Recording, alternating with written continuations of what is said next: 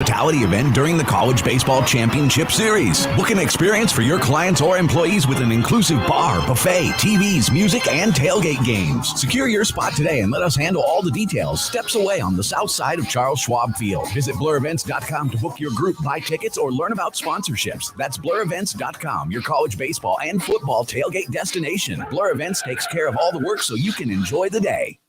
Creighton coverage on the Zone is presented by Berry Law. At Berry Law, we fight alongside those who choose to fight back. Call Berry Law at 402-999-7777 or visit BerryLawFirm.com. At Berry Law, we're in it to win it. Staples has everything your business needs all in one place. Shipping supplies and services so you can fill orders from all over in one stop. Plus professional print and marketing services at your fingertips. And now during Staples Small Business Deal Days, when rewards members spend $100 or more, they get $20 back in rewards plus another $10 back with the Staples Connect app. And you'll find new deals in store every week on tech, chairs, and shipping supplies. Get everything for your business for less at Staples. Rewards offer ends 5/27. Limit 1. Redeemable in-store only. Hey everyone, Josh Peterson here for my friends at Kugler Vision. Let us talk about the 3 most surprising things about modern LASIK at Kugler Vision. The first, how fast that LASIK procedure is. With Kugler Vision's leading-edge technology, we're talking just a few minutes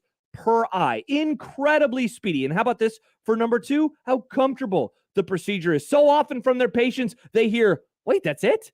It's over? They make sure that you're relaxed and comfortable, as well as knowing exactly what is happening. And this for number 3, how quickly you can get back to normal life. Patients typically drive themselves to Kugler Vision the very next day for their follow-up visit. So you're back in action less than 24 hours later. Kugler Vision right now, they have special pre-summer savings on modern LASIK or any of their other advanced vision correction procedures. If you've ever thought about fixing your bad vision, the Kugler Vision Eye Analysis is your first step. Do so today. Schedule one online at KuglerVision.com. Tickets for less. Best seats, best prices, no per-ticket fees. Ticketsforless.com. KOZN Bellevue, Omaha, Council Bluffs. This is 1620 The Zone. Crossover. Oh, killer crossover. Just crossover. It just crossed him over. Danced him. Another victim to the crossover. Crossed him up and sent him down. Time for the crossover. Hello. What up? Here. Hi, guys. Bros. You guys are making a horrible mistake today. What happened? Why? You're having idiot Brett Kane on the show. Well, what a jackwagon. Well, I thought you Nugget people were all in one this thing together. Yeah, you nuggets. Aren't you all you nugget? Aren't you all you nuggets? No, we were sharing texts last night based upon how much we hate each other. Talking about the Nuggets. Nice. Oh, I see. I shot him a text last night too. I said, "Hey, do you want to come on the show?" He sent me a video of LeBron James, like he was on the floor for one of those first 2 games. Brett have you ever seen LeBron James? Brett had floor seats? No, but he was just down. I don't know if he was had okay. floor seats. He was just down there. Okay. Have you ever seen LeBron James from like a phone camera? No. It looks fake. Like how just massive he is? Yeah, he looks like a fake person. I will show you this. Interesting. Video. I want to see this. Have you seen this? Have you heard about this? Look at this video. He looks like a not real person. Well, it's weird how seeing it from that angle, he does look. What if LeBron James was 4 feet away from you? Yeah. Maybe pretty crazy. He does look different. That's what he sent me last night. I need to go to an NBA game again. It's been too long. It's been like 20 years. What if 16? Wow, you call yourself a fan? What if we all went I've been to like an 4 of them What if we all since went that to an NBA Finals game together? Oh yeah, 16-20 the NBA Finals. Yeah, let's get a media pass. That probably won't be an issue. We cover the NBA. We probably have a better chance of getting a media pass to the NBA Finals than we do getting media passes to the Colorado game. Dude, I'm starting to get a little worried. Are we concerned? You know, I was thinking about that actually earlier today. All the national media is going to be there. Because when we went there last time, it was just from our station. It was just the 2 of us. And then Michael was there too. And we were all in. But Michael was there as part of Big Red Wrap. That's right. And so they put us in this little side room. There was 3 of us and then this random Colorado media guy. Yeah. And it was just us 4 in this tiny room. And you guys were like spillover. We were spillover. Yes. And that was just for a normal run-of-the-mill game that nobody nationally cared about. This is the first prime home game. We are screwed. Oh, yeah. I don't think we're going to get in. No. one or could two, we do one like or standing room only? one or two people will get in, and that's it. I think we need to make an agreement. If you go to the game, should you have to do overreaction? I'm trying to figure out what's the better way. Like, if you go to the, if you get to go, you pass, have to do overreaction. Yeah. Well, here you go, because your dream's going to come true, and this thing's going to kick off way too early. Not my the dream. People who go to the game will do the early pregame. Early pregame. They'll do the early section of the pregame That's before they go to the stadium. So they have to start the show. They start the show. So that's actually a great idea. There you go. And then they Problem can leave. solved. So they can get over then there. they can in leave. time. Yes, and then the rest of us who stay behind will. What if they have to start come off back and finish overreaction? That as punishment well? is well worth the reward. It really is. Yes. Well worth it. Yes. So There you're was saying a part it's of too me is good going to the See, game. there was a part of me that lamented going to the game, and it's only because Josh and I had to come back in the fourth quarter, so we missed some of the. John almost as we were walking. John almost quit. He almost was like, he didn't almost quit. He almost was like, I'm not going to the game anymore. I'm leaving because you were getting very triggered. When About what? Remember we couldn't find where we were supposed to. Yeah, well, we couldn't kept find- walking around the Oh stadium. yeah, we couldn't. John's like, I'm gonna leave. Oh. When I was like, John, no, we're gonna find it. It's okay. They couldn't. I'm done. Well, was pissed. the idiots that were running the They gates were morons. were telling us, no, media enters here. No, media enters here. And then they sent us Oh, I back love and when forth. they And do I'm that. like, are you kidding me? It was very It was triggering, very weird. but Very weird. Yeah. So John was about ready to pack up and just leave. So none of us are going to the game. See, yeah. Well, I think Could we get 2 passes? Could we get 1 pass? well, it depends on how many they give, because it'll be up to Keith, man. No, I mean, Because Nebraska will get so many, and then it'll be up to Keith to Who will suck up to Keith Mann the most? I don't think he likes us. So, well, me at least. I think I'm screwed. I think Maybe I can think at connect least with him. I think at least one person will be able to go. So congrats I to would Gary. say two max. Yeah. So Gary will definitely go. So then we're all fighting for the other spot. Okay. Well, we'll worry about that when the time comes. Yeah. Well, you guys made me worried about it, so now I'm worried about How many writers are there these days? I mean, sadly, print journalism has taken it in the pants lately. Well, but you got But all that the might internet lower people. the number of crap. There's so many internet. We people, though. Yeah, the I mean, internet's honestly, more. we still have as many people as we've ever had covering the team. It's just they're They're doing doing it it from in different it. outlets. Or there's And there probably is actually credentialed. Absolutely. Mm, Yeah. okay. Credentialed media, more. I cannot Especially when you imagine. count, the 19, TV camera people. They're and, Like compared to a the normal photogs and- random Nebraska Big Ten road game at say Purdue or something like that. Sure. I mean, it's got to be 4 times as many. Yeah. Yeah. People would be requesting for Colorado. Yeah. When you just consider the national contingent alone, that will be the I good mean, thing. even just from Nebraska, Because we can a lot of us want to drive to it. want to drive there. It's Yeah. a special game. You want to go to the game. The one maybe positive on our end from a national perspective is that Texas plays Alabama that day, which is a much more interesting game on a national so scale. half the riders are there and half the Yeah. riders are in. See, but Boulder. maybe Colorado gets beat so bad the week before that they're like, do we really need to go? But it's his first It's home Prime's game. first home game. Yeah, It see, doesn't matter. Yeah. Rats. Not everyone can go down to Tuscaloosa. Yeah. What if but- Nebraska beats Minnesota? There you Even go. a little more juice. There you go. Yeah. I feel like we're going to see like Now- multiple scribes from the Athletic there. Now, Oh, listen, yeah. the David Ubben and somebody else. Max. sad to Max- say this, yeah, but Max might be Nebraska there. will not be the story of this game. No, of course No, not. It doesn't. It really doesn't matter. So it really doesn't matter what happens to Nebraska in week 1. But if It's you all need a about little- Prime and his first game at home, and A little bit more juice, if Nebraska I mean, wins. it'll help, I don't know if sure. it gets more people to go, but it's more juice. I mean, you're Yeah. already maxed out in terms of how many people are going. Yeah. well, That either says way. what reporter will ESPN send to Colorado? Pete Thamel. Pete Thamel. That sounds like a good one. Sounds like a good one. Well, they'll all be fighting for which one of us gets to go to Tuscaloosa. for sure. How many? See, maybe that's Pete. How many former ESPN reporters will be there? Oh man. Well, I think Brett David Ubben will be there. McMurphy. Brett McMurphy. Oh, friend of the Grum. Friend of the Mitch Grum. Sherman. Oh, Mitch will be there for sure. ESPN For sure. reporter Mitch Sherman. Uh-huh. Bruce Feldman. Will Bruce be Bruce there with his Feldman. Nuggets? Absolutely. Well, if it's on Big noon. Fox, Yeah. yeah. If it's a big noon, then yeah, he'll be He would, involved in the He broadcast. would be somewhere. there. Urban Meyer. Former, Urban people forget Meyer. he called Once games. the Nebraska Oh job. yes, we can ask Urban. Hey, what happened? I thought you were going to be the next head coach. That's what That's what the scrolls were saying. That's what the internet says. The He'll be Scrolls wearing were his saying in the next transition sunglasses.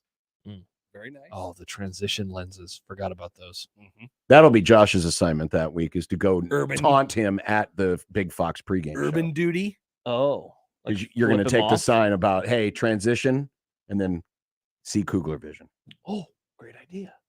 then you could wear regular sunglasses like a normal human being. Or When you take the Nebraska job, inevitably at some point, where you get to go to after Matt Kugler Rule Vision. turns it around and you want to take it to win The a next natty. level. Yeah. For sure.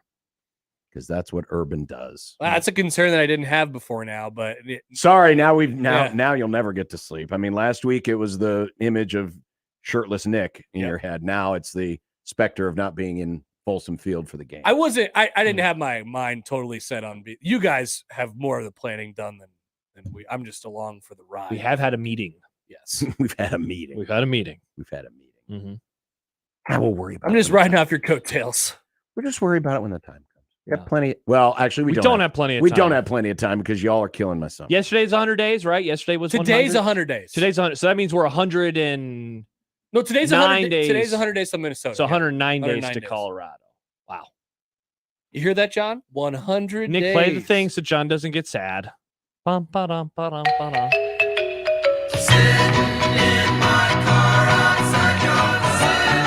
Matt wants to know if Mike was wearing an ugly Saints jersey in 2019. Have No. you seen his video? No, and he wasn't shooting video. Well, he may have shot a video, but not that video. He probably did a selfie video and a whole. Sure. He remembered everything everybody said from Yeah. the entire post-game press conference. Yeah.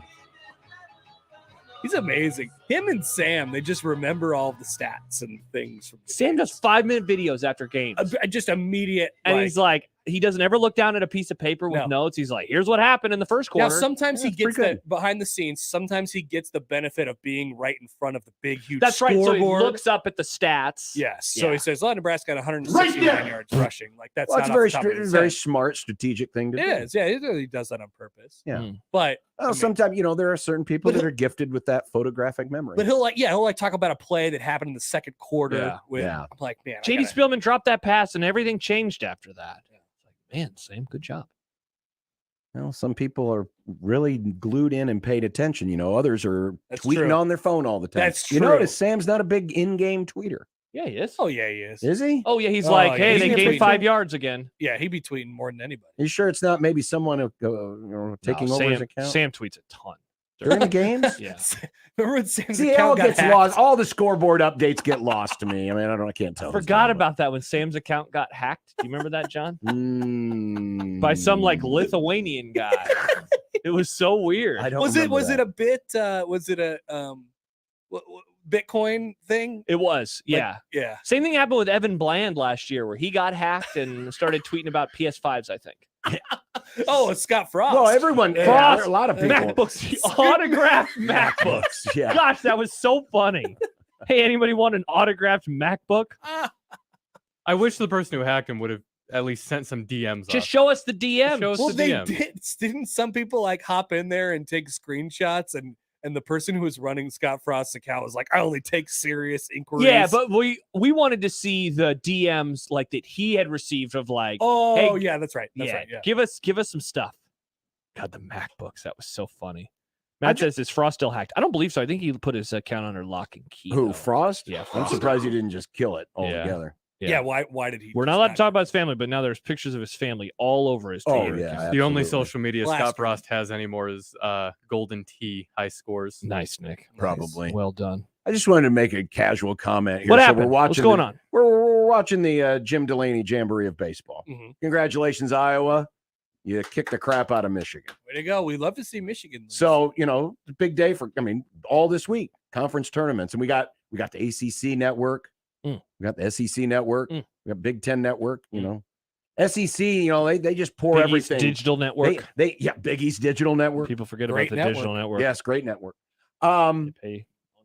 But I'm a fan. they all have their little studio shows and everything. Yeah. The Big Ten network right now is showing some kind of documentary on how Illinois worked through COVID.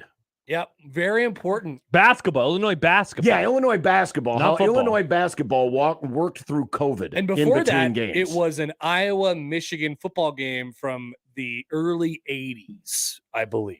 I believe that was a 1 versus 2 game. Well, it was It still was. It in was number 1 versus 1980 Is that 85, John? 1985. Yeah, 1 versus 2. Rob Howland kicked the winning field goal. It was Iowa won 12 notably to 10. not today. It was literally not today.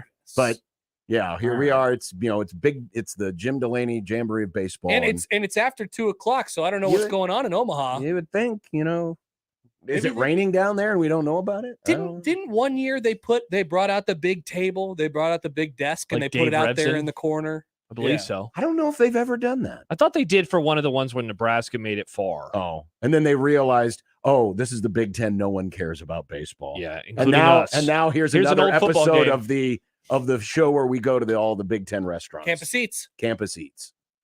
That was on before we're the back 10 to o'clock showing more COVID. I don't want to see COVID stuff. Incredible. I don't. If wanna there's see any COVID. conference that shouldn't even acknowledge that COVID ever happened, it's the Big Ten. You got to forget about COVID. It just was like, you know what? 1 year kind of was a little weird. You know what they should do? They should yada yada yada it. They should. That's a Seinfeld reference. Yes, very good. They should. But you yada yada the best part. But now they can tell the real story of COVID because they can rip Kevin Warren That's if they true. wanted to. We all wanted to play in August, and he wouldn't let us. The Northwestern president. Yeah. Well, honestly, we wanted to play, but that Kevin Warren, That he would just be awesome. stood there That would at be so the good. doorway and he crossed his arms. And COVID in the Big Ten, the real story. The real story. Well, there was that As guy who made produced that. by Tony Petiti. There was that guy who made that goofy documentary a few years ago that was grifting off of all the Nebraska fans. That guy could do a new The documentary. lawyer guy? Yes, that lawyer guy. What the Oh man, finally the truth. Shank Ping Appreciation Club tweets in. Damon Benning literally called Sam out about his in-game tweeting. John, do you have Sam McEwen muted, maybe? Oh, well, you know what it is? I don't look at Twitter that much during the That's game. what. Yeah, that makes sense. Yeah. But for First some pitch, reason, 222. I just don't. I guess I'm wrong. I'm sorry. Yep, okay. John's wrong. I'm So sorry. you don't have Sam muted. No, of course Okay, not. Good. Just I wanted love to make Sam. I do too. No, John lied, no, people died. but I guess I just don't see him involved in the cacophony of end of the first quarter, Nebraska 7, Michigan 3. Yeah, he's right in there. Yeah, he has had a couple of funny you all have seen the tweets. I'm not going to tell you what happened. He gets it. He gets the bit sometimes, which That's is good. nice. That's I think you got to be self-aware about that type of stuff. That's good. Everyone just tweeted that they gained 5 yards. We know. Everyone tweeted it. When do you think this game will actually start? 2:22. Thank you, Josh Odson. Okay, thank you, Josh. Thank you, Josh. 2:22. So we're still starting late. Is this 4 games or 3 games today? It's only 3. Remember, day. they changed the format. And Nebraska's playing tomorrow. Tomorrow. Okay. All right. We started the first game there's the today graphic. at 10. It only took 8 innings because Iowa won in a run rule. And we're still starting game 2 late. Which by means 22 we will minutes. definitely start game 3 late. Incredible. What a you tournament. run rule a team and you can't even keep on schedule. Let's get the Major League Baseball rules to college baseball. I'm here to say it. Well, yeah. Give me I'm pitch here clock. to say it. I would love it too, but Well, they have it, but they just don't use it. They should use it. well, if you don't use it, you lose it. Yeah. People have said that. it's just not an aggressively, and it depends. It honestly depends on the umpires. I've seen it aggressively enforced. Yeah. And then I've Aggressive also boys. seen it, like, oh, let's just hang some Christmas lights on that clock out there. It's for decoration. Was it last year Christmas during the World lights. Series when it malfunctioned and then we had to stop the game for a couple minutes, but nobody was actually What? paying attention to the clock? Nobody realized that it had broken for several pitches, Oh my gosh. but then they That's did. pretty They had to funny. stop the game to fix don't it. you remember- probably had a I don't great remember in-game report about it. I probably did. That's why I probably remember that. I probably had a bucket hat. If that happened, I flushed from my memory. You always have a bucket hat on. You do. Definitely during the College World Series, I do. That's coming up in a few weeks. 3 to be exact. It's really close. Yeah. 3 weeks from Friday. Wow. Yeah. So we have 2 weeks left with you? Yeah. Oh man. 2 weeks of John. It's already here. It is already here. It does. It feels like it's already here. Mm-hmm. Yeah, we'll find out the teams this weekend and then the regionals Wow. next weekend, the super Wow. regionals the following weekend, and then yep. It'll be Josh, cool you- to see Boston College in Omaha, though. Yeah, Josh, how has your baseball segment gone lately? Well, I was off yesterday, so I didn't get to do one. What? What proclamations have you made lately? I've missed a few. I haven't. I guarantee that Ole Miss will not make the College World Series. They're not even making the NCAA tournament, so that seems right. Yeah. Yep. What else did I say? They've won I can't. 6 SEC games. I basically took what Odson said, and I decided to add Creighton and Omaha into the mix and say cancel all of them. You canceled all of them. All of them. John They're said not making. This is the a very tournament either. aggressive segment. John has gotten mad at me. He thought that the segment was going to be more positive. I just thought it'd be more just started informative. canceling I things? just thought it'd be more informative. It Yeah, has. I right. told you about Boston College. Well, that on the limb on something. I did. That's Boston like your College, Super make Bowl. it Omaha. That's like your Super Bowl overtime prediction. You've been living off of that for weeks. Years. What have you done for me lately? I've been living off of the Super Bowl overtime for years. For what the have record. you done for me lately? Well, you know, my new thing is going to be Nuggets. I got my tickets in January on the Nuggets making the NBA It has Finals nothing and to winning. do with college baseball. No, you said, what am I going to start living off of? There was a Nuggets fan. I swear to God, he tweeted at me over the weekend. Josh got one prediction right one time. He said, thank you for betting on the Nuggets. Here it is. Scott, shout out to you in that beautiful Denver pick. I've never been so close to seeing one of my teams win a championship since I became a sports fan. Greatest time of my life. Shout out to me. Why shout out to you? Yeah. Because nobody else would do it. Yeah, I'm sure nobody I else did it. bet the Nuggets. Well, I did it. You just didn't even were talking about it. That's you true. bet on the Nuggets to win the title too? Yes, Oh, they're hell my yeah. favorite basketball. Oh, I didn't know. Oh, see, but that's like a fan thing. I did it because I was watching a lot of games Yeah, in January. I was like, I'm an NBA man. Again, what does this have to do with college baseball? I I have a wanted great you to question. inform me about this. Get back to the You point. promised me Boston that I was going to be College. able to take this information and store it away and then be able to use it in the Did month you of also June, say- and I can't. I listened to one where you said like Baylor wasn't going to make Yes. it. You just keep saying that teams aren't going to make Yes. it. There's so many teams that You don't know make who's it. not going to make the College World Series? Columbia. I also did talk about the Campbell. I talked about them. Camels. They're in the top 20. You said they're going to make it? No, I just said they're good and to keep an eye on them. Spot the Oh line. no, I haven't kept an eye on the Campbell. Oh, Yeah, get boy. back to it. Hey, if Boston College makes it, you want to talk about another thing I'm going to Yeah, live off that's of gonna for be bad. years. I hope they don't. They Come did, on, Boston College. They did come from behind today and win their conference tournament. Of course they did. Well, they're also playing in the first round. They didn't get a bye like the other. Won their game. Oh, yeah. I was like, Their why first are they game. finishing the tournament on a Tuesday? No, they're not. Well, I mean, because the ACC is trying to speed everything up because Oh. they're breaking apart soon. The Camels true. are 41-13 right now. Bingo. They're good. What I talked conference about- do they play in? What a Something. Sun Belt? They played Rutgers, East Carolina, Butler, Raging Cajuns, Tulane, No, those are all their non-conference not Happy games. State. I don't know if it's a conference game or not, John. It's just a big schedule. Got to scroll. Well, Nick, that's their scroll to the schedule. teams that they're playing like 3 times in a row. Those are their conference opponents. Longwood, Aren't they a Big South? Isn't that the Big South? Also Conference? Carolina. That's Sure. got to be Big South, right? Yeah, I think it's Big Longwood, South. High Point. How about this from Mike? I bet on the Nuggets UNC. just because of you. Cha-ching. Wow. Just People- because of you. People are coming up to me with tears in their eyes saying, sir, thank you. Well, usually they come up to you with tears in their eyes because they're smelling you. Wait, so No, people, that's Nick. People are Oh. tailing you on bets Nick's now? behind you. When did this phenomenon start? Yeah. What do you mean when the Nuggets were rolling through the Western You Conference? have to fade Josh. No. Josh is the reason why things don't happen. Bet of the day. I'm Remember doing pretty well. weather predictions? Mhm. Famous for See? weather predictions? I am not a weather man. I am a sports man. Who'd you pick to win the Super Bowl this year? Before the season, Yes. the Bills. That didn't go well. They did not win the Super But Bowl. going Josh. into like January, I picked the Chiefs. So They did win the they Super did win the Super Bowl because people were down on the Chiefs. You were down on the Chiefs. No, I wasn't. I I had think him in my- Burrow might I be better picked than him- Mahomes. You guys still owe me lunch because of this. Hmm. I had both the Chiefs. And We do Eagles. owe you lunch. We That's do. right. God, when are we going to do that? We Should we should do it do that. before he goes away or after he comes back? Well, after he comes back, that's the College World Series. No, after No, he comes after he back, comes like back from from that. Oh, from Yeah. that. After we're done with the College World Yeah, Series. July is basically what I'm saying. Should we do it in July or should we do it in early June? We'll figure it out. We July can we works. can do it while Connor and Gary are at the Colorado game. And Oh, we got the man. short straw and we're back at the hotel. We can double up and Yes. also make that lunch his birthday present from us. Oh, That sounds like a great idea. Just a wonderful idea. I Adam was in says- Boulder when Creighton was notably in the NCAA tournament. People in forget. You were in Denver. Boulder? I took a drive up there. Oh, you went to Boulder. Yeah, I took a Drove drive up up there. there and I had Yeah. a Torchy's taco for lunch. dude, Torchies. Holy crap. That Yep. food is awesome. That's a good, You had Torchies, John? good taco hole. I Never don't. had torches. The Let's only have food I Torchies in remember having September. was the breakfast we had the one morning. How was that?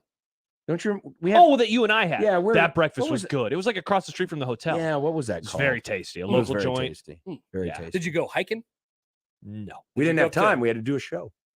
Yeah. That's right. You had to do a show. I did go out on a Friday. John took me to a house. He took me to a random house. Oh, Yep. Yeah. Just dropped Great him time. off. Great times. I was like, I'll take an Cool. Uber home. I'll see you later. wow. That's Great nice. times. It was a great time. And then when he got home got back to the apartment that night, the smoke alarm went off. I No, Oh, John. hi, boy, Josh. They were edibles. I once went to a hiking place there, a mountain, if you will.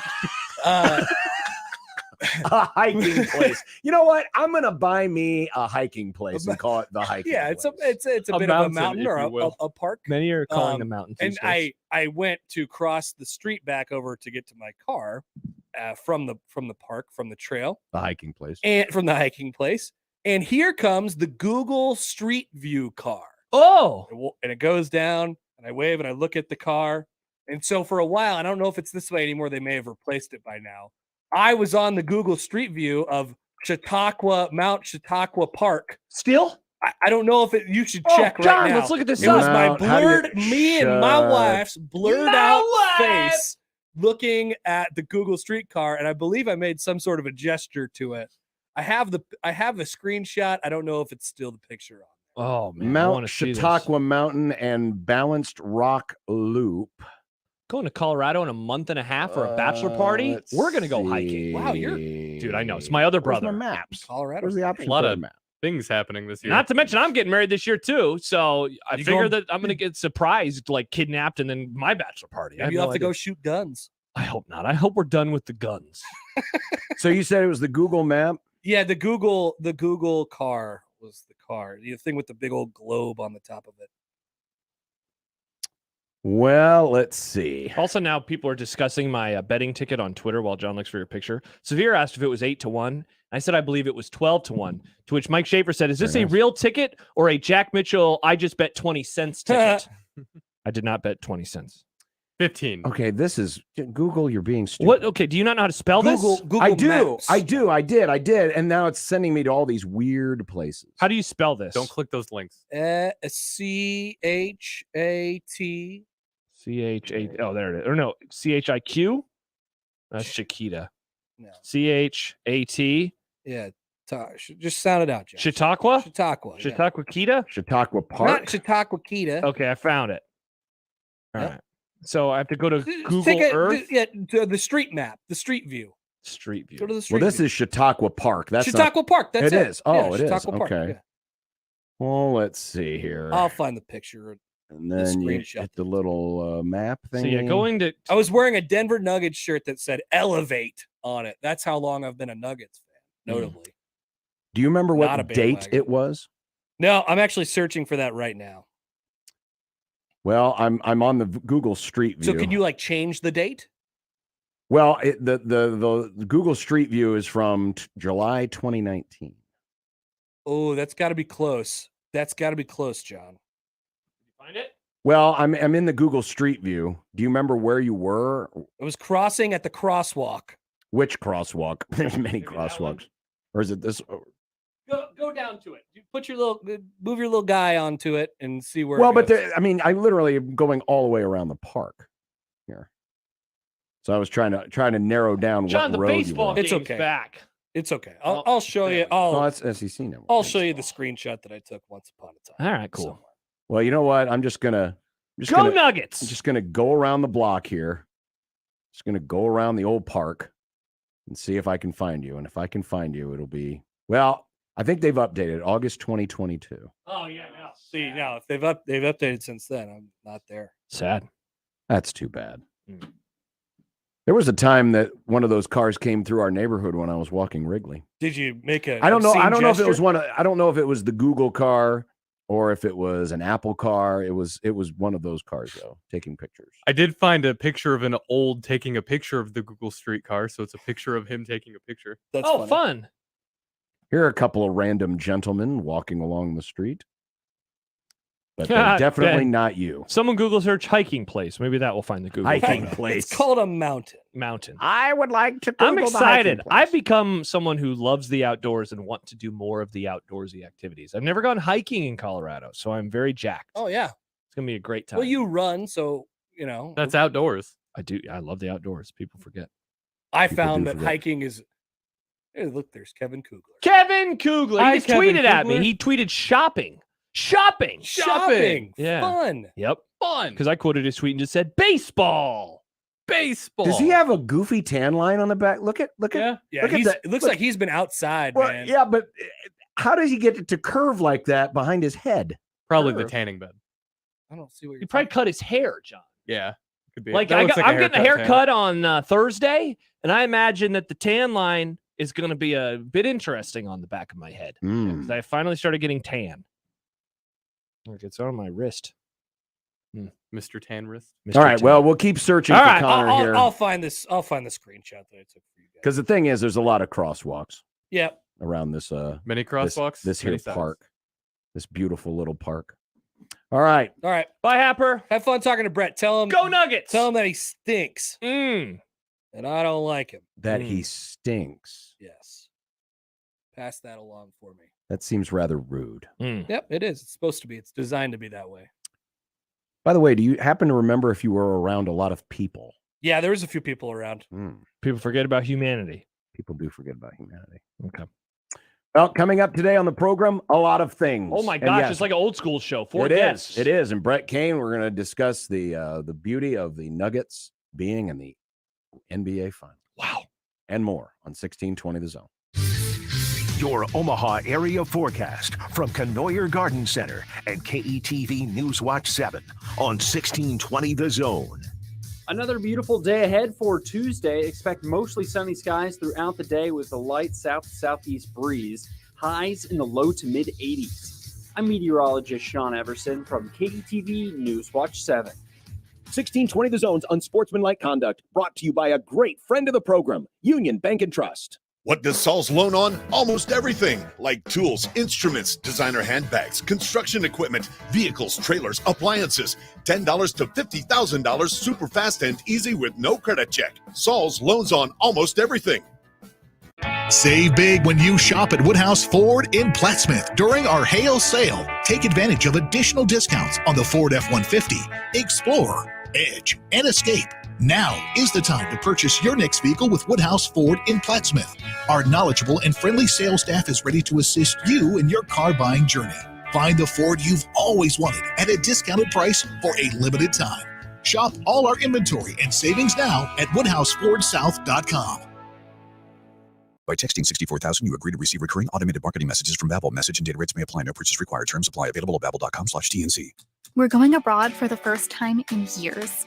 To Spain. So we started using Babbel. And started learning Spanish fast. With Babbel, you can start having conversations in another language in just 3 weeks. Babbel's conversational method teaches you real-life words and phrases. And with Babbel's interactive bite-sized lessons, you'll remember what you learned.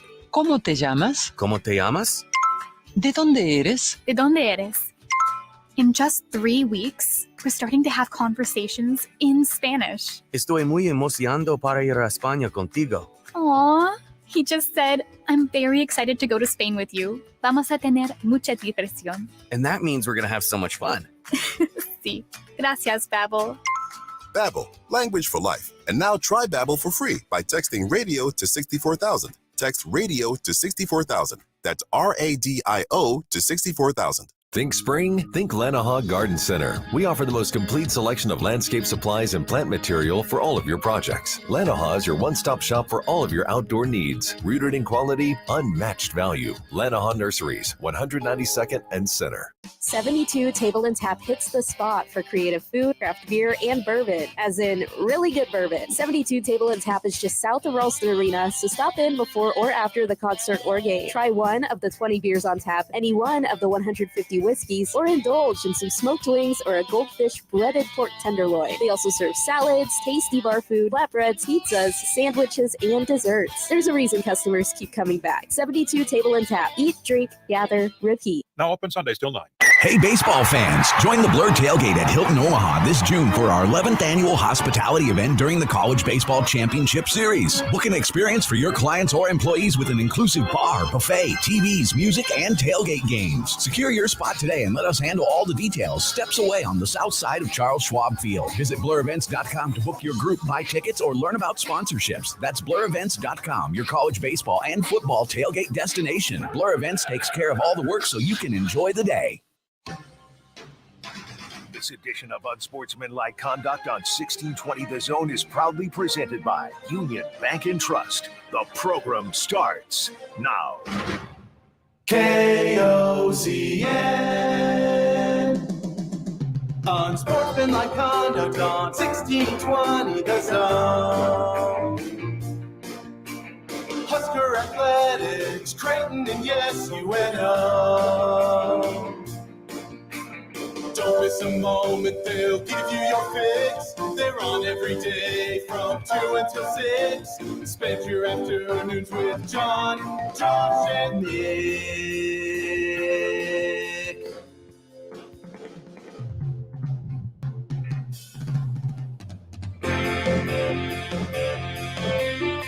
John, Josh, and Nick. They'll show you what sports talk really is. Also, it's Farron Day. We get a visit from an old colleague, and Michael Bruntz will be along. It is a Grum on a Tuesday. And you just finally found the picture of Happer. I did. Unsportsmanlike Conduct on 1620 The Zone. Husker Athletics, Creighton, and yes, UNO.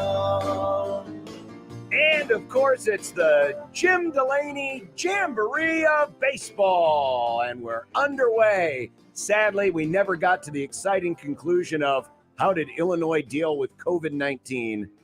I'm sure they'll probably replay that again at some point. But Illinois and Indiana underway from the Jim Delany Jamboree of Baseball, which, of course, Nebraska's a part of, but they don't start till tomorrow. But we did find Connor Happer on Google Maps hiking through Chautauqua Park in Boulder, Colorado. I got to figure out where we're going hiking. I don't know. Where are you going? I don't know. I think it was in the group chat. Well, you got a few mountains to choose from. I'll go look. Do you have a few mountains to choose from? I'll go see. But yes. Red Rocks Park or Garden of the Gods. Oh, hell yeah. Go to Red Rocks. There we go. Cool. But there it is. Look at him. He looks like he's about to propose. It does. It looks like he is about to propose. He says, I want you to be my wife. He was just being a silly little guy. But he's standing behind his car with his wife. My wife. Well, we hope that's his wife. It is. He said it is. That would be awkward if it wasn't. That would be very awkward. That would be very awkward. But this is from July 2019. Now, he thought there was another place where he actually was waving at the car that he saw, but we kind of went back and forth and couldn't find it. They must have deleted that one. They must have deleted it because it was like, we can't have this. But, yep. Gosh, that is so funny. There's Connor in the middle of Boulder, Colorado, being snapped by Google Maps. Wow, look at that. Look at that. He seriously looks like he's about to get down on one knee. It does. I want you to be my wife. Can you be my bride? And she I said, thought yes. you were going to say, can you breed my children? Oh, well. Yeah, no, you said breed. I didn't mean to. I stepped on myself. A little cheesy. Yeah. Will you breed my children? That wouldn't be cheesy. That'd be creepy. Is that how you're going to propose someday? No, Will you brie, because brie's a type of cheese. I mean, would it surprise you? I mean, Nick is from a farm, and they do a lot of breeding on That's true. So. You want to breed with me? A lot of artificial insemination. Would you like to breed with me? Pulls out a banjo. Whoa. Who told you about the song that I wrote? Mm-hmm. It was a minor hit. They let me play at all the band shells. Yeah.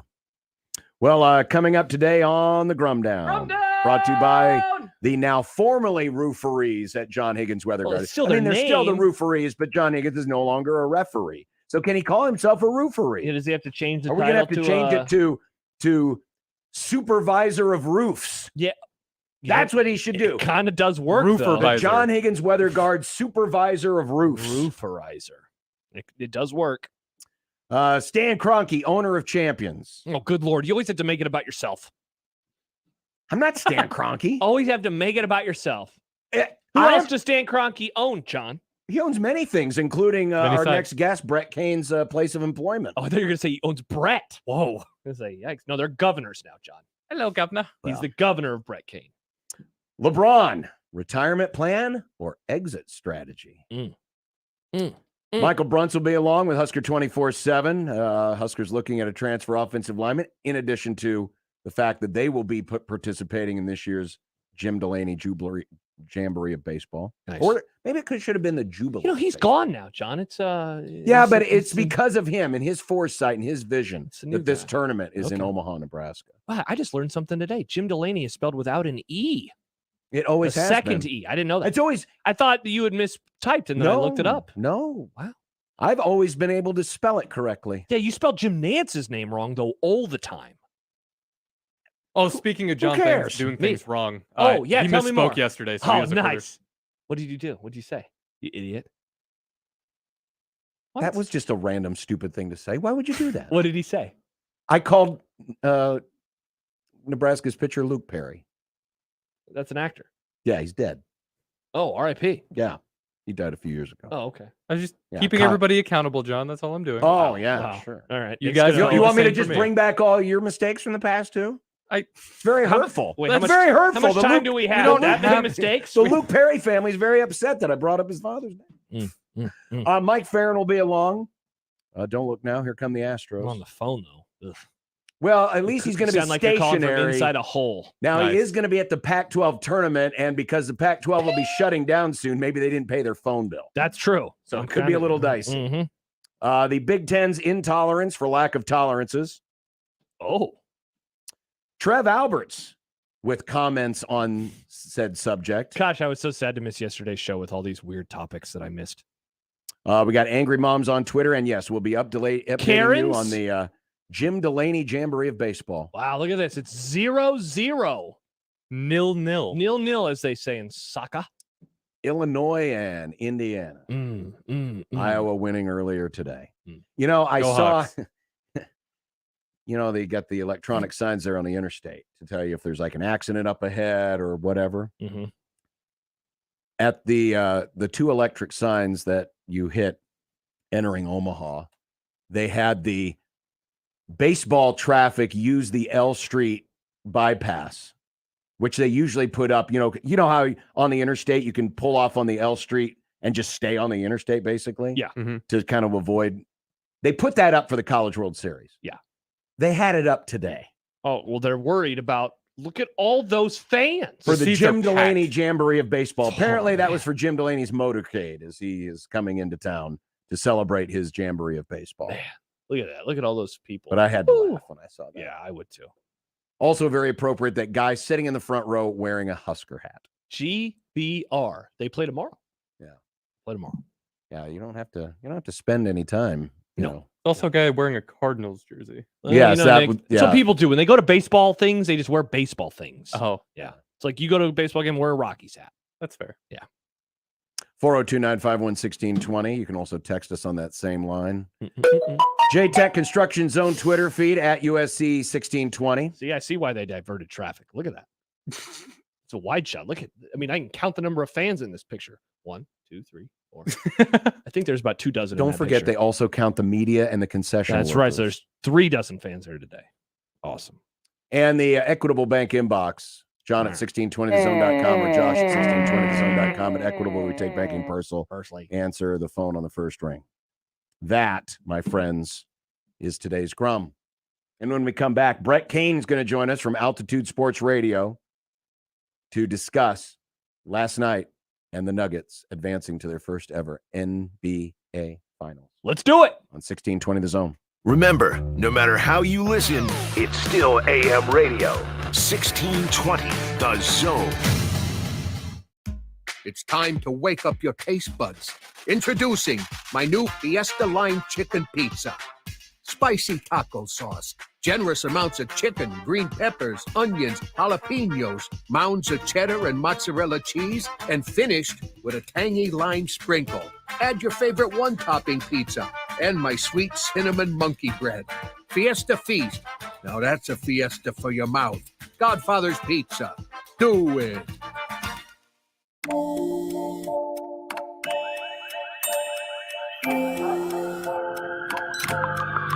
The world is always on, but you shouldn't be. Put junk sleep to bed. During Mattress Firm's Memorial Day sale, get a king for the price of a queen and save up to $700 on Sealy. Shop now at Mattress Firm.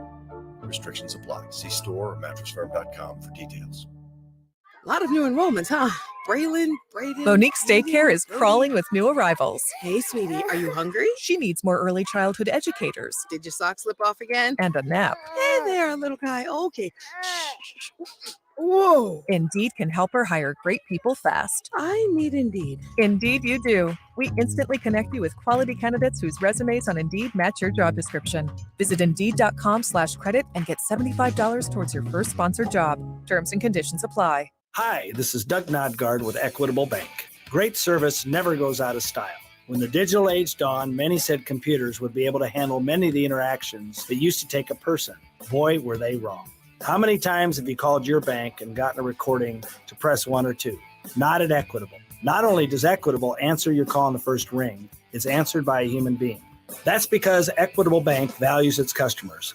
Equitable Bank, we take banking personally. Member FDIC. Everybody, it's Michael Severe for Rotella's Italian Bakery Bread. You know, you have sports going on in the summer, but the number one sport, in my opinion, is the sport of grilling. You're going to be outside your house or your apartment and making hamburgers and hot dogs and brats and all of that, and you need Italian bakery bread to go with it, and Rotella's does it better than anybody else. Whether it's the hamburger bun or a special bun that fits your brat perfectly, Rotella's will hook you up. Hunter Nathan Harrison for the main location, or swing by your store. Remember, 100 years of tradition, Rotella's Bakery Bread. Nick Handley here for DJ's Dugout. To thank Omaha for 30 great years, DJ's Dugout is having a huge birthday bash on Sunday, May 28th at Warner Park, and you're invited. Enjoy a free concert featuring Omaha's own Lemon Fresh Day, 5 to 9 p.m. Gates open at 3 p.m. Free admission, free family fun zone, free parking. Clear bag policy enforced. Enjoy Lemon Fresh Day for free at the DJ's Dugout Birthday Bash, May 28th at Warner Park. Did you know that radon is the #1 cause of lung cancer for non-smokers, and that radon levels in our region are some of the highest in the country? Do you know your radon level? Protect your family by contacting the experts at Radon Defense Midwest. Visit radonradio.com for an exclusive offer to 1620 The Zone listeners. Get 50% off a professional radon test. radonradio.com. What's your level? Your neighborhood is more than blocks of buildings. It's the people who live there that make it special. At Union Bank and Trust, we're not just creating home loans, we're making neighbors. We're not just small business lenders, we're small business shoppers. We don't just live in your community, we help you build it.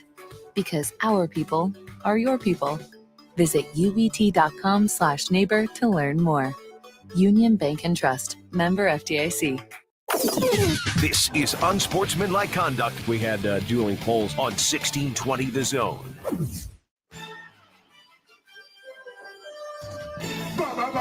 Basketball. Playoffs? Give me the ball because I'm gonna dunk it. Basketball. Playoffs? Give me the ball because I'm gonna dunk it.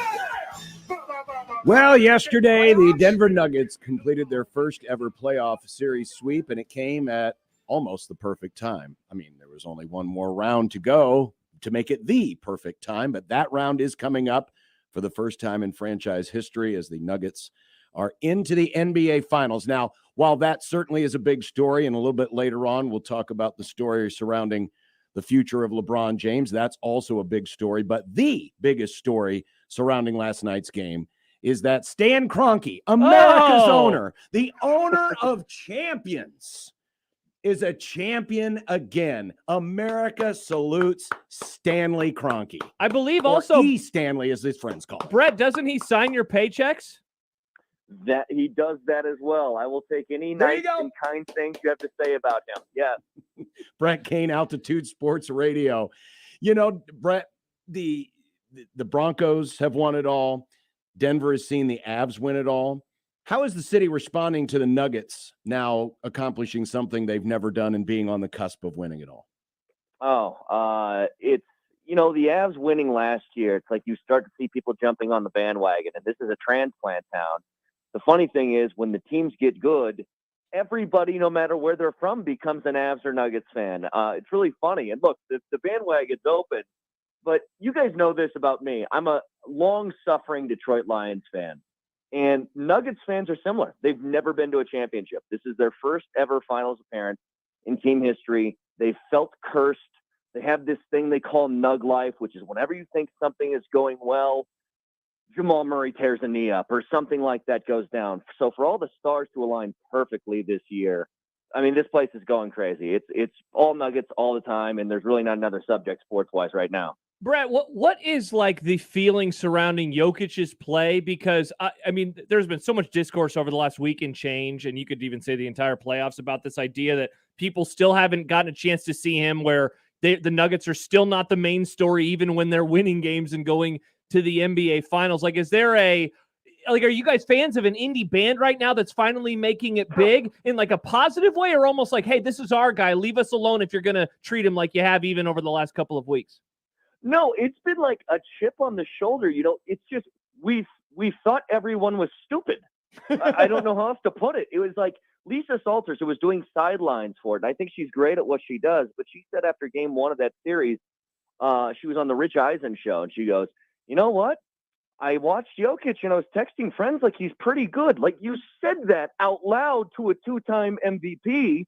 So I don't know if it was a secret, if people just didn't want to believe it, because my whole theory behind it is it's not necessarily the location. Obviously, if you play for the Lakers or the Knicks, the tenor would be different around him. It's that he doesn't look like an NBA star. His highlight packages are baby hooks and passes. It's not John Morant jumping over 8 people for a tomahawk. It's not LeBron or Giannis going full speed coast to coast with a hammer. It's weird. So, no, I think you guys started the show by saying the main story is the Nuggets winning. We'll get to LeBron later. We didn't see any of that this morning. No. It was all, is LeBron going to retire? So, yeah, it's been a chip on the shoulder. And trust me, Michael Malone has used that. If you hear any Nuggets player or him talking in a press conference, they all say, well, nobody gives us respect. Whether it's true or not, they'd use that as a motivational tactic without a doubt. Brett Kane, Altitude Sports Radio. I was going to ask about the mindset of this team versus previous iterations of the Nuggets, who have been good teams but have never made it this far. It sounds like, certainly the media and the narrative around everyone else is a difference in the mindset. But is there something else that you've seen through the course of this season that has really peaked at this moment that is different in the collective mindset of the Nuggets versus where they were last year or a couple of years ago or in the bubble when they made the finals the last time?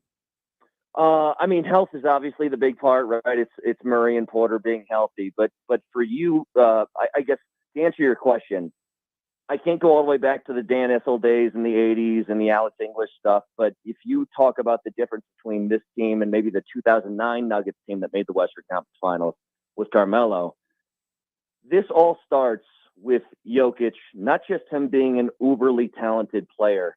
He is maybe the most unselfish, humble superstar I've ever come across. And when that comes from the top, when he says, I don't care if I score 12 points, as long as we win, and, if Jamal Murray's hot, I'm going to dish him the basketball. When the guy at the top has that attitude, everybody else gets in line. So now this entire team is playing with a truly team concept where, maybe it's one night Kentavious Caldwell-Pope scores 25 and Jamal gets 18. And maybe one night Aaron Gordon gets, 30 and then Joker gets 12. It's just they have this team mentality where, for example, Thomas Bryant, who hasn't played at all in this postseason, he came over from the Lakers at the trade deadline. He wanted out from LA because he wanted to play more. He's not getting a single minute. And yet that guy is basically the equivalent of me and my dream of being the guy at the end of the bench for North Carolina, just waving the towel. Don't care if I get any minutes. He's turned into that guy. And I think they just have a team full of people who are all on the same page. They truly seem to like each other. That seems to be the difference for me. Brett, I was looking through our conversation that we had via text back in January when I reached out to you and said, hey, what do you think about placing some money on Denver to win the West and Denver to win the entire finals? And you said, like, look, you should take advantage right now because their odds are probably only going to get shorter. But you also said that you had like a few questions about the defense and that maybe that was going to be what this thing came down to. And I was reading that this morning, and then I was thinking back to last night and especially what they did in the third quarter. And that was when the game changed and they took the lead that they wouldn't relinquish. What have you seen from the defense this season, and how big of a part that has played into them reaching their first ever NBA Finals? That they can play defense for minutes at a time, like for stretches. I don't think they can put it together for a full 48. Last night, what did the Lakers have? 72, 73 at half. It was awful. Yep. But when it gets to crunch time, if you look up the stats, they are by far and away the best fourth quarter defense in the NBA. When they need to get stops, they get stops. And that's where you look at guys like, Aaron Gordon, who hasn't scored a lot during this postseason run. He's been tasked with guarding in these three series Karl Anthony Towns, Kevin Durant, and LeBron James. And so when he's expending that energy, the points are going to leave. But if you need to buckle down and get a stop, they do. You watched it last night. It's a 2-point game. LeBron goes to the rack. He was scoring all night doing that. And they just shut him down. It happens so frequently with this team that they can have those stretches where, they give up the 35-point quarter. They get a little bit lazy. But when they need to, they get stops. And that's been the difference late in the year as opposed to maybe in that December, January, middle part of the season. Brett Kane, Altitude Sports Radio. Jokic obviously is the MVP of this team. He's the MVP of the playoffs so far. Arguably, you could say he's could have, should have, would have been the MVP of the league. But who's number two on this team? Who's helping in carrying the load next in line behind Jokic? Oh, Jamal Murray, without a doubt. Jamal Murray, he is historically one of the best playoff risers as far as numbers and his averages in NBA history. He takes a giant bump up. He scored 33 points a game in this series against the Lakers. And there were stretches during this series where, look, the Lakers sold out to stop Jokic. And they said, somebody else do it. And Jokic would get in foul trouble. He'd leave the floor. One of the biggest concerns that Denver fans had was the non-Joker minutes. They were like the worst team in the NBA as far as plus minus when he was off the floor. And Jamal Murray's been able to carry him when they needed to. You look at games throughout this postseason, he has to get into a flame-throwing battle with Devin Booker in the second round against the Suns. He's just capable of stepping up, and he's one of those guys where, when the lights shine at their brightest or whatever cliche you want to use, some guys shrink in the moment, looking at you, Embiid, and other guys like Jamal Murray embrace it, and it's like they live for that stuff. He made a 3 in Game 3, and he looked at Mike Breen and said, bang. He gave him the pre-bang. The pre-bang before the bang. Like, that's just kind of the attitude that he has. Brett, I feel very comfortable in saying that the matchup in the finals is going to be versus the Heat.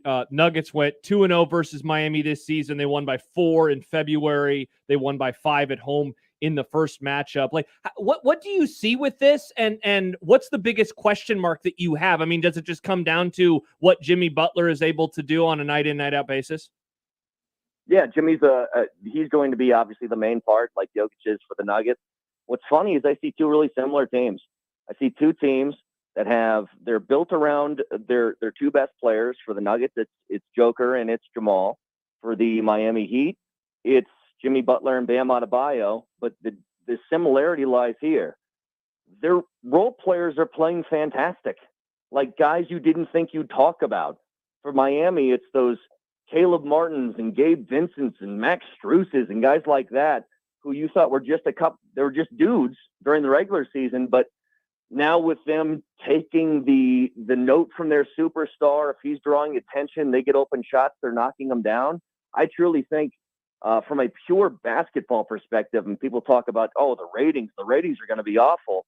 Well, if you're a basketball fan, this is going to be a great series because it's two teams that play a very pure brand of team basketball, and they're both capable of having those role guys that maybe you don't game plan for go off for 20 or 25. Well, Brett, think of it this way. Even though it was a 4-game sweep, you don't have any other games to talk about for a while. The fact that the Nuggets have gotten this far has avoided you talking all day about Brandon McManus being the last link to the Broncos Super Bowl team getting cut today. I mean, I'm sure that'll be brought up, but at least it won't carry 4 hours.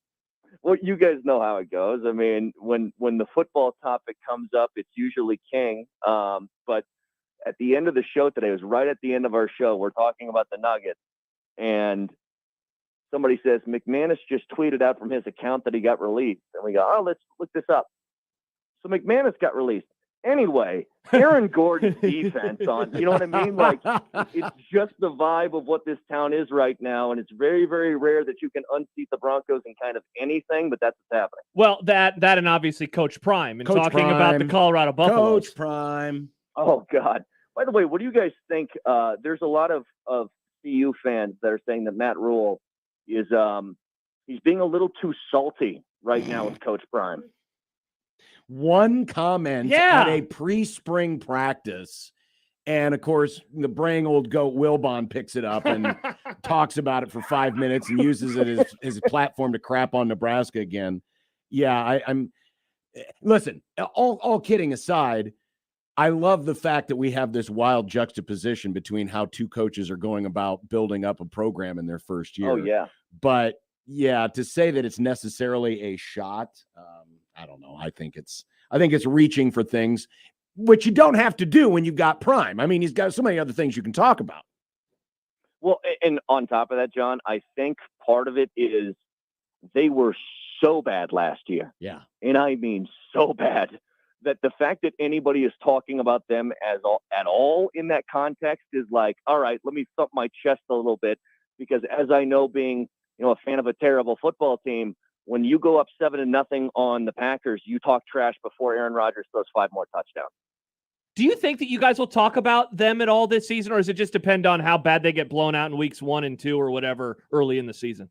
No, they will be a giant topic. I can tell. I mean, in the past, it was, kind of, if CU was any modicum of okay, they'd get a few minutes or something like that. But this one's going to be big. I mean, it's just that. Interesting. It's that Coach Prime orbit, which I'm still telling you, by the way that he carries himself in Boulder, Colorado, is so bizarre because it's a different world down there. but he without a doubt, just because he will be there, yes, there will be sound bites and videos, and it'll be a huge topic. Brad, I know you've had a lot to talk about, but has the subject been broached about whether or not it's good or bad that this game could kick off at 10 o'clock local time? Has that even been mentioned? Yet. We haven't talked about that part of it yet, no. All I know is this: it's impossible to find a ticket to that game. I know former players for CU that, at the spring game, they never would come to a spring game, and they had it full of former players. And so they're like, let me go try and find a ticket. They can't get one. They can't find it. And if you do find one, you got to pay like $1,200 or something like that. They're stoked about it, but haven't quite gotten there yet. All right. Well, you got more important fish to fry right now. That's true. The NBA Finals coming to Denver. Brett King, Altitude Sports Radio. Brett, we always appreciate the visit. Thanks, and enjoy the finals. When it happens, I mean, it's still like a week and a half away. Yeah. Next month, I'll tell you about it. All right, thanks, guys. Thank you, Brett. Brett King joining us from Altitude Sports Radio. We'll have more on LeBron and what was said afterwards, but we thought, you start with the champs first, and then you deal with the riffraff later. But coming up next, riffraff. More on the Big Ten and the television deal and all of the I have takes. Falderall. Yes, I'm sure you do. I wrote out all my takes. Well, we're going to get to all of those and who's responsible for all of this. And also Michael Brunt still to come, and Mike Farron on the phone. On the phone? He's at the Pac-12 tournament today. Oh, the conference is still around. Congratulations to the Pac-12. It is. It's a loser leaves town match. Literally, everyone who loses, they leave the conference and join someone else. It's all coming up on this edition of Unsportsmanlike Conduct in 1620 The Zone. Live from the Host Coffee Studio, this is 1620 The Zone. Your neighborhood is more than blocks of buildings. It's the people who live there that make it special. At Union Bank and Trust, we're not just creating home loans, we're making neighbors. We're not just small business lenders, we're small business shoppers. We don't just live in your community, we help you build it. Because our people are your people. Visit ubt.com/neighbor to learn more. Union Bank and Trust, member FDIC. Did you know the Salvation Army has thrift stores conveniently located around the Omaha metro area, and each one has bargains you won't find anywhere else? Come in today for deals on clothing, accessories, furniture, kitchenware, and more. Stop by, get a great deal, and make a big difference for people in need. For a list of store locations, just go to salarmyomaha.org. That's salarmyomaha.org. Thanks for your support. Creighton coverage on the Zone is presented by Berry Law. At Berry Law, we fight alongside those who choose to fight back. Call Berry Law at 402-999-7777 or visit BerryLawFirm.com. At Berry Law, we're in it to win it. Kick off Pride Month with the Omaha Storm Chasers. June 1st is Pride Night at Warner Park presented by PayPal. Walk the concourse and check out the nonprofit organizations supporting the LGBTQ+ community. The Chasers Special Community Series jerseys will be available for purchase in the team store while supplies last. For details and tickets, visit OmahaStormChasers.com. Omaha Storm Chasers family. Everyone get on your feet, stir up the storm, we're family. O'Reilly. Get your vehicle ready for spring during Clean Car Month at O'Reilly Auto Parts. Pro X1 exterior cleaning and detailing products provide professional results and show quality shine for your vehicle. Right now, pick up Pro X1 Snow Foam Car Wash 2 for just $15. See store for details. Pro X1 exclusively at your local O'Reilly Auto Parts or O'ReillyAuto.com. O'Reilly Auto Parts.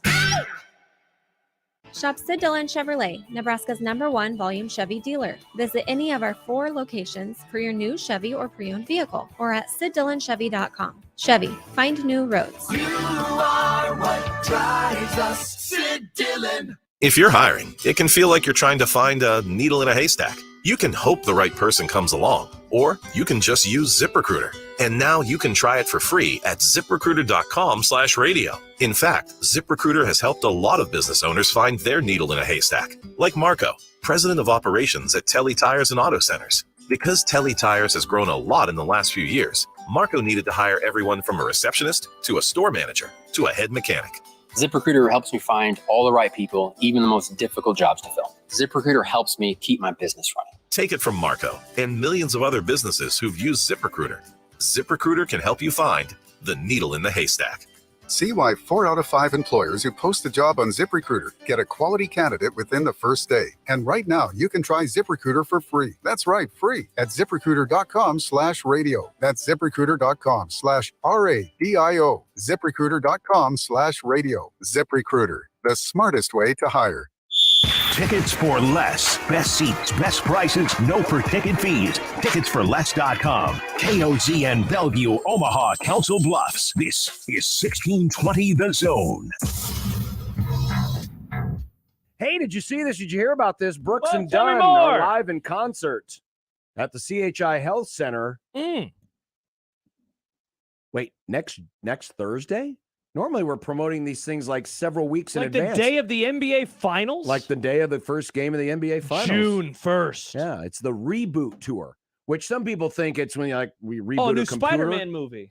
But it's actually, because it's a country and western show, it's when they change their boots. They're rebooting. Oh, that makes sense. Yeah. Tickets are on sale through Ticketmaster. You can actually win a pair of tickets to the show if you're a Lakers fan and you're frustrated that your team's not playing anymore and you'd rather go to the reboot tour. Kent Walgamot? You can enter to win a pair of tickets at 1620thezone.com. Did you? I wanted to save this. We got it yesterday, but I wanted to save this until you were back because I knew you would appreciate it. But Are you gonna ask? someone sent me a video. That's been making the rounds on the TikTok, which, by the way, in some states are illegal. Yeah, let's go to Montana. But check out the intelligent. You know, I've said it many times. I'm getting concerned. The next generation, very intelligent, very responsible. You love the way they vote. Great generation. Okay, I'm intrigued by this already. Here's the next generation never say any of these things. little people, young people. That's my program. What did you say DB Cool was called? My program? A program is what you're watching, but... A program? No, a program. Smart. What a smart kid. It's a program, and it's no matter if you're watching or listening, it's also still AM radio. Thank you, youngster. Now, what was this about? What was this kid talking about? He was program. I don't know. Nick, what was he talking about? He was you relate with the youths. He was talking. He was just talking about a program. What was that 4-year-old talking about, Nick? defining what a program is. Okay. I Something like it. you watch. This- Like you can watch us right now on 1620 The Zone TV YouTube channel. Or Twitch. just go to 1620thezone.com and the video is right there. It just pops up. Right there. You can watch the program. You know, in fact, just for the good people at home and for the youngsters out there. Program. I'm just gonna. What are you doing? I'm just gonna put up the graphic program. So that we can remind people this is what we are. Program. Yep. Now, something that's a television program is Big Ten football. College football in general. It's one of my favorite TV programs. It's a big TV program. College football, NFL Succession. That's probably my top 3 right now. What are you going to do after next week? Well, I'll be very sad, Nick. I'll be very sad. But the ESPN report from Pete Thamel on Sunday about the conference and how Kevin Warren may have overstepped his bounds a bit when it comes to negotiating the television contract. There's a good chance that the Big Ten's going to owe some money back. They apparently gave away a conference championship game to NBC. Not gave away, but they gave NBC as part of the contract a conference championship game that technically should not have been given away. Yeah. The Big Ten, if you're not familiar, has had this since 2016. The Big Ten gives all of its TV rights to Big Ten Network. The Big Ten Network technically owns all the broadcast rights for all the conference schools. And then they sell it out to and then they sell ESPN it to and ABC and now NBC and CBS. So NBC and CBS and Fox are Fox is they own the Big Ten Network. Yeah, too, Fox has a 61% share in Big Ten Network, but which also was a change within the last handful of years where Yes. they got so the this is majority why share. that They're you like had the Roy Fox family. This is why you had Fox executives in the room during the negotiations with ESPN, with CBS, with NBC. Yeah, because Amazon. technically the Big Ten, I mean, it's I'm sure it's some Sure, kind it's of great. legalese that why they do it this way. But technically, the Big Ten Network owns all of the rights, and then they sublease those rights to the other networks. okay? Correct. And because of that, the conference championship games should not have been just handed out willy-nilly. It's interesting. It was the one for the NBC, but CBS has 2 of them. They're correct. They have 24 and 28, where So NBC has don't- 26. I don't know why that was a mistake. Then there was also the conversation around night games and the so-called tolerances that have been in existence. The tolerances meaning that night games in the month of November. You have to get permission Yeah. from, I remember when Nebraska first joined the league. So now we're talking about over a decade ago. Mm-hmm. One of the big talking points early on was that idea of, wait a second, Nebraska will no longer have night games in November. I remember a lot of us, and myself included, were very disappointed by this notion because we've been watching night games in the Big 12 for years and years. I went to many of them while I was in college in the month of November. And so there was some frustration. And there have been more night games in the last, few years since Fox has kind of come on board, but still they didn't go all in like we have seen other conferences do. Well, right now they will be going all in. Well, you had to get permission from the schools. Yeah, right? of course, Nebraska was like, sign us up. No worries on our end.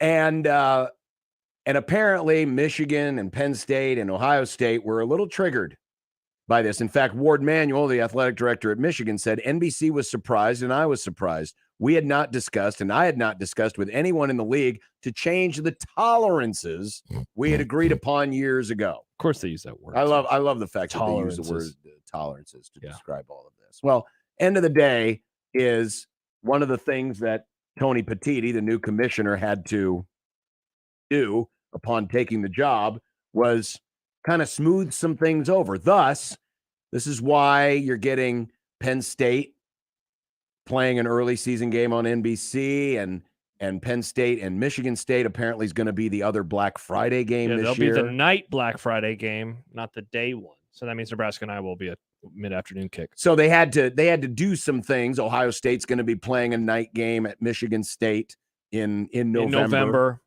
But they had to do some of these things to smooth things over. But there's still some refunds that are out there as well. And it's become very popular, as it always is, to blame everything on Kevin Warren. I mean, after all, he's gone now, right? Yep. So it's easier just to kick the dog that already left the yard versus the dogs that remain behind, a.k.a. the presidents and the chancellors. And while certainly there obviously were missteps here, there were also had to be missteps in communication. Because remember, the Big Ten, they put out a press release. Dude, it was announced on their website several months ago. Yeah, this is a long time now. This was happening, and no one from any of the schools bothered to say, excuse me, but what about our tolerances? Yeah, that's why this seems like I don't want to say a hatchet job, because again, it's not like Warren was perfect back there. But this, man, it just seems like the timing of this is all to the benefit of the Big Ten Conference. And I listened to some of what Happer said yesterday, and I could not agree with them more. You are getting all of this money. This is what you do for all of that TV money. You play games at night. That's a part of the deal. If you want to own an entire day, and that's what they want, right? Fox at noon, CBS at 3:30, NBC at night. If you want to do that, what did you think was going to happen? Yeah, that was the biggest.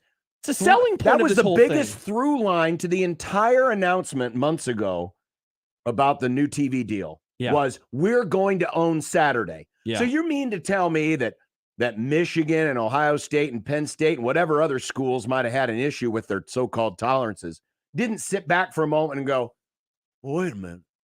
So we're going to have a primetime game on NBC? Well, is that a SEC commissioner?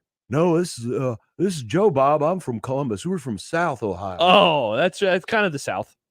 You mean tell me we're going to have these night games? Man, so they're going to put like Rutgers and Maryland and Indiana on these games? Yeah, because that's what NBC bought. I mean, come on, people. What are we talking about here? Yeah. Of course, you guys are the biggest brands. You're probably going to have some of these primetime games. You think we're going to put them all in September and then, oh, by the way, yeah, NBC's just going to disappear in November and not do any games? Yeah, or like you said, it's going to just be the crappy teams. No, that's not what they're paying for. No. They're not paying for Rutgers in Maryland. They're paying for Michigan, Ohio State, Penn State. Yeah. 1, 2, 3. And then after that, I mean, certainly Nebraska has their fair share of audiences and Wisconsin does. It's just, it's so baffling. And this conference, man, it just wants to have its cake and eat it too. Oh, of course it does. They want to have all, yeah, you're right. But man, it's like in this modern era, they're still doing goofy crap like this. And I couldn't stop laughing. And like, I thought Awful Announcing that a nice little write-up on all this. And one of the things they pointed out was that $70 million in total, which is the number that they are reporting, that FAML reported yesterday, is owed back for, these mistakes that they have made. And by the way, a lot of that is based off of like the COVID season. And so like, that's just lost revenue in general.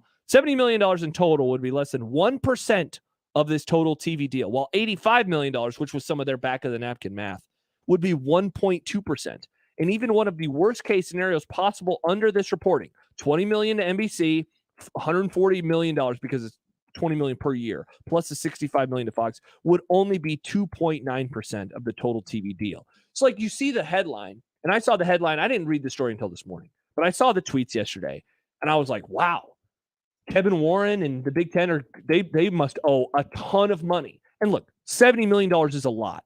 But when we're talking about 2.9% of this billion-dollar deal, it really is a nice reminder of, it's a lot of money for me and you, but it's not that much ultimately when you add it over the course of however many seasons. If anything, the more embarrassing part is just that they allow Michigan and Ohio State to run roughshod over them like this all the time about everything. Well, but also that, that they put this out to press, but for having everything buttoned up.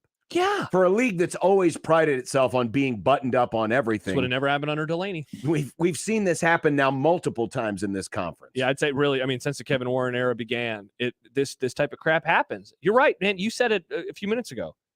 This came in a press release from the conference. Yeah. When I read about all of this the first time, you know where I was? Big Ten .org or .com or whatever it is. Big10.org. That's where I read That's all where of it this is. stuff.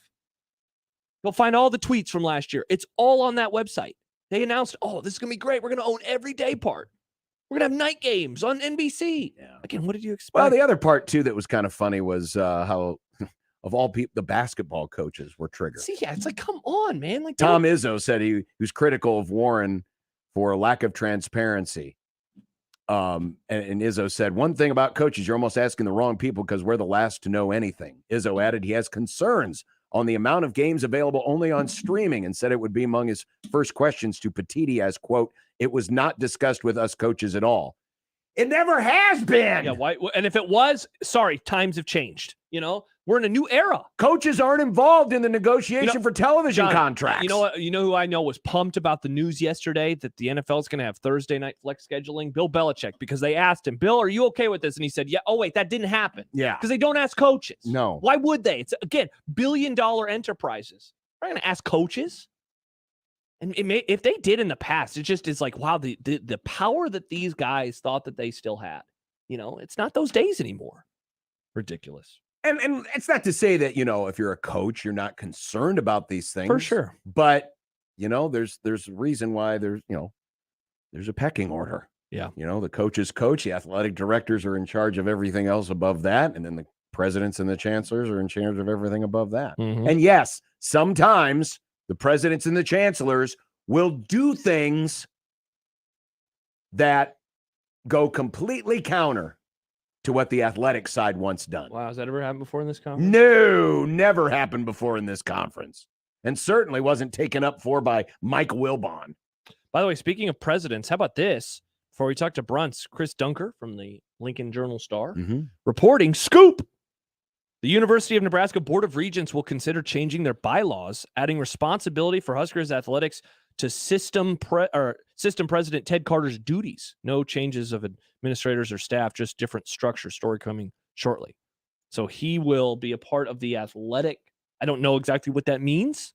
It sounds to me like he would be the direct supervisor of Trev Alberts, not the chancellor, which, by the way, they announced yesterday, and I don't have his name right off the top of my head. And he just spoke to Ted Carter did. He spoke to Chattel, and there was some kind of news that was made waves over the weekend from what he had to say. And I know that Tom's going to have more on that, or just more of the conversation in general coming up, I believe, in this Sunday's edition of the Omaha World Herald. So that's how I'm reading it, is that maybe Ted Carter would be the direct supervisor versus the chancellor. Yeah. But we'll find out. Maybe there's more on that. Who knows? Mm-hmm. Maybe Brunts knows. But does that mean Ted Carter also is going to directly oversee Adrian Dowell over at UNO? I mean, that's part of the UN system. It is. Yeah. Good NU point. system. Yep. As we call it. Well, coming up next, Michael Brunts. I guess it just says adding responsibility for Husker athletics to system presidents. Right. But it's kind of, and maybe that's just because maybe Ted Carter is going to be taking up more of a role of being in the forefront. When it comes to the presidents and chancellors meeting, he's going to be there instead of the chancellor. Yeah. Interesting. More on that coming up, I'm sure. But Michael Brunts joins us next. Nebraska soon to be joining the Jim Delany Jamboree of baseball, just not today. No. By the way, no score between Illinois and Indiana in the third inning. What a game. It's less foggy here than in the SEC. Yeah, the SEC tournament's a little moist. It's a little moist today. Oh, yeah. Woodhouse Chevy is growing.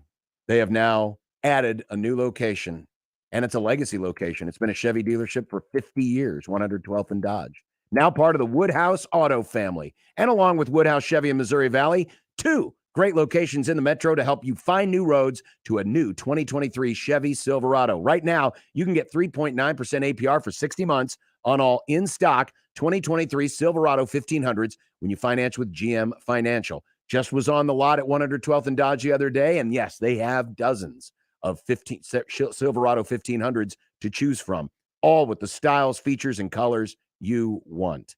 And now, with the 112th and Dodge location and the one in Missouri Valley, you've got more places to choose from. At Woodhouse, we take the pressure out of car buying with a knowledgeable, friendly staff so you can find the Silverado that doesn't meet but exceed your expectations. Look up their entire selection right now at woodhouse.com. And while you're there, schedule that test drive today so you can drive off in your new Chevy Silverado. From Woodhouse Chevy, exit 75 off I-29 Missouri Valley, and now 112th and Dodge in Omaha. With approved credit, see dealer for details. Expires 5/31/23.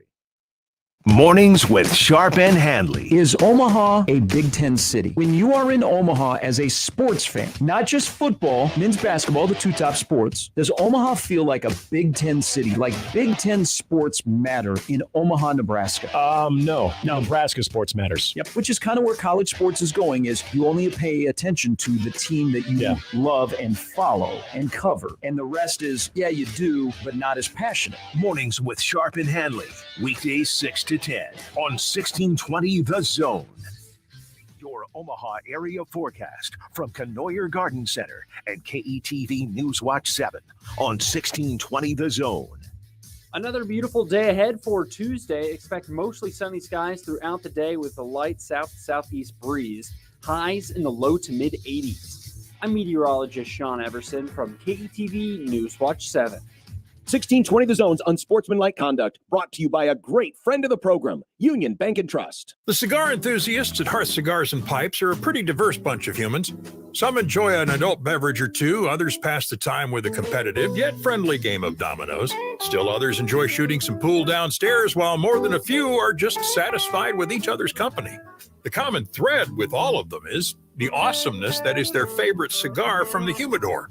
Hearth Cigars and Pipes, just off the 48th Street exit from I-680 at the corner of Mormon Bridge Road in McKinley, and at hearthcigars.com. Doctors Bimbo and Vince Petro provide quality and caring dentistry for the entire family in a friendly, relaxed environment at the northwest corner of 144th and Dodge. New patients are always welcome. Look no further than Doctors Bimbo and Vince Petro, dentistry for the entire family. Save big when you shop at Woodhouse Ford in Plattsmouth during our hail sale. Take advantage of additional discounts on the Ford F-150, Explorer, Edge, and Escape. Now is the time to purchase your next vehicle with Woodhouse Ford in Plattsmouth. Our knowledgeable and friendly sales staff is ready to assist you in your car buying journey. Find the Ford you've always wanted at a discounted price for a limited time. Shop all our inventory and savings now at WoodhouseFordSouth.com. Think spring? Think Lanahaw Garden Center. We offer the most complete selection of landscape supplies and plant material for all of your projects. Lanahaw is your one-stop shop for all of your outdoor needs. Rooted in quality, unmatched value. Lanahaw Nurseries, 192nd and Center. Peerless Energy Systems is Nebraska and Iowa's locally owned and operated authorized solar air compressor distributor. Peerless Energy Systems provides products and solutions for compressed air systems, helping companies in manufacturing, food processing, transportation, auto body repair, car dealers, and more. Driving industry efficiency through service, support, and relationships, let Peerless Energy Systems help you increase efficiency with your compressed air systems today. PeerlessEnergy.com. 72 Table and Tap hits the spot for creative food, craft beer, and bourbon, as in really good bourbon. 72 Table and Tap is just south of Ralston Arena, so stop in before or after the concert or game. Try one of the 20 beers on tap, any one of the 150 whiskeys, or indulge in some smoked wings or a goldfish breaded pork tenderloin. They also serve salads, tasty bar food, flatbreads, pizzas, sandwiches, and desserts. There's a reason customers keep coming back. 72 Table and Tap. Eat, drink, gather, repeat. Now open Sundays till 9. It's unsportsmanlike conduct on the sack. On 1620 The Zone.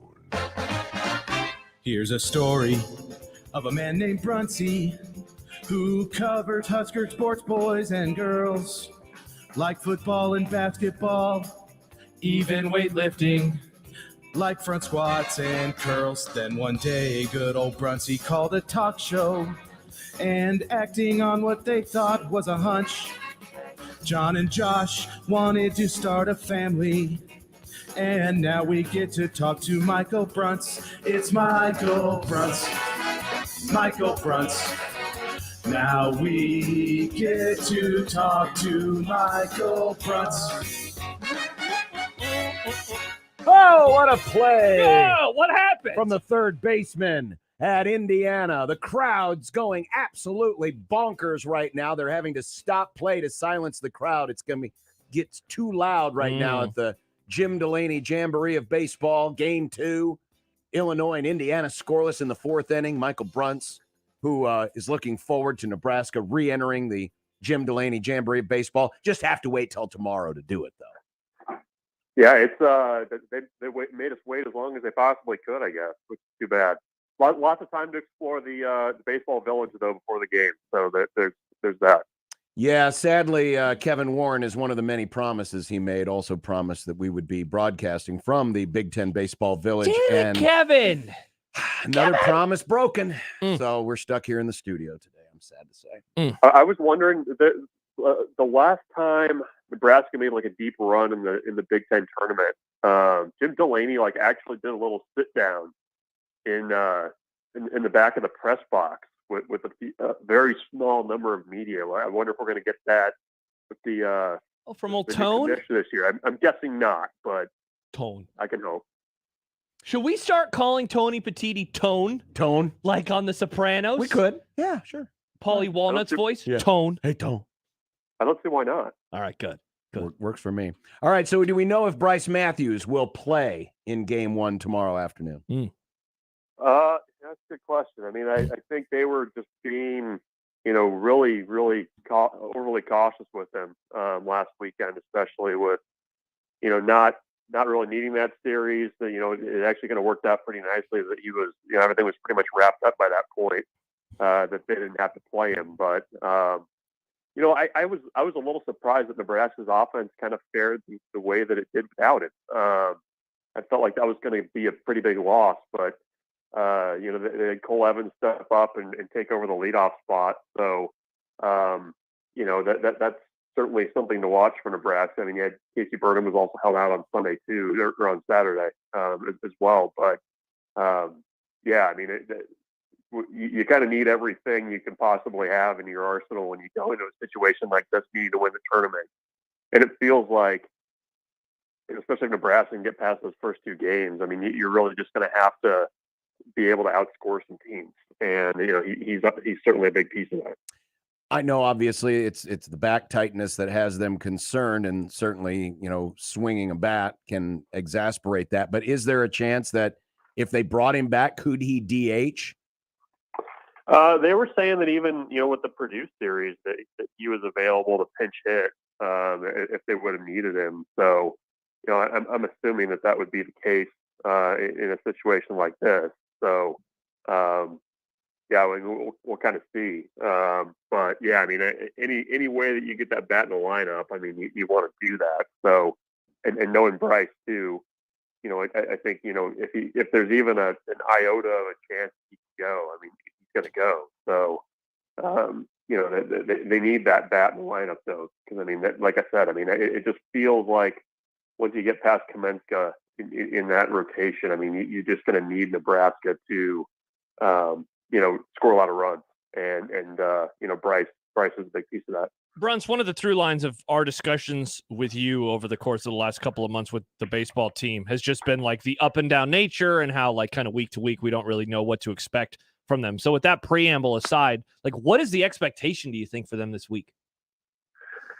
Yeah, I don't know. I mean, I think it's always tough with tournament baseball to kind of have your back against the wall and to have to win it. I mean, that's just how it is. And the one thing that you kind of need to have in order to have some success, or at least make a deep run in a tournament, is you need pitching depth.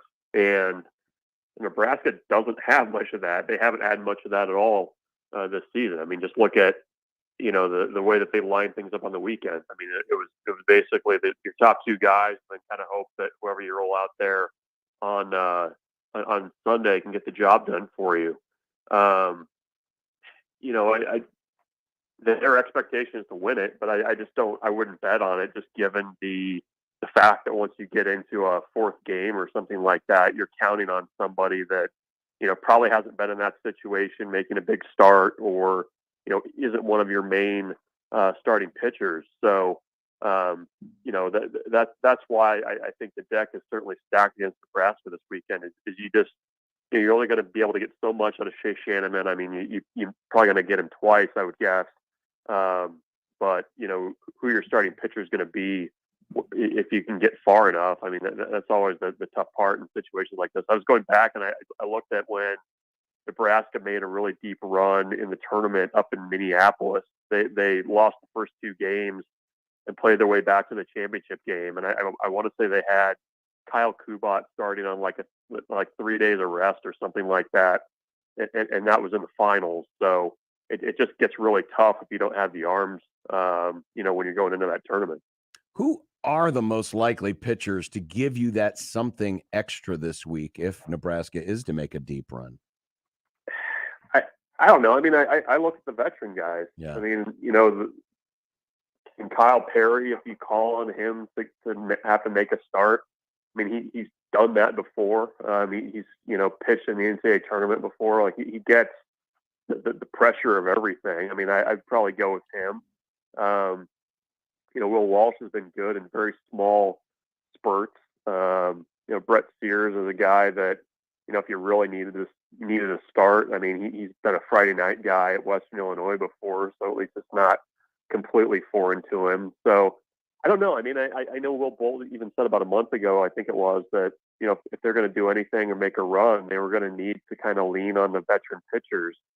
And, Perry's at the top of that list. I mean, Jake Buns is probably going to need to give you a couple appearances as well. So, yeah, I don't know. I mean, if they get to that point where it's like, okay, who do we have to start in the 4th game? I mean, I kind of wonder if you'd almost have to look at it almost like a Johnny Allstaff situation too, because I just don't know that there's somebody that's, right there that you would expect to give you 5 innings or you could count on for 5 innings as a starting pitcher.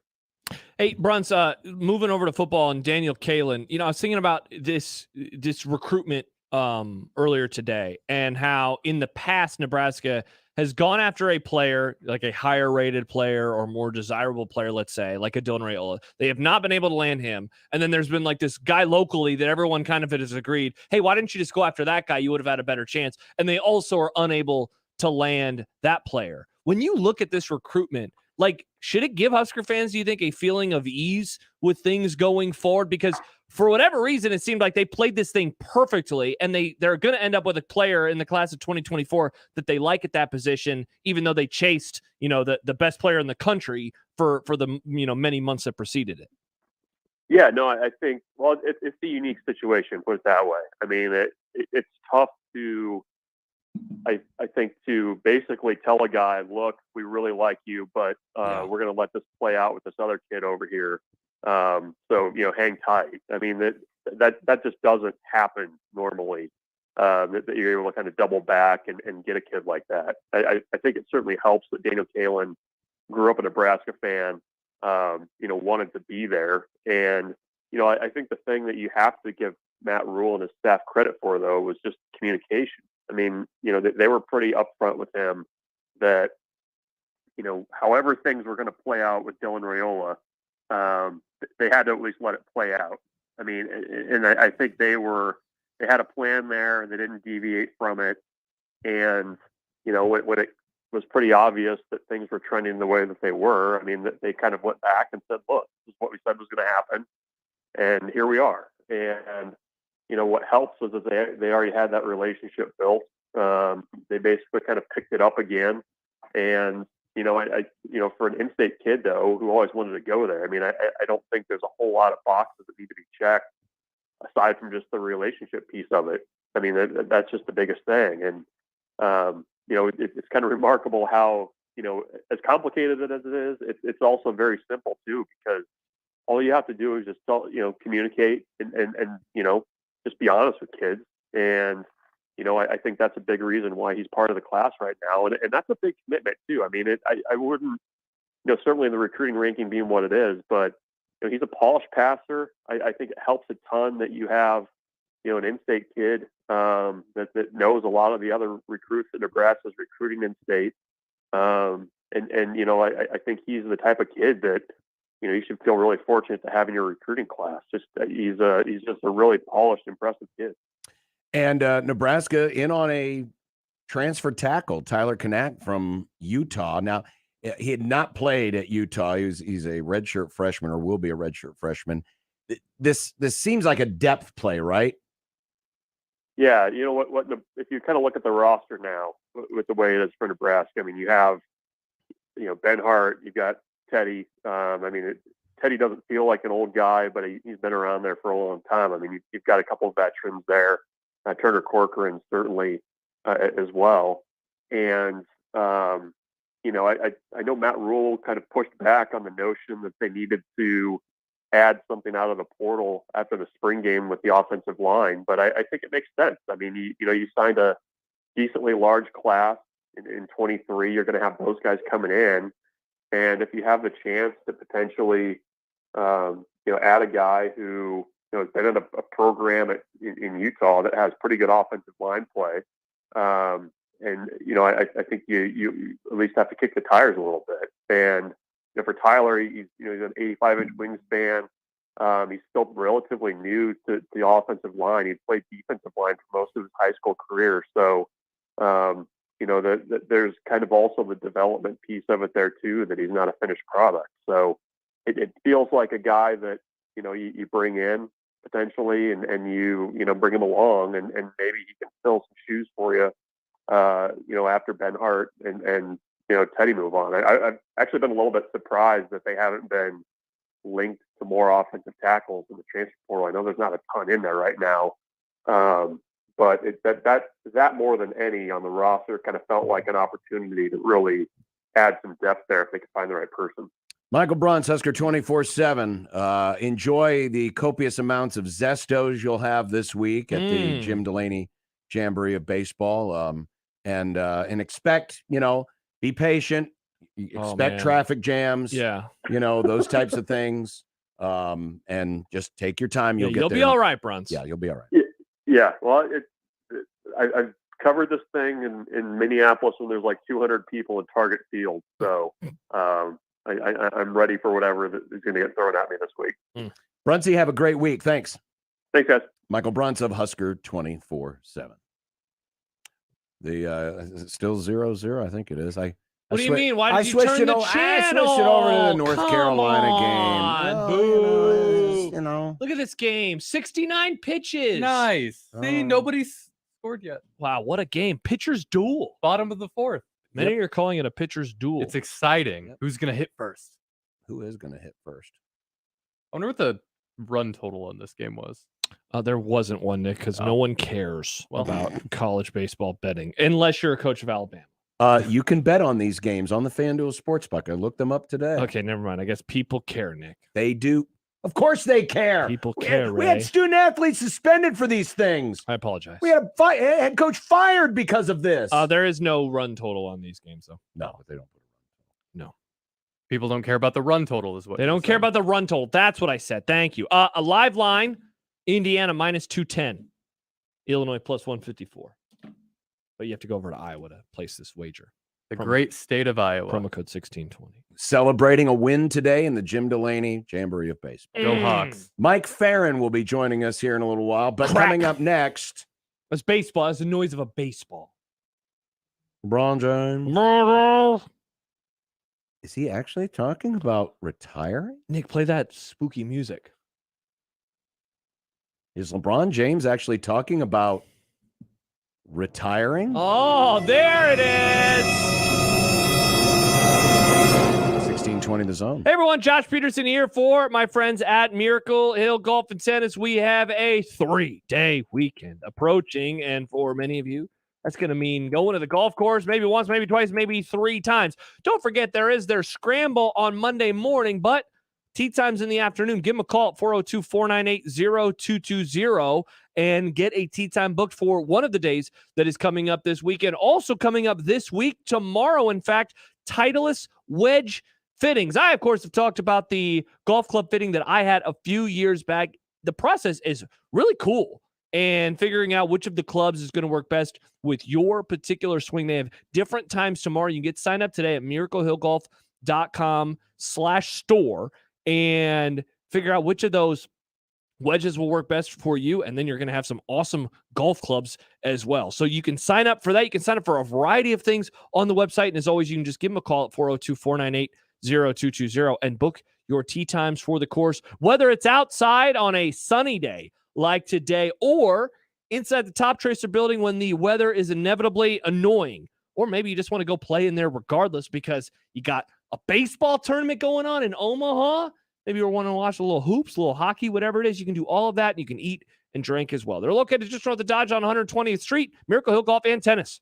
The best way to catch all the action is on 1620 The Zone. And no line for the bathroom. By texting 64,000, you agree to receive recurring automated marketing messages from Babbel. Message and data rates may apply. No purchase required. Terms apply. Available at babbel.com/TNC. We're going abroad for the first time in years.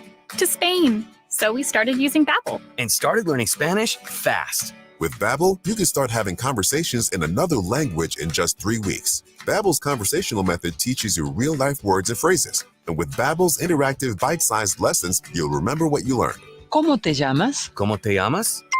¿De dónde eres? ¿De dónde eres? In just 3 weeks, we're starting to have conversations in Spanish. Estoy muy emocionado para ir a España contigo. Aww. He just said, I'm very excited to go to Spain with you. Vamos a tener mucha diversión. And that means we're going to have so much fun. Sí. Gracias, Babbel. Babbel, language for life. And now try Babbel for free by texting radio to 64,000. Text radio to 64,000. That's RADIO to 64,000. Can I take your order? Can I get a small chicken sandwich meal? Sorry, we only sell jumbo meals. Same size for everyone. Sometimes one size fits all isn't right for you. Same goes for your mobile plan. At Cox Mobile, get what you actually need and start saving with the right data plan. If your needs change, switch between plans at any time. Now that's something different. Thanks. I think I'll go get something different. Cox Mobile. We're different because you're different. Visit cox.com/mobile to learn more. Postpaid Cox internet required. Other restrictions apply. If you haven't updated your windows, you could be throwing money out the window. Don't let the cool air out. Upgrade today with J-Tech Construction. For a limited time, get 60 months with 0% interest. Plus, as an added bonus, every window gets a special rated UV upgrade for free. Save money, keep the cool air in, and be happier when you upgrade your windows with the official exterior experts of Nebraska Athletics. For more info, go to yourexteriorexperts.com. Subject to credit approval. Dust. It's in the living room, the bedroom, and the bathroom. It's also in your lungs. Let's fix that, shall we? Duct Defense Midwest offers a comprehensive system that cleans, disinfects, filters, and purifies the air. They'll make your home healthier and improve the life of your HVAC system. So improve the health of your home and everyone in it. Go to cleanairradio.com right now for a special air duct cleaning offer for Zone listeners. Cleanairradio.com. Car repair is car repair. Most places you go can change your oil or fix your brakes. The difference is the experience you'll get at Omaha Car Care. We're part of the community. We were born here, and we believe that our relationship with you should be built to last. We're going to consult you, not sell you. We're going to give you a free loaner car. We're going to treat you like a valued friend that we want to continue to see in the years to come. I'm Rick Betker, owner of Omaha Car Care, and we'll be along for the ride. 1620 The Zone's Unsportsmanlike conduct is brought to you by Union Bank and Trust. Now back to the program. Well, after last night's game, LeBron James ended his press conference by saying, going forward with the game of basketball, I've got a lot to think about. Then after the news conference, he was asked by ESPN to elaborate on that statement. When you say you've got a lot to think about stuff, what thread should we be pulling on that? Interesting way to ask a question. James said, if I want to continue to play, as in next year, yes. Would you walk away? I got to think about it. Of course, LeBron, he had the foot problems all year long. Planners. That's not fun. I've had it. It's not fun at all. It's not fun at all. Yeah. But he managed to, play through it this season, played in all 17 playoff games he was in. Yeah. But long we have thought that the end game here for LeBron as a basketball player was he wanted to play at least one season with his son, Bronny, who is now committed to USC, which might be a bit presumptuous. I mean, will he be ready for the NBA? after 1 year? Yeah, I mean, it's a great question. We have no idea. Yeah. He has no idea. I mean, I'm sure he has a wish. I hope USC has to come to Lincoln so old Bronny can come to Lincoln. Well, I mean, we mentioned it. We said, hey, what would LeBron follow his son from game to game? What if he did retire? He'd have time to follow his son everywhere across the Big Ten Conference, among other things. But I also wonder if maybe, could this be something else? Something else is in what Ray says. LeBron isn't retiring. He just wants something for people to talk about, him and taking away from other teams. He's just a big baby that continues wanting attention. Imagine being one of the GOATs, yet your ego and actions overtake your career. I mean, of course LeBron has an ego, but I don't think that's...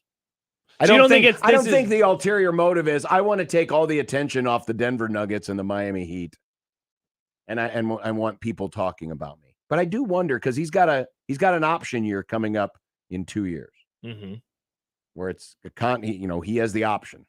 Do I want to stay under this contract? I saw a theory proffered on the Twitter yesterday, where LeBron could retire for a year to watch his son. In the same time, get healthy, recharge the batteries, if you will, come back in 2024, and then essentially be able to go wherever his son goes. Because if he stays in the game right now, let's just pretend he stays in the game right now, and he's still under contract, and Bronny, does play only 1 year of college basketball and then is drafted. He'll miss a lot of games. There's no guarantee that he's going to be drafted by the same team LeBron's playing for, especially if he's still under contract with the Lakers. But if he retires and then the next year is his option year and he declines the option, then he's a free agent. Doesn't that make him an unrestricted free agent? Well, and the benefit of it too, in theory, gives him a time to recover from planners, among other things. Yeah. I was listening to a discussion this morning that said there's like a theory. Hey, actually, this was said on the Happer show. There's a theory that he's not going to be ready to go until into the season, regardless. He's not going to be ready for October, and so, I'm for the record, I'm with Ray. Not so much on the he needs attention, more on the I don't think he's going to retire, and that this is just kind of LeBron just being LeBron and being caught in his feels a little bit, as he often is when the season comes to an end, especially being swept for only the third time in his career and the first time not in an NBA Finals. But I don't hate that. I don't hate that theory. It's not that ridiculous when you think of how much he's missed of his son just in general, because he's always playing basketball. Sure. He's reached an age where, he's got so much of his career behind him. It would allow him to recover. It would allow him to be a free agent. It would allow him to you want to talk about a weird situation, like a gap year. It's like a gap year. Yeah. That's now it'd be an odd gap year because it's coming at the end, and it's always Such an odd dangerous gap when year. you're this late in the game. Yeah. And the body ages. But with so many other people playing into their 40s in physical sports like football, you wonder how much of that's driving LeBron. You wonder how much of it like is Tom Brady lasting as long as he you did. still For wonder sure, man. if LeBron's like, man, plus he'd love. I gotta one more get that. tie- I gotta get that sixth ring. Yeah, and I mean, before that, he's got to get to 5. Right. He's been stuck on 4. Jeff says I think it's easy right after he loses to think about retirement. He'll take the offseason and the competitive juices will come back. I think that's true too. It's possible, but this is Tom the first Brady, time he's talked about it at the That's end true. of a season. That's true. This is the first time he's talked about it at the end of a season. Yeah. I mean, even Tom Brady, but when he retired and then came back, that was right after the year. It was right after the year ended. Because it was before the Super Bowl, right? It was Super Bowl week. Yeah. And then he decided to actually I'm gonna come back. And yeah, I think in this moment, I think when the season ends, in theory, that's probably the lowest part of your season because it's over, especially for him. Yeah. Given that they'd made it to the Western Final, surprised a lot of people in doing so. It's easy in this moment to just be like, I don't want to go through the grind again. But then it becomes August and September, and he loves the game. I mean, certainly anything's possible, but I thought the theory about sitting out a year and then being able to follow his son wherever he goes and play one more year with his son in tow. KD says, what's hilarious about the LeBron needs the spotlight discussion is that MJ retired twice, then bought a franchise and has been one of the worst owners in sports. Isn't that needing the spotlight? They all need the spotlight. MJ versus LeBron. When you've been spending most of your adult life, or all of your adult life in the case of LeBron James. And when he was a teenager. Yeah. You know, he was on the cover of Sports Illustrated as a junior in high school. Of course. You feed on the spotlight. Of course you do. He's no different than anyone else in that regard. Now, can it be a different level, a different extreme with him? Sure. Mm-hmm. But Dave, real quick, says, I want to say the quiet part out loud. What if Bronny isn't that good? He's banking a lot of stock on playing with his son when we don't even know how good his son really is. It's a great point because his son, I mean, comparatively does not seem like that type of one and done level talent. You know, like to be that level, and like, I don't want to just lean all the way on recruiting rankings, but you're usually like a top 5 guy in your class. Yes. He isn't that. And he's smaller too. He doesn't have his dad's size. So no, if I had to make a prediction right now, he is not a one and doneer.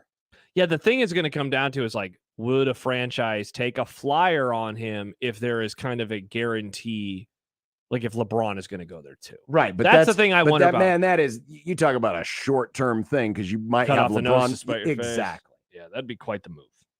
Unless you have like a bevy of first-round picks, and it just is kind of And you like, can, if you have picks in the bank. Yeah. But then, which like the Thunder have, if I remember right. Are they going to, I mean, is LeBron going to want to play for a bottom-feeding franchise? Yeah. I mean, yeah, it's like what's important to him is, I mean, it might be if he's playing with his son. It's very possible that LeBron is giving up the idea of playing with his son. Yeah. But that's not a thing anymore. I mean, it's really, It it's a could be. really cool idea, but like, look, as much as LeBron loves his kid, which I'm guessing he does, he also knows his skill level. You know, LeBron he knows, so he'll know. And it's not, you know what? Sometimes it's not fair for the kid. Yeah, let the kid live his own life. He doesn't need to be. I mean, he's already going to be living in the shadow of LeBron because of who he is and who his father is and what his name is. And then he's going to a Power 5 school, you know. But you don't need to make that even more the case. Yeah. By the way, for some reason, I keep thinking he is going to play in the Big Ten versus Nebraska. He won't. He'll be in the right because there's one more year. Yeah, this is the last year of Pac-12. Yeah, never mind. He won't be. Yeah, well, he could as a sophomore. or a redshirt freshman. Great point. Thank you. After he redshirts and spends a whole year on the scout team. Thank you. I appreciate that. Or enters the transfer portal. I mean, that's always a possibility. We've got a run in the Jim Delany Jamboree of baseball. Woo! Illinois has taken a 1-0 lead on Indiana. It was all ping. And it was a double. It was a run-scoring double. It wasn't a home run. It was a run-scoring double. You did it! Oh, I thought it was a home run. Congratulations! No, they were replaying an Iowa home run from earlier today. Coming up next, good baseball. Mike Farron, live from the Pac-12 tournament. Ping! Which soon might be the Big Ten Junior. Ping! Oh. On 1620 The Zone. Live from the Host Coffee Studio, this is 1620 The Zone. 1620 The Zone. Traffic. From the Zoom Drain Time Saving Traffic Center. Currently nothing major as far as wrecks go. We are getting a report of the traffic signals flashing red on 144th at Pacific. That's affecting north and southbound commuters. Be ready for delays through there. If you're north on 480, delays between I-80 and Leavenworth. If you're south on 480, slow going between Harney and Leavenworth. And if you're south on the North Freeway, a few delays between Fort Street and Stores Expressway. I'm Mike Neville. This time-saving traffic is brought to you by Lus Hills Harley-Davidson. Rev it up. Memorial Day weekend at Lus Hills Harley-Davidson. Come in for a test ride on genuine Milwaukee metal. The all-new Harley-Davidson motorcycles for 2023. Lus Hills Harley-Davidson, Highway 34 and I-29 south of Council Bluffs. Tired of having a website that doesn't reflect the quality of your brand? At JM Online, we specialize in custom websites for unique business needs. Your website should be more than just a digital billboard. It should be a powerful tool that grows your business. Awarded Omaha's best web developers in 2023, we're dedicated to local business success. So if you're ready to take your website to the next level, go to jmonline.com and request a call. NASCAR is known for fast cars, roaring action, and big bucks. The Nebraska Lottery's NASCAR Powerball Playoff promotion features all three, especially the bucks. Until May 30th, buy a Powerball ticket with Power Play or Double Play, enter the voucher number, and you could be one of 15 winners of $1,000 and the chance to win a VIP trip to the NASCAR Cup Series Championship Weekend. Enter today. Powerball top prize odds 1 in 292 million. Your neighborhood is more than blocks of buildings. It's the people who live there that make it special. At Union Bank and Trust, we're not just creating home loans, we're making neighbors. We're not just small business lenders, we're small business shoppers. We don't just live in your community, we help you build it. Because our people are your people. Visit ubt.com/neighbor to learn more. Union Bank and Trust, member FDIC. Prescriptions require an online consultation with a healthcare provider who will determine if appropriate. Restrictions apply. See website for details and important safety information. Subscription required. Price varies based on product and subscription plan. Hey guys, did you know there's a generic form of Viagra that works just the same, but costs as low as $3 per dose? And you can get it online? Just go to 4hims.com/radio.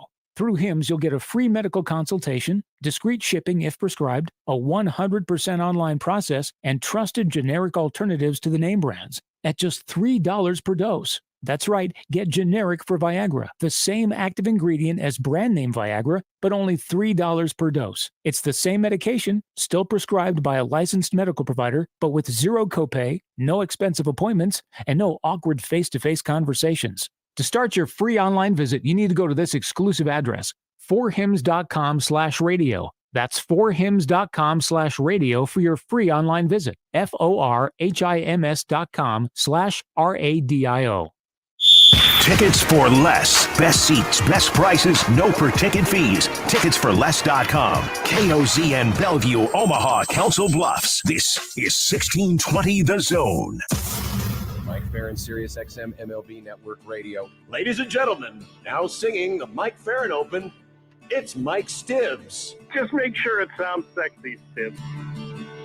Lord Almighty, how can you stand Arizona? Your fair skin must be burning down into your absent soul.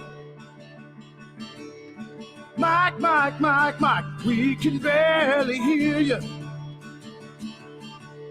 It sounds to me like you called us from inside a hole.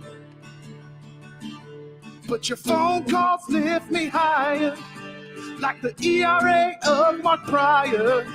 Your hair looks like it's on fire. You're Mike Farron. Let's go live and direct to Scottsdale, Arizona, home of the Big Ten Junior Tournament. Hey. Well, not yet. Not yet.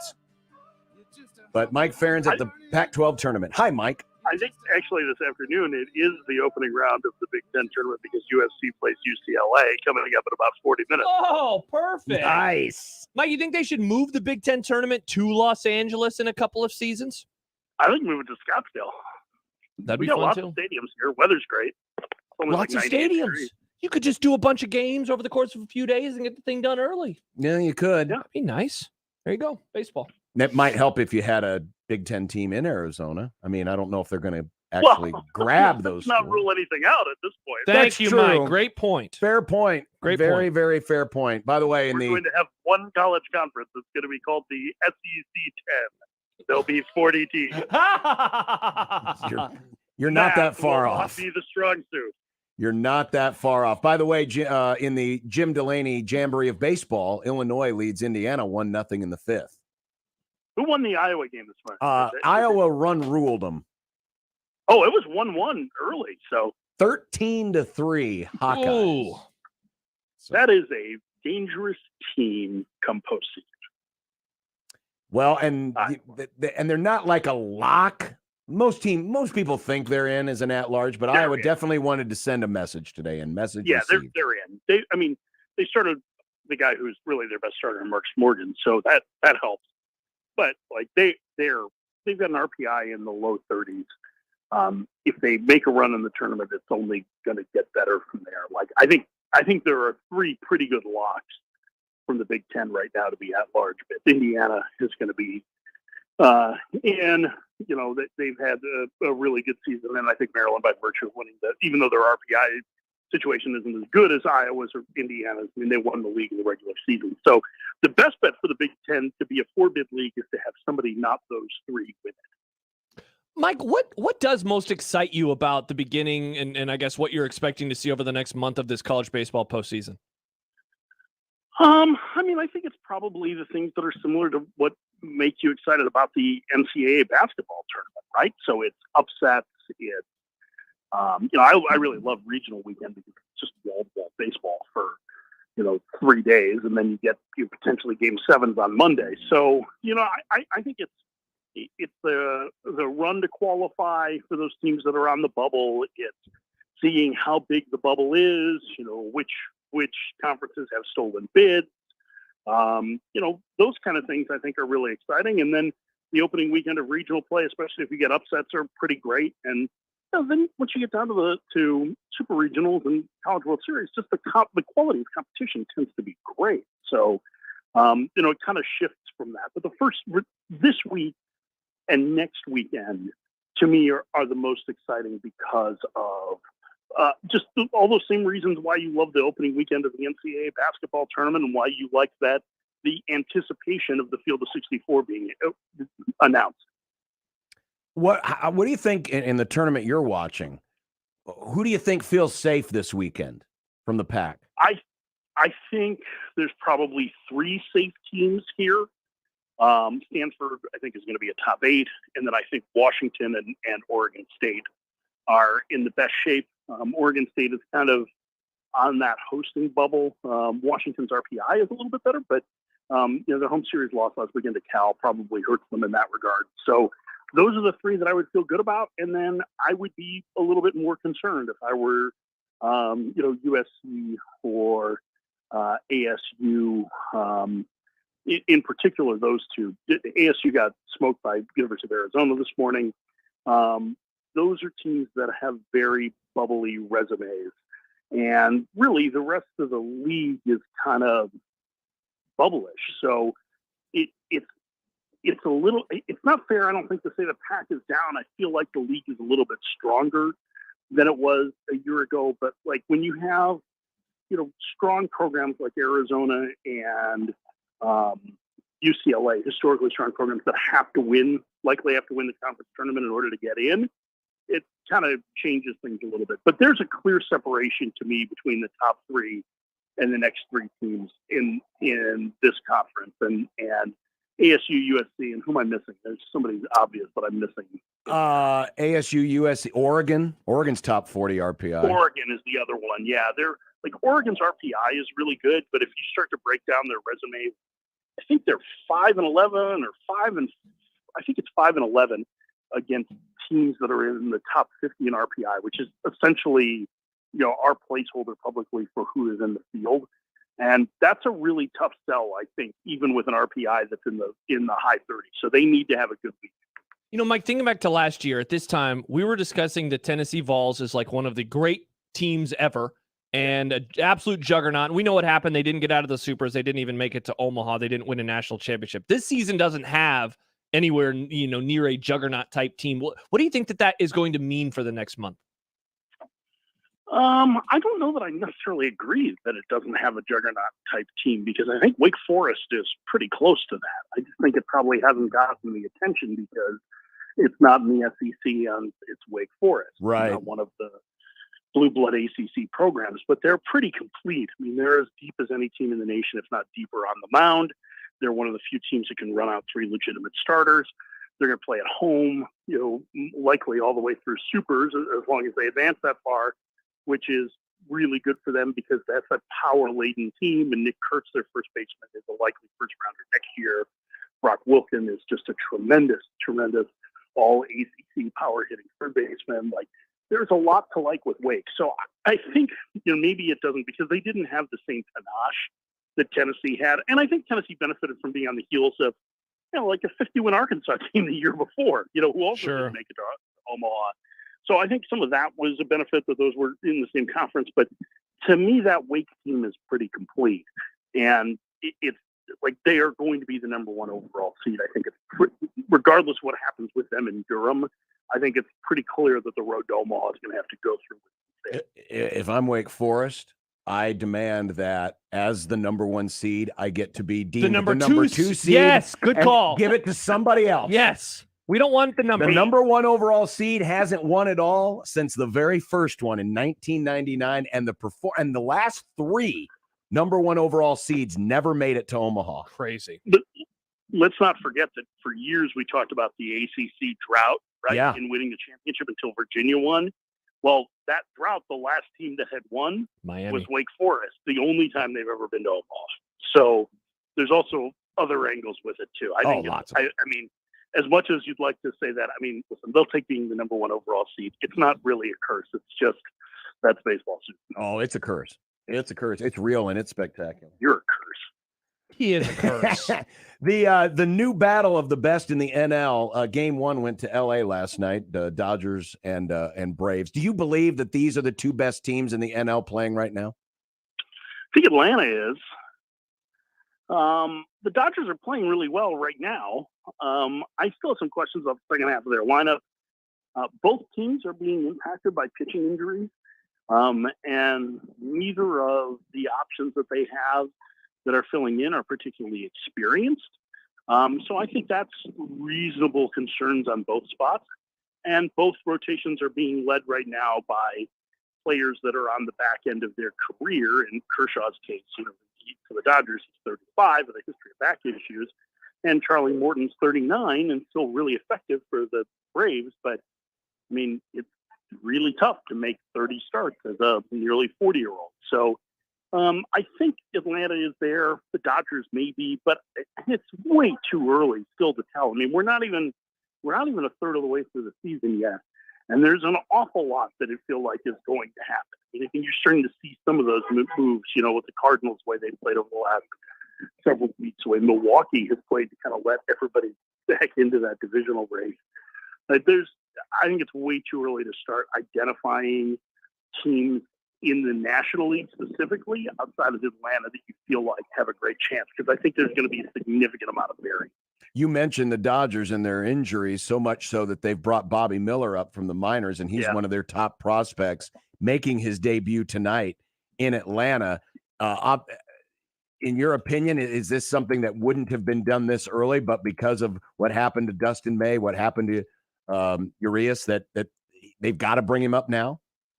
Yes and no. I mean, I think there's yes in the sense that it's not just those guys, but also a couple of their fill-in starters in Michael Grove and Brian Pepiot, too, so they have the pecking order.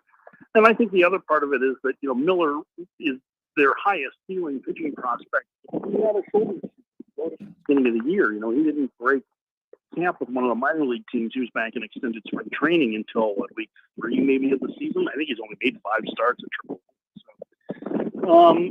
So yes and no. I mean, if Miller is healthy all the way through spring training and he performs well and goes out and really has success, the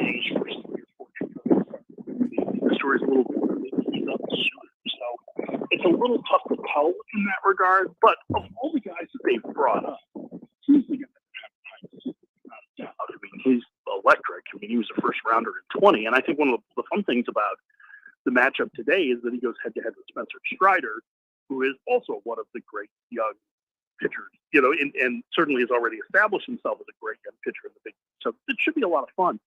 And I don't know if you caught Dave Roberts' comments, but it was pretty great. He told Bobby Miller, he was like, listen, just go out there and be yourself.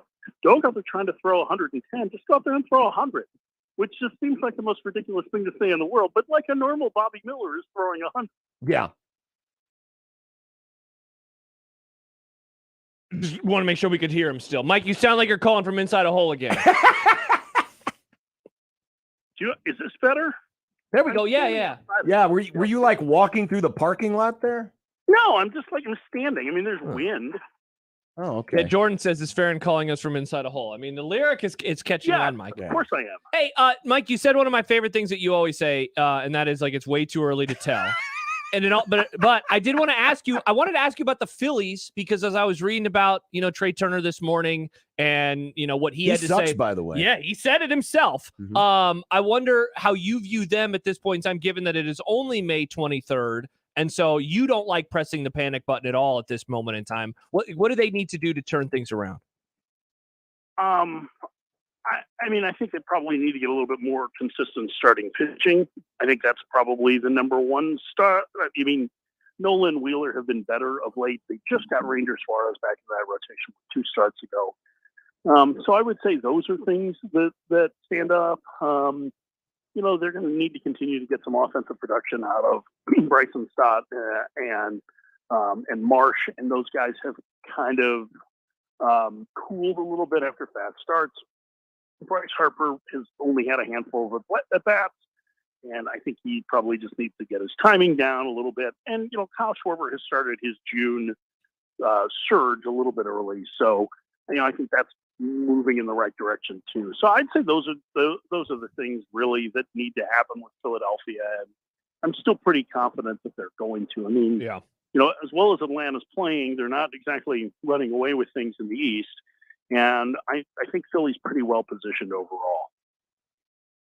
The Astros have won 8 in a row. They're now 1 back of Texas. And despite the pitching injuries we talked about a couple of weeks ago, do you know Houston has yielded 5 runs in a game only once this month?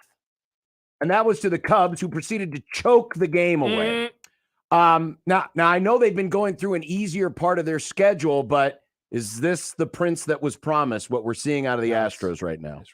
Well, I I really liked their pitching coming into the year, and even with injuries to McCullers and Urquidy and Luis Garcia being lost of the year for Tommy John, I felt like they had quality starters, in part because Hunter Brown is showed last year as a rookie that he had the kind of stuff that could really dominate lineups. So I'm not surprised that they're pitching well. I still have a little bit of concern about their depth offensively, but when you have the star power that they do with, Jordan Alvarez had a monster night last night, right? Homered twice, knocked in 5. He's having just another tremendous year. He's one of the most feared hitters in the league. They just got Altuve back. He's going to make a big difference. Bregman's starting to heat up. I think they're going to be fine in the end. I wasn't quite as concerned about their pitching. I guess from a depth standpoint, you would be because they had so many guys out in injury at the same time. But there's just not a whole lot of rotations that can run out the quality of guys still that they have even with that. Framber Valdez is a dude. Christian Javier is really good. So it's just a matter of whether or not they continue to get good work from some of those guys at the back end until McCullers gets healthy or Urquidy is able to come back. The Rays and the Jays played last night in front of less than 8,900 fans in Tampa. Just shortly after Ray J. Johnson passed away, too. Yes. You can call me Ray or you can call me Jay, but it's an old tribute bit. It's a very old bit. Josh would not know it. Yes, but less than 8,900 for these two contenders. And I know, it's been an ongoing issue. Is this something that can simply be fixed with a new stadium plan, or is there a greater concern here about the baseball interest in the Tampa Bay market? No, I don't think there's a greater interest there. Or greater concern there. It's also a Monday night, right? So Monday nights tend to be the smallest draw. That was on Monday, right? Or was it Tuesday what day is it today? It's Tuesday. Today is Tuesday. Yesterday was Monday. Yeah. We've reached a part of the season where I don't know what day it is. Nice. So, Monday nights tend to be pretty light crowds. I think a new stadium is going to help them from the standpoint of they're going to be able to potentially make more money through the way that they're trying to build it with a stadium that has, a 365-day use facility around it, that they might be able to put more into payroll, which I don't know if that, is going to try and draw more people. But they've actually drawn better than normal this year.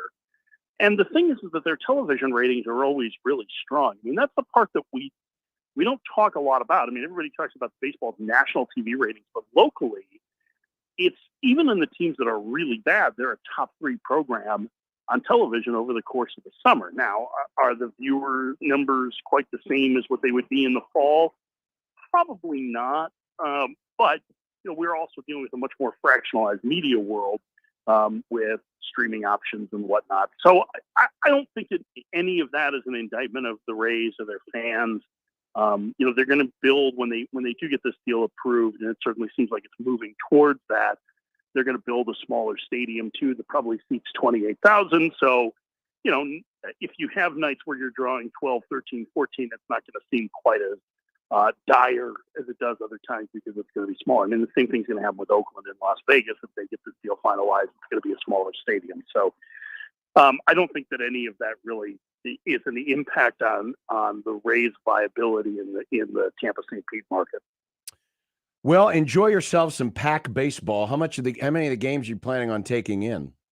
Well, I'm going to try and take in most of the morning game because I get off the air at 10. Nice. And the games start at 10, and then probably the afternoon one. The 7:30 games start too late for me, and then I've got to go to Vegas for the West Coast Conference Championship Final. I'm doing that on ESPNU this weekend. So awesome! Nice. That'll be fun. And I know you've done some SEC Olson stuff. I'll be there to see whether or not Loyola Marymount can claim the tournament championship after running away with the league this year. So you mean Omaha's own Greg Olson? Omaha's own Greg Olson, yes. Yeah, very nice. I thought he meant the former tight end from the Panthers. Pride and joy of Omaha. I thought he meant that Greg Olson. No. This is a different Greg Olson who's actually from here. Oh, this is former Rookie of the Year Greg Olson. Yeah. Oh, yeah, duh. Played at Auburn, right? Yeah, went to Auburn before going on to the major leagues. Overall pick, I think. Something 1989 Rookie of the Year. No big deal. Yeah, pretty good dude. Mike Farron, ladies and gentlemen, on the Farron phone. Yes. By the way, update from the Jim Delany Jamboree of Baseball. Indiana has taken a 2-1 lead into the 6th inning in front of the teeming masses at Charles Schwab Field. I have a question for you about this, John, seeing as you're the Midwest expert. Does the winner of this or the loser of this game have to claim Charleston, Illinois? What's wrong with Charleston, Illinois? Oh, it's good talking to you guys. All right. Thank you. Bye, Mike. Bye, Mike.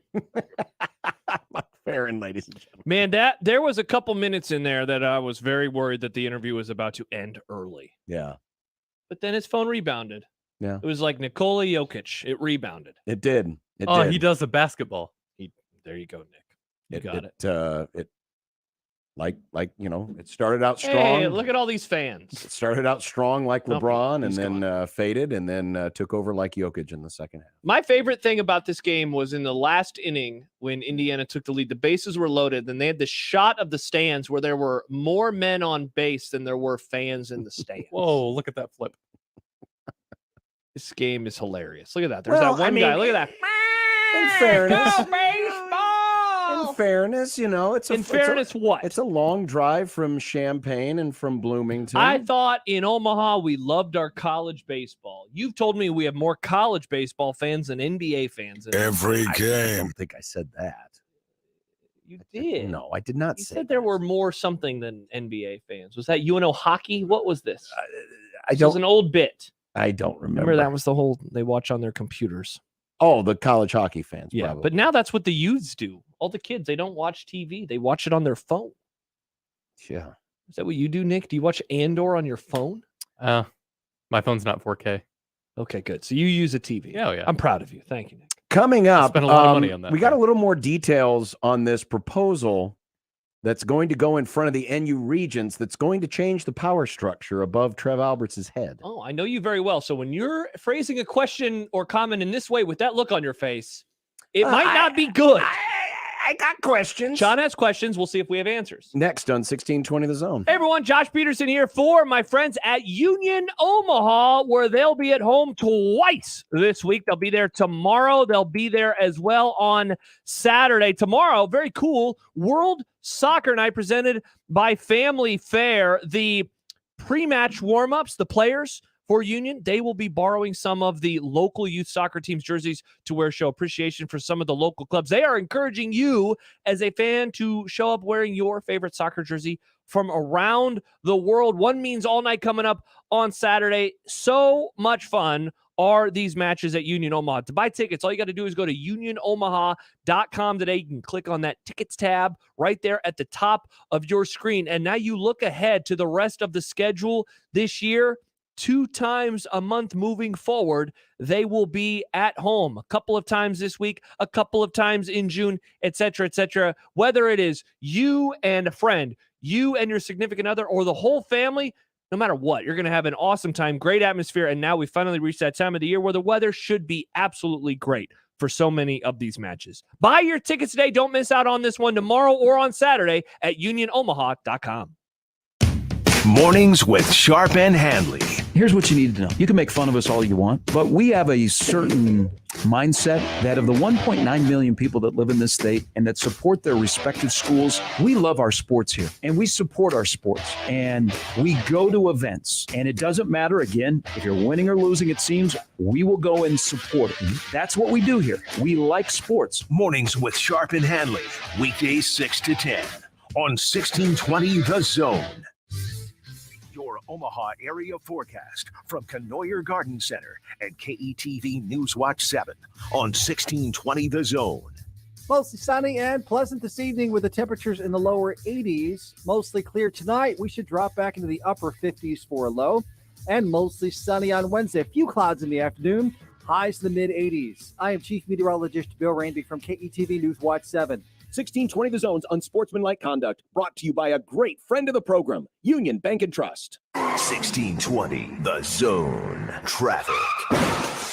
From the Zoom Drain Time-Saving Traffic Center, currently nothing major as far as wrecks go. We are getting a report of the traffic signals flashing red on 144th at Pacific. That's affecting north and southbound commuters. Be ready for delays through there. If you're north on 480, delays between I-80 and Leavenworth. If you're south on 480, slow going between Harney and Leavenworth. And if you're south on the North Freeway, a few delays between Fort Street and Stores Expressway. I'm Mike Neville. This time-saving traffic is brought to you by Saul's Jewelry and Loan. What does Saul's loan on? Almost everything, like jewelry, gold chains, bracelets, earrings, wedding rings, and high-end watches, guns, electronics, $10 to $50,000, super fast and easy with no credit check. Saul's loans on almost everything.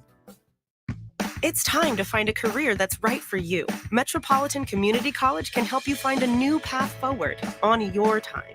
Whether you need a degree that puts you on a path to a new career or need to finish a degree you've already started, MCC makes it affordable and convenient with a flexible class schedule, online or on campus. It's your time to path forward. Let MCC show you the way. Apply today at mccneb.edu/adults. Can I take your order? Can I get a small chicken sandwich meal? Sorry, we only sell jumbo meals. Same size for everyone. Sometimes one size fits all isn't right for you. Same goes for your mobile plan. At Cox Mobile, get what you actually need and start saving with the right data plan. If your needs change, switch between plans at any time. Now that's something different. Thanks. I think I'll go get something different. Cox Mobile. We're different because you're different. Visit cox.com/mobile to learn more. Postpaid Cox internet required. Other restrictions apply. It's time to wake up your taste buds. Introducing my new Fiesta Line Chicken Pizza.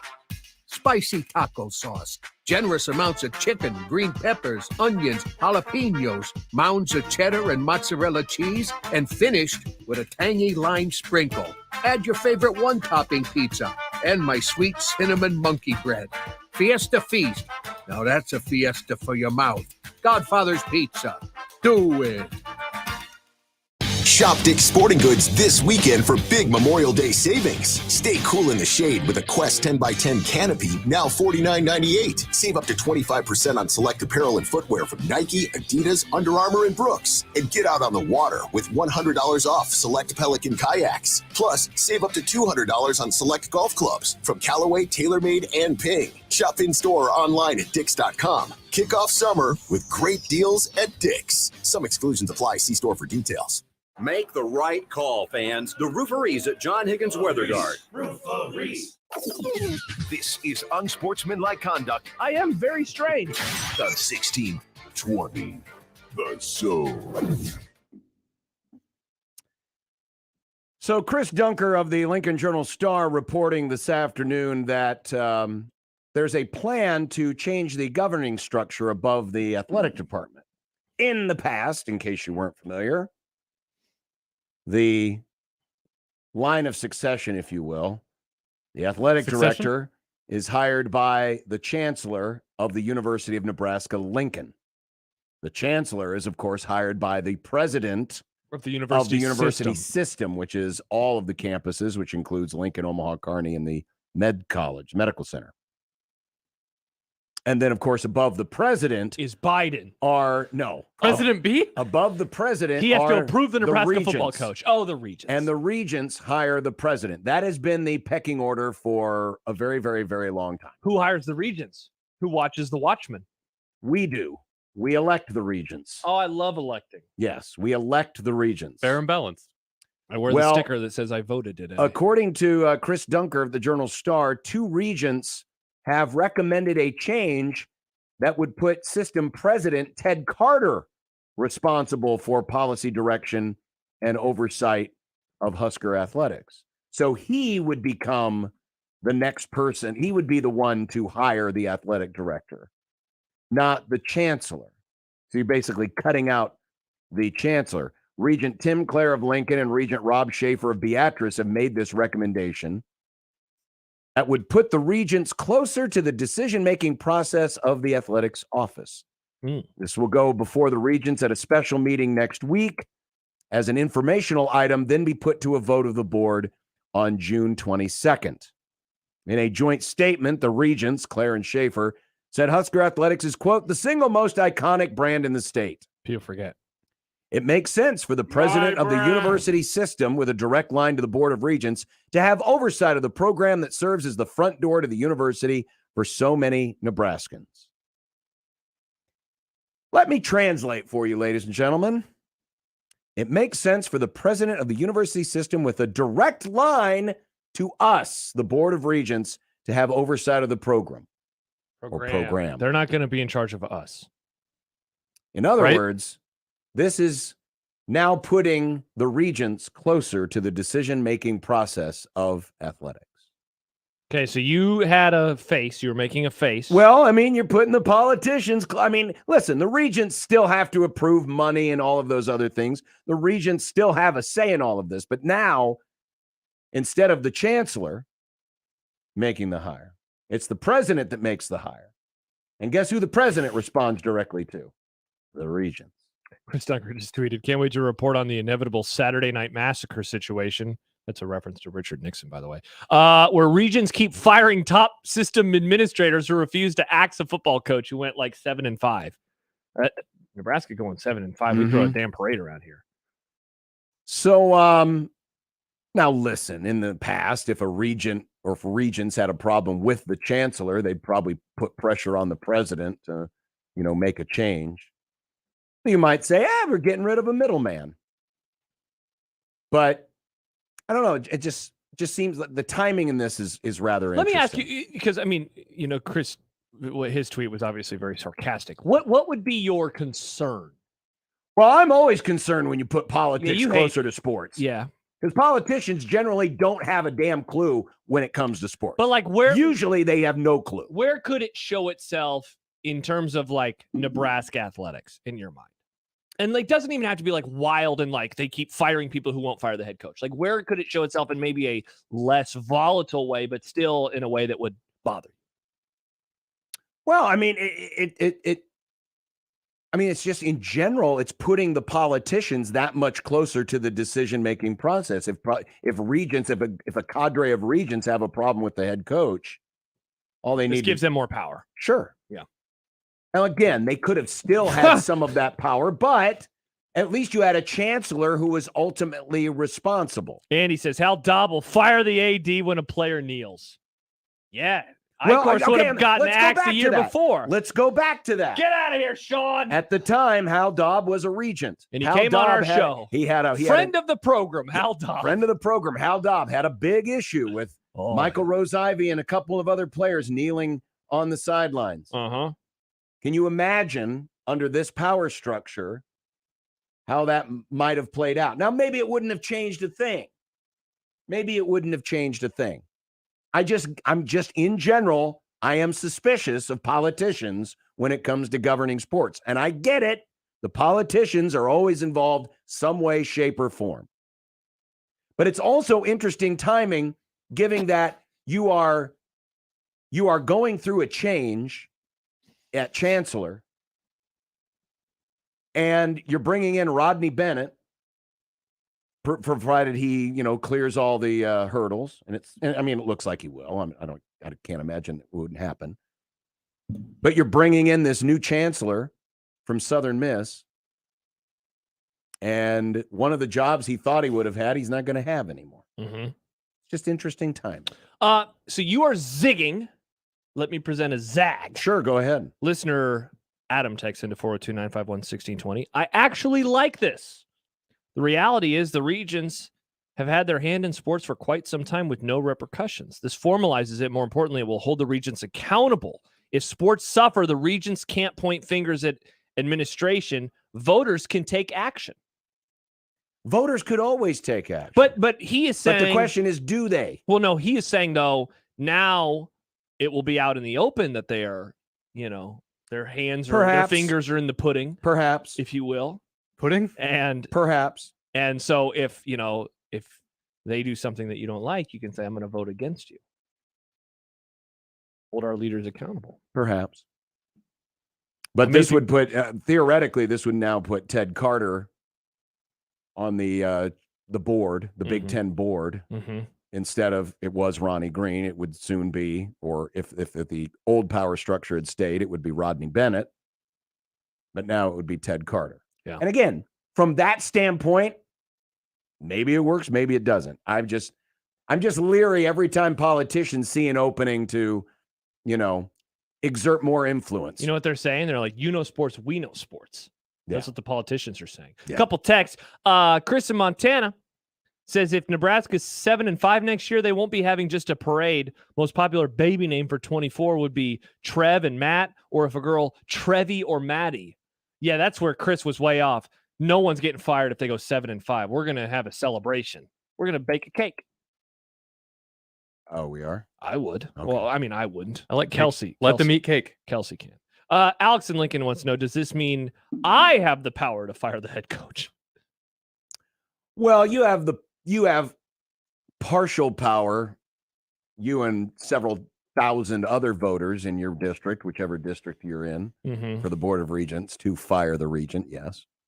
And he says, what about when the head coach's brother hypothetically sleeps with a regent's daughter-in-law?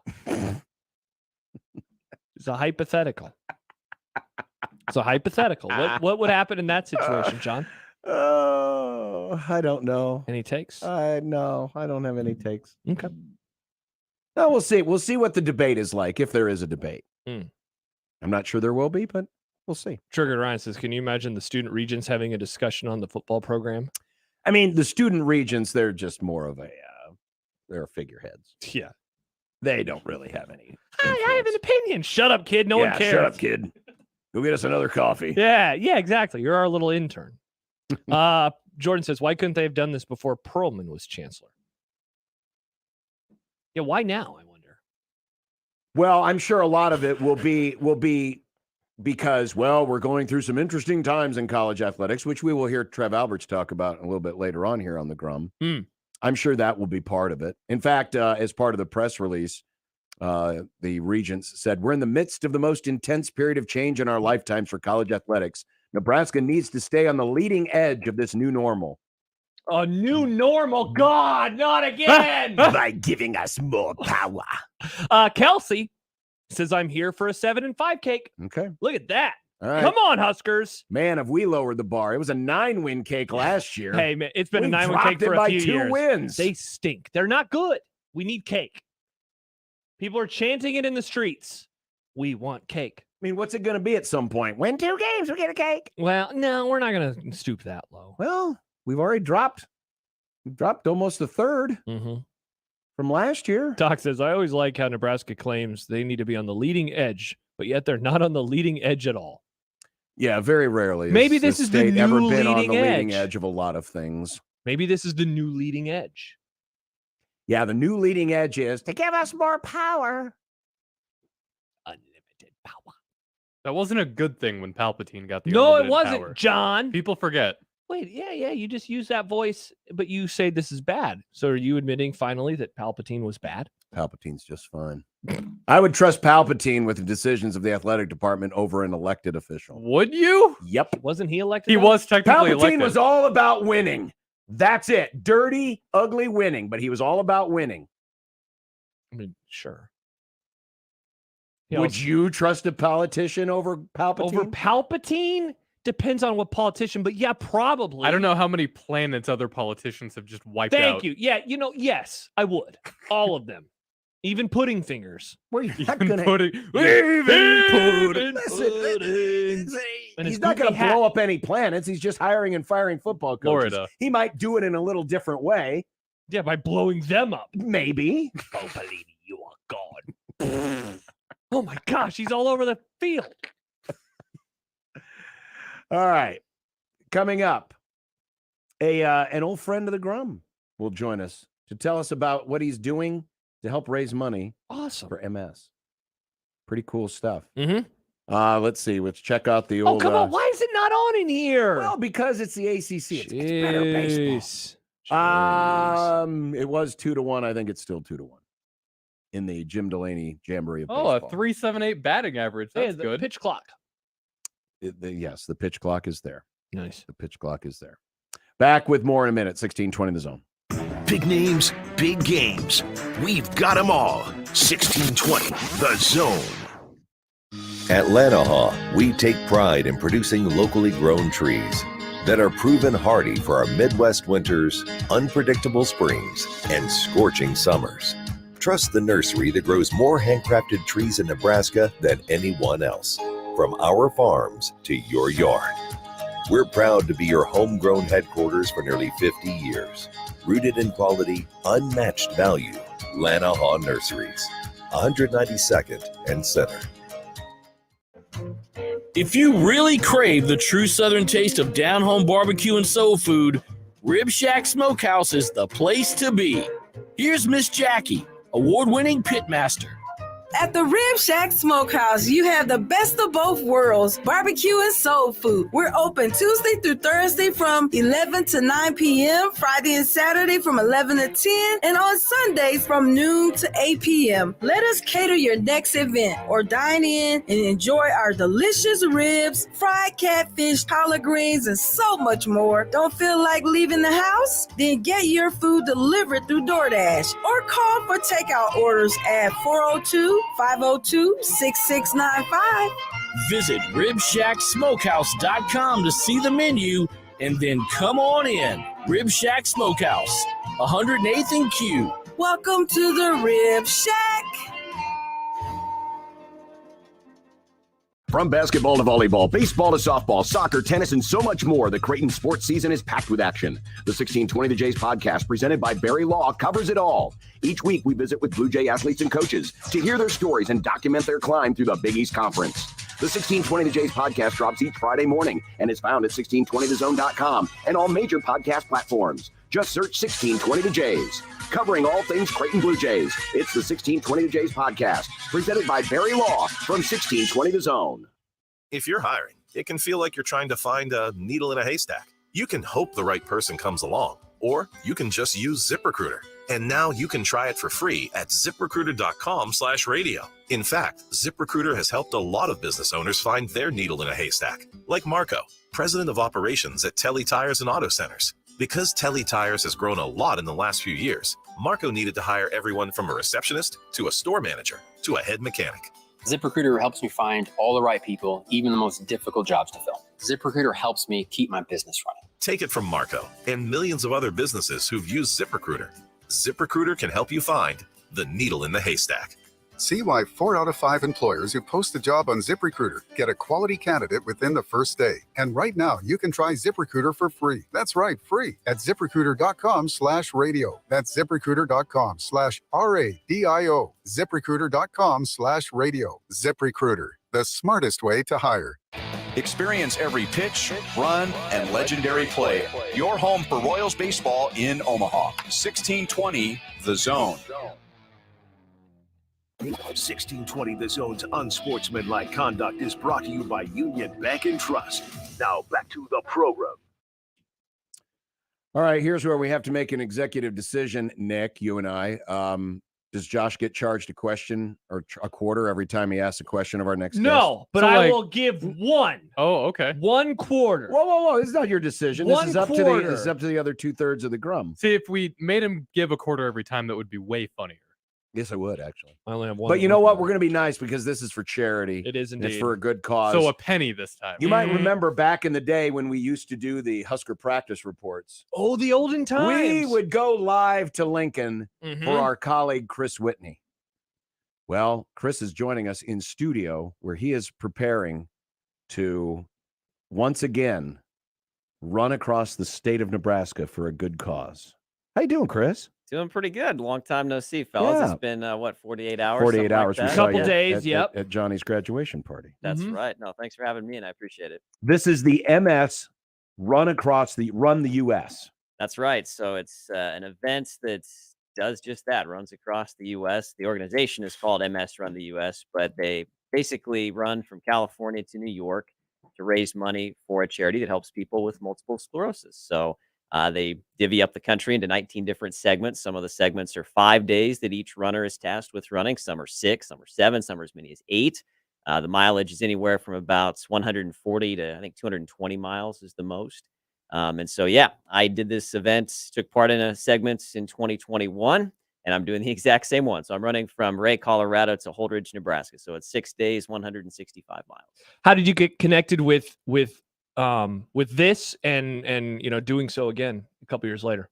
Kind of got back into running about 3 years ago, and I had seen little blurbs about this relay because after it gets to Holdridge, then it goes to Lincoln, then Lincoln to Des Moines, and so on and so forth, and actually running here through Omaha too. And so I had seen they were doing the relay virtually in 2020, so people were just kind of doing miles where they could. And so that kind of jogged my memory again. I thought, oh, maybe this is something I can do eventually as I get back into running a little bit more.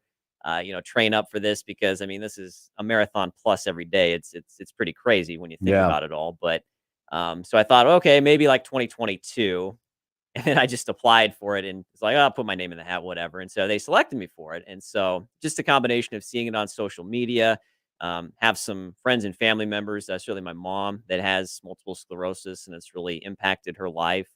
For the negative, and then just having that bond with people that have similar stories or they have MS themselves, and just what this sort of thing means to them. Is it coordinated in such a sense where the California people run their leg and then they hand off the proverbial baton? So everyone is running a leg in sequence from California to New York. Yep, that's correct. And Okay. so it's people from across the country. I mean, there's been great great support for this event. A lot of Nebraskans have done this event over the years, and I think that's how I initially kind of saw just some news media stories in previous years about it. But yeah, so each person does their thing. There are some rest days in there for the crew kind of built in. But yeah, essentially you get done with your segment, they start up with the next one the next day and keep on. It starts in April, right at the Santa Monica Pier, and goes all the way to, I think, August 20th is the last day when it gets to New York City. So, Chris, how are you doing? Because, I mean, obviously, Chris and I talk all the time about running, and I got my quarter here. You run, man? I didn't know. Yeah, but you had a gnarly injury at the end of last year, and I know that for a while you were wondering if you would do this, if you would do it in June versus later. How take the listeners through kind of your journey over the last few months and where you're at right now. So I had a pretty crappy year in 2022, not just from a running standpoint, but there's a lot of kind of hard things that happened. And so had a chance to get involved for this year. I thought, okay, this is a good deal. I really liked what this event kind of brought to my life, structure, the training, the motivation, all that sort of thing, and to do something great for a great organization. And, nearly the 1 million people across the country that have MS. And so I was out for a run, getting ready to start off the new year with one last kind of jaunt around Lake Zurinsky, New Year's Eve. And long story short, kind of wiped out 2 broken bones in my ankle, pretty nasty, both sides of my ankle, and then dislocated it as well. So I had to have surgery. Then on January 4th, about a 12-week rehab with everything. So I had signed up for this event, and here it is, middle of January. I can't even walk, can't even go to work, can't drive because it's my right foot. So I'm sitting at home trying to figure out how all this is going to happen. Yep. I don't want to leave them high and dry. Trying to get back to recovery and doing something I really like doing. But so I was finally able to get back into rehab. Did PT really well. Was able to finally start running outside in April, and fortunately, it's come back pretty strong. I was able to do the Lincoln Half Marathon and did just under 50 miles running last week. Was able to hang with you and the guys for about 7-ish miles around Mount Michael on Sunday. So the confidence is back. I have to run with a pretty hefty ankle brace still, but physically, I think it's all coming back too. Chris, it's so funny. Sometimes you and I know we'll have those moments where we're trying to explain to somebody like why we care so much about running, and it's really hard for them to understand. I know my co-host feels that way every time I want to talk about it with him, and he makes me give him quarters. What was the early part of the year? It's for a good cause. What was the early part of the year like for you? Just given, I mean, of course, you had this that you were looking forward to. You had the end of May into June, and all of the miles that would entail. Right. But what running means for you on a daily basis goes just beyond a fundraiser. So what was the early part of the year like for you?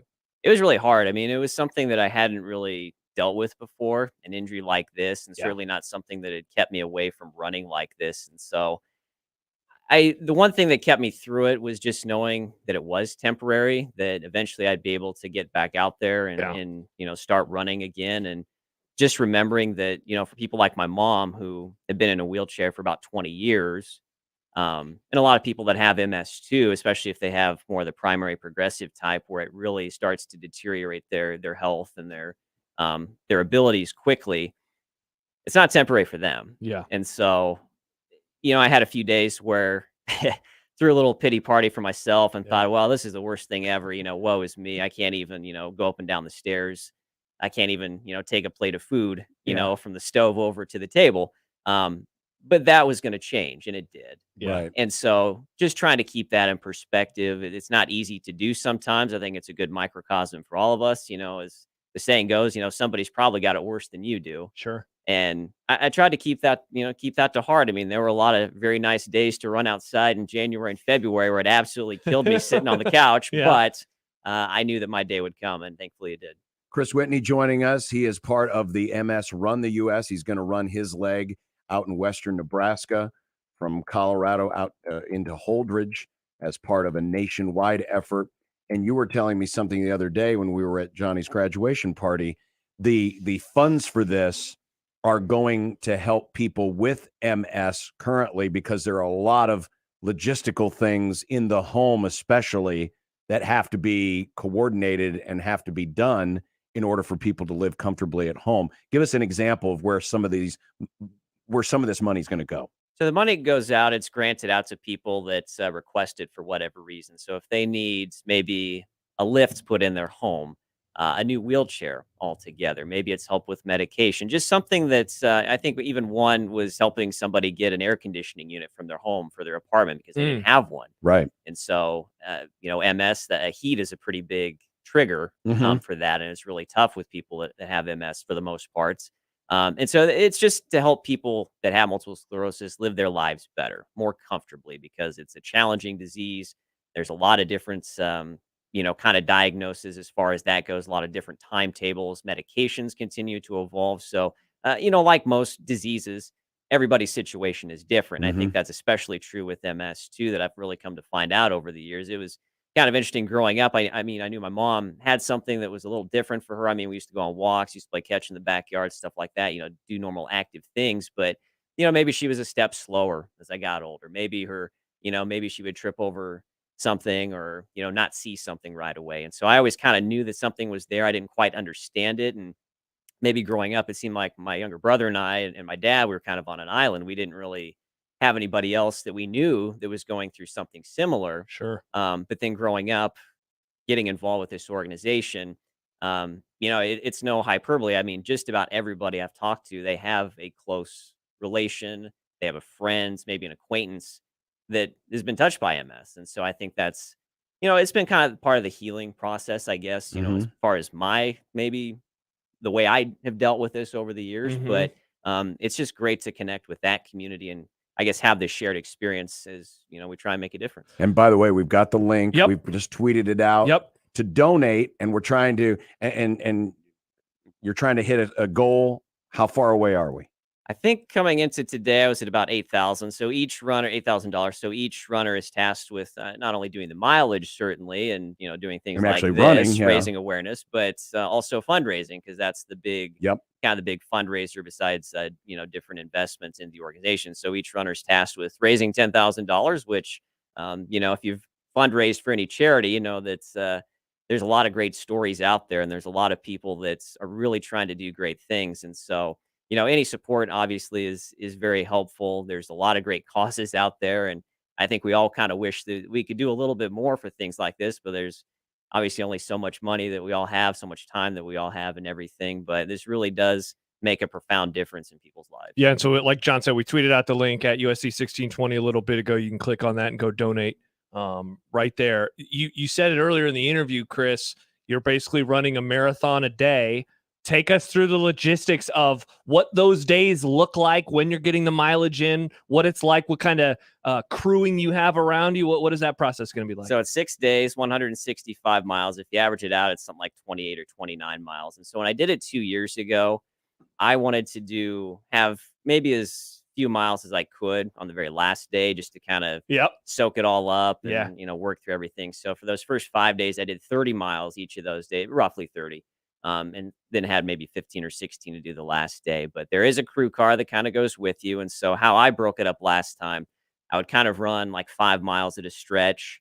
It's all along Highway 34. It really doesn't change from that. So going through Benkelman, through McCook, Cambridge, Holbrook, Arapahoe, all those places.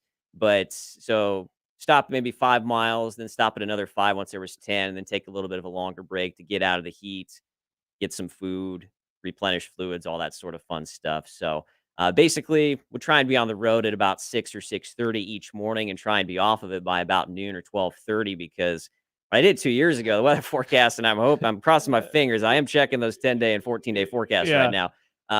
But it got quite warm. I mean, some of those days where I was finishing, it was about 85 degrees already at like noon, and would get up to around the 90s. And unfortunately, the woman who ran after me that year had MS from San Diego, adjusting to the Nebraska heat and humidity, where it got up to 100 degrees both of those days right after I had finished. And so, and that's another thing, someone like Melinda, who I just referenced, a lot of the runners on the team have MS themselves. Yeah. And the fact that they're going out and doing the mileage, putting in the efforts, telling their story, which, I mean, it's painful for me having a personal connection, but it's for the greater good. I can imagine how it is for them. But they go out there and they put it all out there as well. So I figure that's the least I can do. And I always tell people, because a couple weeks ago for Lincoln, they were like, "Oh, it's 70 whatever. It feels great outside." For if you're running, it's like 20. If you feel 20 degrees warmer, so finishing, 80 is hot. It's going to feel like 100 degrees on an 80-degree day. It is, and that was one thing that really killed me over the wintertime, because I like it when it's cold. You do. I love running in the cold. The colder, the better, unless it's like 20 below. Then that's maybe a little too cold. But it does get pretty warm out there, and thankfully my stretch out there in the southwest part of the state is a little drier, but once you start to head east, it gets a lot more humid, especially as it treks across Iowa, gets into Pennsylvania in early August. And so I had an opportunity to maybe postpone my segment a little bit and maybe run the last one of the year, but I thought, nah, if heat wise, this will be fine. I don't want to run on the narrow roads there in the East Coast and maybe have a few choice fingers thrown my way by drivers trying to go to and from. It's a little more open, a little more forgiving out there on Highway 30. When's your segment? So it's June 6th through June 11th. So it's a Tuesday through a Sunday, 2 weeks from today. So this time in 2 weeks, I'll be done with one day, and hopefully that ankle will hold up. What do the next 2 weeks then look like for you in terms of getting ready for it? So it's been kind of weird. It's about a 16 to 18 week program to kind of train up for all of this on a much truncated schedule for me. It's 2 months. So just trying to do as many miles as I can, take it as easy as I can, just get that build out there. Last week, as I said, I think I was just under 50 for the week, like 47 or 48. The program peaks at around, 60 or 70, somewhere around there. But, I feel like I've got my fitness back for the most part. I'll probably put in another good week this week. I've been out running when it's a little bit warmer, and then, maybe taper down a little bit the final week. But, so far so good at this point, thankfully. Awesome. Chris Whitney, MS Run the US. We have tweeted out the link. Go there. You can donate, help him get to his $10,000 goal. He's running in 2 weeks' time. He's going to run out in Western Nebraska. and do his part as this nationwide relay just goes from left coast to right coast. And it's for a great cause. It's going to help the people who have been affected by MS. I applaud you for everything you've done man. so far, and coming back on a bum leg with steel in there. Yeah. Lots of steel. 8 screws and a plate. Oh. So $6 million widths. I'm bionic now, I guess. Yeah, we finished on Sunday. We finished, and he took off his shoe, and just seeing, what he has to do to hold that ankle in place. Yeah, I applaud you, man. That's very impressive. Yeah, it really very is. impressive. Congratulations. Thank you. Thank you very much. It'll be fun. And yeah, I think even just real quick on the 11th. So the great folks out at Lost Way Brewing in Holdridge, I think they're going to host us. So if you're out and about, want to check out a beer, see a bunch of folks wearing orange, that's what it's all about. All right. Well, keep us up to date as well. And you, by the way, you can follow Chris at Chris Runs for MS, CHRIS, at Chris Runs for MS on Twitter. And I'm sure that you might not be doing it directly, but someone will be tweeting on your behalf while you're running. I don't know about the coverage out there. It's I haven't tried it. It is Western Nebraska. It is Western Nebraska. Yeah. But, they have cell phones out there. Oh, that's good. Actual Western Yeah, Nebraska. look, this is legit Western Nebraska. This is the real This Western isn't like Nebraska. Kearney, Western Nebraska. Chris, awesome job. Thank you, Chris. Congratulations. Good luck. And keep us posted on how everything's going. Will do. Thanks so much, guys. Chris Whitney, again, at Chris Runs for MS. And the link is available right now on the JTech Construction Zone Twitter feed. Let's help him get over $10,000. Yeah. So he can supersede his goal and help out the folks who are affected with MS. The happy hour is coming up next right here on 1620 The Zone. Live from the Host Coffee Studio, this is 1620 The Zone. 1620 The Zone. Traffic. From the Zoom Drain Time-Saving Traffic Center, heads up a wreck with injuries on northbound 108 at Crown Point Ave is causing delays. Also an accident on northbound 168th at the Dodge Expressway. The entrance ramp from northbound 680 to Dodge is partially blocked because of a wreck. Also an accident on westbound I-80 at 60th. A crash on westbound Maple at 142nd. And then a heads up, traffic lights are malfunctioning at 144th and Pacific, affecting all directions. I'm Mike Neville. This time-saving traffic is brought to you by the Nebraska Lottery. Honk if you love trucks and bucks. The Nebraska Lottery's most popular scratch ticket is back, and you could get one of 8 beautiful new trucks. Visit any Nebraska Lottery retailer and play today. Top prize odds, 1 in 336,000. Businesses of Omaha, settling for a website that looks like it's stuck in the early 2000s? Then it's time to level up with JM Online. Our local team builds custom websites that solve unique business needs. We're not your typical web design company. We're your partners in online success. Ready to take your website to the next level? Go to jmonline.com and request an initial call. Ever walk through a door and see all the trucks? Yeah. It's kind of like that at Gretna Auto Outlet. Half-ton trucks, 3/4-ton trucks, dualies, gas or diesel. Gretna Auto Outlet will be happy to show it to you. They don't call it truck heaven for nothing, Stop in the climate-controlled comfort of the indoor showroom or online with the virtual showroom at GretnaAuto.com. Gretna Auto Outlet, open Sundays too, just north of Nebraska Crossing on Highway 6 in Gretna. Think spring? Think Lanahaw Garden Center. We offer the most complete selection of landscape supplies and plant material for all of your projects. Lanahaw is your one-stop shop for all of your outdoor needs. Rooted in quality, unmatched value. Lanahaw Nurseries, 192nd and Center. Prescriptions require an online consultation with a healthcare provider who will determine if appropriate. Restrictions apply. See website for details and important safety information. Subscription required. Price varies based on product and subscription plan. Hey guys, did you know there's a generic form of Viagra that works just the same, but costs as low as $3 per dose? And you can get it online? Just go to 4hims.com/radio. Through HIMS, you'll get a free medical consultation, discreet shipping if prescribed, a 100% online process, and trusted generic alternatives to the name brands at just $3 per dose. That's right, get generic for Viagra, the same active ingredient as brand name Viagra, but only $3 per dose. It's the same medication, still prescribed by a licensed medical provider, but with zero copay, no expensive appointments, and no awkward face-to-face conversations. To start your free online visit, you need to go to this exclusive address, 4hims.com/radio. That's forhims.com/radio for your free online visit. forhims.com/radio. Tickets for less. Best seats, best prices, no per ticket fees. Ticketsforless.com. KOZN Bellevue, Omaha, Council Bluffs. This is 1620 The Zone.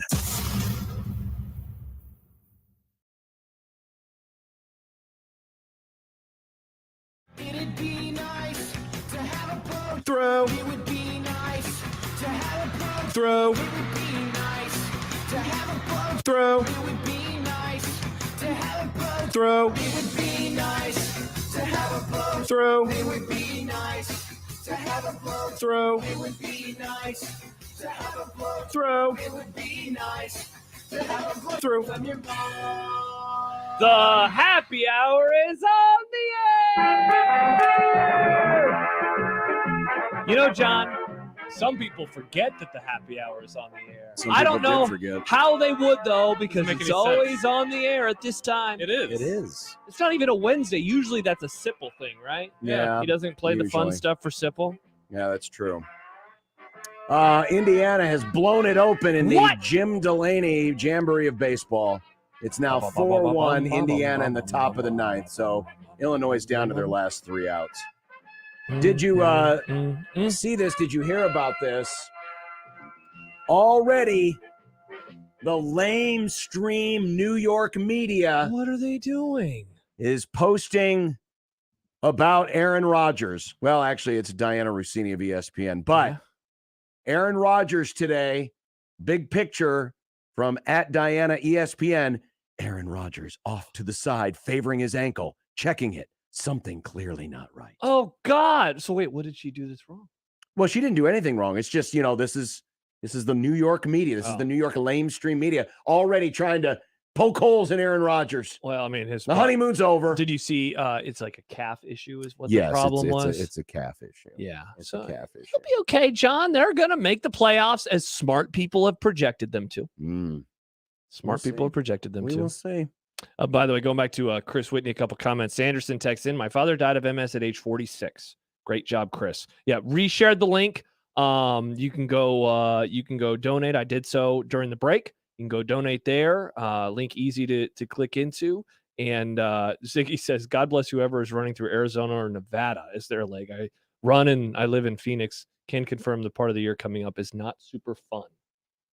Well, we will try to remember to tweet out that link daily so that in case you miss it, so we can get him above his goal. And Chris will be doing his run in 2 weeks. 2 weeks' time across western Nebraska. Actual western Nebraska. We were mentioning earlier, the Board of Regents are looking at changing how the governing structure works, putting the university president above Trev Alberts instead of the chancellor. Well, Trev Alberts was on his radio show last night on the Husker Network and was asked about a few things. And I thought we would play some of this audio because certainly, as we talked about earlier in the Grum, check it out in the radio replay section, the controversy over the Big Ten's television contracts. I'm rolling my eyes right now for those who aren't watching. And how everything had to be fixed by Tony Petitti, the new commissioner. Well, one of the issues was games in prime time. How tolerances have been violated. Good Lord. How Ohio State and Michigan State, we have these tolerances. We don't want to play night games in November because it can be dangerous. It can be too cold. Very cold. Oddly though, they're going to play like home playoff games probably in the Big Ten in like December. And some of those might have to be at night too, John. Well, here was Trev Alberts talking about playing games at night. The big noon kickoff on Fox has been a great addition, right? So noon on Fox, linear. The 2:30 Central window on CBS. You look at what CBS, while that was an undervalued deal probably for the SEC, that television partnership with CBS was massively important in building the SEC's brand and recognition. So then we go to the 2:30 window, linear TV, and end in prime time on NBC. Now, if you've watched the NFL on primetime and NBC, and the commitment. It's literally like a mini Super Bowl every Saturday night. And so I can only tell you from the university's perspective at Nebraska. Now, of course, this is part of our history and our DNA. We've built our brand on being willing to play primetime games against great opponents. You know, I grew up watching Oklahoma, Nebraska, right? ABC. And so if you're asking, will Nebraska be interested in playing primetime games? I got my hand up every day and twice on Saturday because we think the University of Nebraska in primetime is a great opportunity to showcase everything that's great about the state of Nebraska, the University of Nebraska, and more importantly, our football program. I look forward to Kornheiser and Wilbon going off. What are they going to be mad Trev about Albert now? saying, I can't believe that Nebraska doesn't have tolerance for tolerances. He says we agree with the Big Ten and we love the Big Ten. That's what Trev just said there. They can't get mad at him for that. Well, no, they can get mad at him for disagreeing with the big boys who don't want to play their games. But remember, Wilbon is a Northwestern guy, so he's going to stand. I stand with Trev, says Mike Wilbon. Well, either way, that is of course the right answer. Yeah, it is. You know, and again, this was the part of the whole story from Pete Thamel that was weird.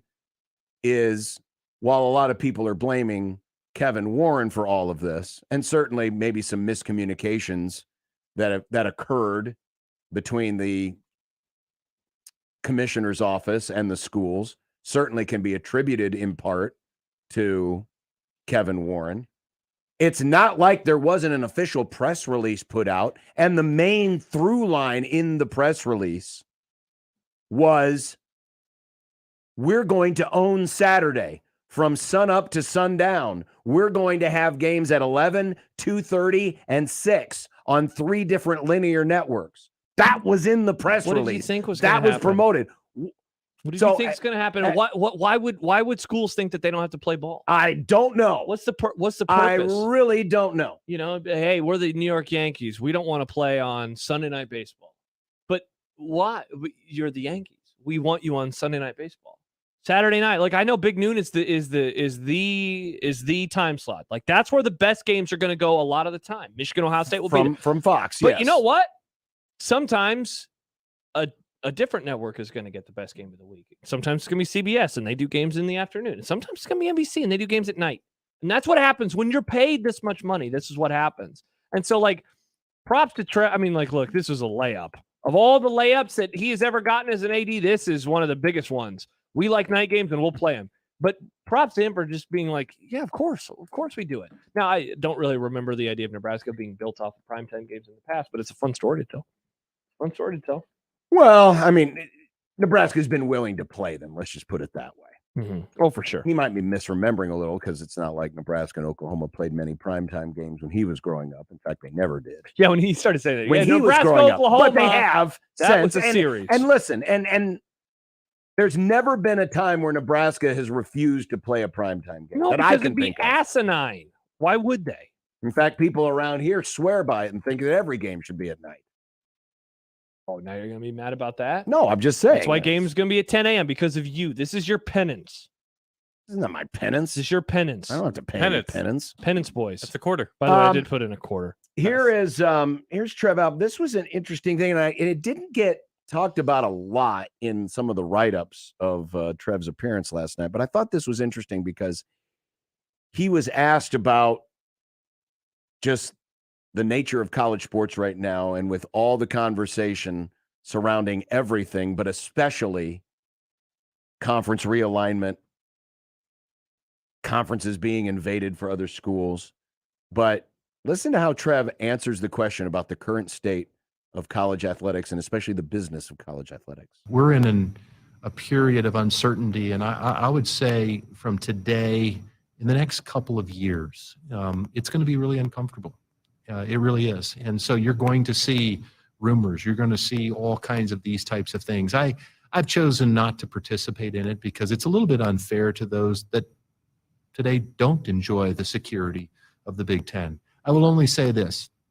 Data will drive, from my estimation, data will drive the decision-making. It has to. I think the Big Ten has a great leader now in Tony Petitti. I've been really impressed with him as the commissioner of the Big Ten Conference. I think it's really important for him to get a clear understanding of, first of all, where we are in our television contracts. Let's get those long forms executed. Let's create the right structure in the Big Ten office. And then ultimately, we'll keep a keen eye aware on what's going on in terms of expansion.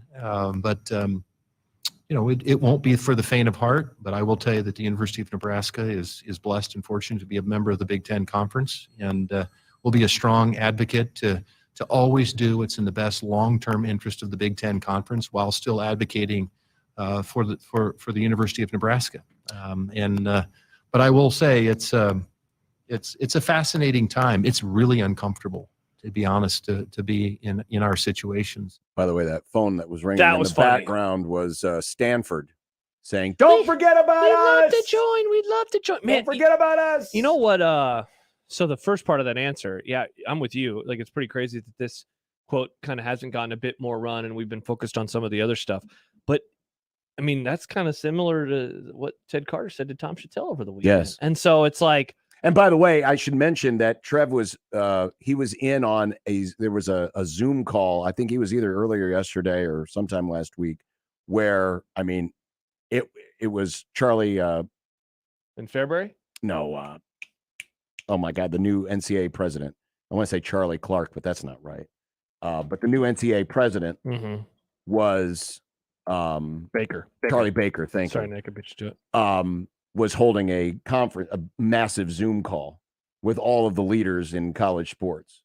And I think that's where, some of this is coming from. I mean, it's an acknowledgement everywhere that what we saw last week with the ACC, what's continuing to go on in the Pac-12, that it's not even like an open secret. Like, it's all out. It's all out on Front Street right now. It's all out there. And, we keep talking about what the end game is in all of this and how things are going to go. And so far, things have, yes, there's been some seismic shifts. Nebraska leaving for the Big Ten, and Colorado and Utah leaving for the Pac-12, and Texas A&M leaving for the SEC, and now Texas, Oklahoma. But it almost feels like the next step, whatever it is, isn't going to be one or two schools shifting. Whatever the next step is going to literally, for the first time, implode a conference. Yeah. Because none of the other moves so far have really imploded a conference. Yes, the Big East, as it was, got reformed. But there is still a Big East, But and a lot of those schools are It just still doesn't there. have a football component anymore. But it didn't destroy the Big East. The Big 12 is still around, The Big which 12 is- surprises yes. us from a decade ago. The Yes, it does. Pac-12, I mean, it's teetering, but it's still around. The ACC, it's still around. Obviously, the Big Ten and the SEC. But that's what Ted Carter said. Again, he told that to Tom Chattel in the column that ran over the weekend. And, I mean, we hit on it last week. It does seem like at this moment, the two big conferences, I don't think that they want to poach a school because then they will get blamed for ending the Pac-12. But let's say that the Pac-12 falls apart because a couple schools go to the Big 12. Well, then they were leftovers. We added them. Yeah, it does seem that it is moving in that direction. That it is the result of this is going to be a conference or conferences ending just because the teams leave. And some of the talk has been that essentially it's, the Big 12 is trying to position itself to be the third conference. I mean, it's an acknowledgement that, hey, there's nothing that's going to fracture the Big Ten. There's nothing that's going to fracture the SEC. These are the two rock solid foundational conferences. In whatever form they are, they're going to be what they are. Even if there can't be November night games. But now the positioning is who can be number 3, who can be left over. And that's what the Big 12, that's why the Big 12 has been connected with UConn and connected with Gonzaga and connected with the four corner schools, if you will, the Arizona States, Colorado's, from and all Utah. over the place. They're trying to position themselves to be the number 3 conference. And while they can't match the SEC and the Big 12 or Big 10 in terms of name brands, they don't have Michigan, they don't have Alabama, they don't have LSU, they don't have Georgia. But they could while they don't have really any A-listers, they could be a really strong B-list conference where they have a bunch of B-listers like Kansas and Arizona And it State. could allow them to survive. And yes. And Isn't that what it's about, right? Yes, it's all about survival. Look, maybe you can't be the richest person in the world, but what's wrong with surviving and being, fairly compensated to do so? But it's interesting. I mean, it's now, you're right. It's out in the open. Yeah, it really is. The next 2 years, very uncomfortable. Yeah, it realignment in the past has never taken place like this. Where administrators, athletic directors, presidents, chancellors, like they're openly talking about it in a way that they never did previously. And technically, it doesn't involve the Big Ten. Yes, the Big Ten will likely swallow up a school or two, but this isn't about, going after another big brand. This is about now, what do we do when everything around us blows up? Mm-hmm. Where do we pick up the pieces? Douglas emails in, how good does the move from the Big 12 to the Big 10 look now with all the changes going on? I know we've all lamented the fact that the Huskers aren't dominating the sport or that sport, but dang, think if we were still in the Big 12 trying to get to the table to negotiate. Yeah, if I know I have at times been like, this stinks, and I know I really felt that way in 2020 when it just seemed like Nebraska was kind of on an island on a lot of things.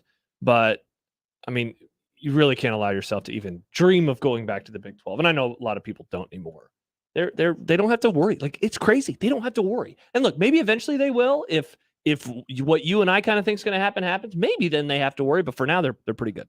For now, they're in a nice spot. One more quote here from Trev Alberts, and it has to do with tickets and the capacity of Memorial Stadium. They're redoing the east balcony. The entire east balcony is going to look like the west balcony, where it's going to be all club seats. Mm-hmm. And here's what he had to say about what the stadium might look like and the future of the plans of the stadium. Yeah, as of right now, when we transitioned that east balcony, there was some contraction because once you put chair backs, it takes physically more space. And so there's some of that. But by and large, the supply-demand issue really isn't being addressed yet. That's part of our larger modernization plan that we're looking at as we rethink Memorial Stadium. We've continued to work really hard with our executive team, and we've talked about that a little bit. But here by the end of the summer or early fall, we hope to have our report that we can send back to President Carter and the Board of Regents on a recommendation about how we move forward within Memorial Stadium. As you mentioned, 100-year-old stadium, iconic structure. Our job is to ensure that we have a sound business strategy moving forward for the next 25 to 50 years. But right now, while there's some slight variations, and our team continues to go out and take a look at, how can we widen some of the seats to create some immediate comfort. So there's a little bit of reduction in overall capacity, but by and large, that's not affected significantly at this time.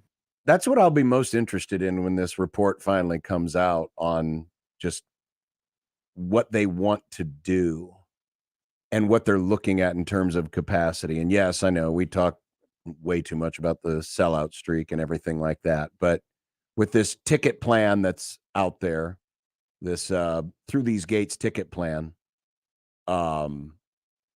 as Indiana is trying to choke away this game here. Yeah, seriously. Illinois is back in it. They're one run down in the ninth. That how everything's going to work, because unlike, like at Texas A&M, when they redid that stadium, they did it all in one off season. Pretty crazy too. But you can do that in Texas because the weather's good all year and it's conducive to being able to, do a lot of heavy lifting. Literally. But how Nebraska is going to be able to revamp and redo the stadium, and you're going to lose South Stadium for a season, if not two. Yeah. You'll lose an entire section of the stadium, theoretically. Which right now houses, obviously, a bunch of season ticket holders, but it also houses a large chunk of the student section. So are you going to say, we'll keep the student section the same size and move it over into East? Because they're going to have to do something with that. Yeah. They're going to have to do something with those unless they just say, sorry, the students, we're going to cut down the student section size, all of the season ticket holders. And they're going to lose thousands of seats for at least one season. Thousands. Tens of thousands. How many seats are in the South Stadium? 25? 30? Yeah. I think it's at least that many. So let's say it's 30. So you're talking about a stadium that is under 60,000 seats for one season. And then, of course, the ultimate changes of what happens with, just the stadium capacity in general. It's going to be something different. And in a way, this change could only kind of happen maybe with Trev in charge. It's like, I see the leeway that he and even Matt Rule have gotten, and I wonder if any athletic director prior, and I think it would have been ridiculous, but it feels like they would have caught a lot of grief for it. But he is just kind of like, this is what we're doing because we got to do it. And I'm like, okay, sounds good, Trev. Everyone just kind of says that with him. All right, sounds good, Trev. Well, they trust him. Yeah, and look, I'm not saying that. I hope it doesn't come across as snarky. By the way, Indiana just won 4-3. I'm not trying to be snarky. I just think it's a fact that he has been able to kind of do whatever he wants, And for now, he hasn't given any reason to be critical of it. All right, still to come. We've got some unsportsmanlike content. And let's see, what else do we have here? Oh, well, speaking of the Pac-12, update on the Pac-12. It's not good. Oh, that's not good. It's not good. Coming up on 1620 The Zone. Your Omaha area forecast from Canoyer Garden Center and KETV News Watch 7 on 1620 The Zone. Mostly sunny and pleasant this evening with the temperatures in the lower 80s. Mostly clear tonight. We should drop back into the upper 50s for a low. And mostly sunny on Wednesday. A few clouds in the afternoon. Highs in the mid-80s. I am Chief Meteorologist Bill Rainby from KETV News Watch 7. 1620 The Zone's unsportsmanlike conduct brought to you by a great friend of the program, Union Bank and Trust. 1620 The Zone. Traffic. From the Zoom Drain Time-Saving Traffic Center, looks like an accident on northbound 108th at Crown Point Ave is still causing delays. Got a crash with injuries on McKinney Street at Mormon Bridge Road. The entrance ramp from northbound 682 Dodge is currently blocked, and it's causing stop-and-go traffic through there. And then if you're east on I-80, delays between 680 and 60th. If you're west on I-80, delays between 60th and 480. I'm Mike Neville. It's good to be able to make a change, to never feel stuck. That's why at Cox, we're making a change too. Now Cox Internet plans are flexible, so you can choose to just go with Internet, add TV tomorrow, or home automation down the line. It's easier than ever to get just what you want and nothing you don't. Flexible plans from Cox. Change anytime. No commitments, no penalties. See for yourself at cox.com/internet. Additional services can be added at then current regular rates. All services subject to residential customer service agreement and acceptable use policy. Restrictions apply. Save big when you shop at Woodhouse Ford in Plattsmouth during our hail sale. Take advantage of additional discounts on the Ford F-150, Explorer, Edge, and Escape. Now is the time to purchase your next vehicle with Woodhouse Ford in Plattsmouth. Our knowledgeable and friendly sales staff is ready to assist you in your car buying journey. Find the Ford you've always wanted at a discounted price for a limited time. Shop all our inventory and savings now at WoodhouseFordSouth.com. What does Saul's loan on? Almost everything, like jewelry, gold chains, bracelets, earrings, wedding rings, and high-end watches, guns, electronics, $10 to $50,000, super fast and easy with no credit check. Saul's loans on almost everything. If you're hiring, it can feel like you're trying to find a needle in a haystack. You can hope the right person comes along, or you can just use ZipRecruiter. And now you can try it for free at ZipRecruiter.com/radio. In fact, ZipRecruiter has helped a lot of business owners find their needle in a haystack, like Marco, president of operations at Telly Tires and Auto Centers. Because Telly Tires has grown a lot in the last few years, Marco needed to hire everyone from a receptionist to a store manager to a head mechanic. ZipRecruiter helps me find all the right people, even the most difficult jobs to fill. ZipRecruiter helps me keep my business running. Take it from Marco and millions of other businesses who've used ZipRecruiter. ZipRecruiter can help you find the needle in the haystack. See why 4 out of 5 employers who post a job on ZipRecruiter get a quality candidate within the first day. And right now, you can try ZipRecruiter for free. That's right, free at ZipRecruiter.com/radio. That's ZipRecruiter.com/RADIO. ZipRecruiter.com/radio. ZipRecruiter, the smartest way to hire. Unsportsmanlike conduct with John Bishop and Josh Peters. I'm a fan of Coug fans. John Bishop here for Coug fans. Who doesn't like Coug? On 1620 The Zone. Sports Flash. Time for an unsportsmanlike I already conduct announced that sports Indiana. flash I thought you said update. Indiana won. No, from the Sports Flash Sports Desk. Oh! Possibly could be more important than the Jim Delany Jamboree of baseball. Well, basically everything in my entire life, I would for starters. Everything? Everything. But Tyler Knack, or is it Knock? He's the one who knacks. He's coming to Nebraska, John. He's an offensive tackle. He was in the portal. He has 4 years. 4 more years of eligibility left. He says, hashtag the standard, hashtag trust the process, at Husker FB Nation, at Huskers, at the Quinta. I should say his last name. I apologize. Thank you for the title for the segment. Sports Flash? He's the one who Knacks. He's the one. Oh, do you need to know how to spell his name, Nick? Knaak, right? Nailed it. Good job, John. I'm proud of you. There you go. You thought Nebraska wasn't going to go into the portal, and they did. Boom! How about them apples? I don't know, but this week's zone deal is to Le Voltaire, a locally owned French restaurant serving Omaha for over 22 years. Unpretentious down-home cooking with French flair. And this week, get 2 $25 vouchers, which is a $50 value. For only $25, they go on sale this Friday at 1620thezone.com. Hey, Le Voltaire, did Nebraska just get a new player out of the portal? You know what they would say? Oui. That means yes. That means yes. That means yes. I see. Yep, I said it twice. The celebrity of Michael Block has grown. Did you guys talk about him yesterday? Yes. Proud of you. I'm proud of you. Why? Because you hate that tournament. You hate golf, and you talked about it. I don't hate golf. I hate humanity. I just think that tournament is a minor major, but I was very happy for Michael Block. He had a very good tournament.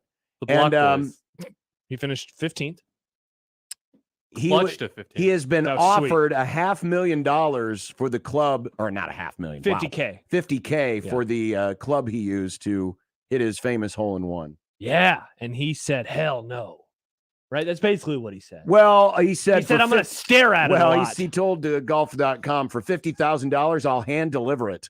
Oh. All I know is that thing isn't going to be too far out of my eyesight anymore. I don't think I made $50,000 per year until 10 years ago. Good for him, man. So he's making money off. First of all, No offense. Why would anyone pay $50,000 for that club? For the history, John. It's an artifact. But it's his history. They're rich and they like throwing money. It's an artifact. Hey, listen, I don't have a problem. If he wants to cash in, let him cash in. If I went to someone's house and they were like, check out this club, and I'd be like, oh man, what is that? And they were like, remember that guy? And you'd be like, no, I don't remember that guy. That's a weird thing. Like if this was, Honus Wagner, well, he's a baseball player, but if this was, if this was Bobby Jones, he was a golfer, Nick. If this was the club that Jack Nicklaus used to hit over the head of Lee Trevino in the '68 Open, perfect. Yeah, I hate you, Lee. Yeah, you hit him over. If this was the club, the Tiger Woods, the thing with his wife, like that Elon you threw at his SUV, that would be an interesting golf club to own. If this was the Happy Gilmore club that looked like a hockey stick, but just a random guy who hit a hole-in-one, like that would be weird. That would be. Somebody wants to give me $50,000 for a golf. Hey, listen, we'll take that. This dude's cashing in. That's a reminder that Chris Whitney needs only $2,000 to reach his goal, and you can go donate today. We tweeted out the link earlier. Did you? I know you don't. I was talking to your wife on Saturday. We were lamenting how you don't show emotion, except for the time when Jack Mitchell, where you left Jack and you both cried like babies on the radio. Did you get a little emotional though when Mr. Block was talking on CBS and they talked about his son? Did he melt your icy heart? Because I was crying. No, I was watching Indy 500 qualifying. That would make me cry. I had forgot that the tournament was even on. I mean, I enjoyed watching the clips. I saw the clips, and did we you played see the clip some of him like watching it and crying?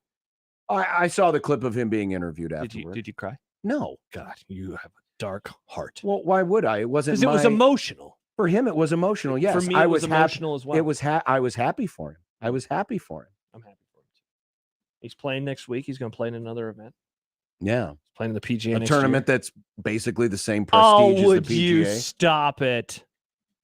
You're a real mean person. The only thing that took away from this was the fact that it ignored again the fact that a live golfer won this tournament. That should have been the real story. But again, Live Jim golfer Nantz, turning everything over and trying to ignore the superior Live Golf. Do we have the video of him in coming up in content today? Of Mr. Koepka? Yeah. Yeah. Okay, thank God. Have you seen this? Have you heard about this, Nick? I don't think so. All right. Well, that'll be fun for Well, you wrote the question. Of course you've seen it. He has definitely seen it. Okay. He's Just wait. Definitely seen it. Just wait. The latest on the Pac-12. Is it still around? It's still around. As far as I can tell, they're still playing the baseball tournament. Did all the players just get Thanos? Oh, The second... Thanos. Yeah, Thanos. Just Thanos. Okay. Thanos. Yeah. Des Moines. They pronounced Thanos and Thanos. What the hell are you talking about? In the movies. English, please. Thanos, Johnny, snapped his fingers and half of the population and all the universes went away. Some people Anyway, in the movie called him Thanos. Cool. No, Danny to the Dodd Pac-12. over at CBS reporting Oh, what is he saying this time? that ESPN is now out of the bidding for the primary rights holder for the Pac-12. Yeah, actually, I've seen this other places too. Not great. So now the plan, according to Dodd and CBS Sports, the main bidder right now could be NBC. Well, they need prime time games. But not NBC over the air. No. Like USA? To put it on USA Network. Oh, man. USA is home to shows like Suits and Monk. Wasn't that the show called And Monk? WWE Raw. Sure, that too. And SmackDown. No, that's on Fox. Oh, my yeah, bad. Nick, come on, man. Sorry. Wow.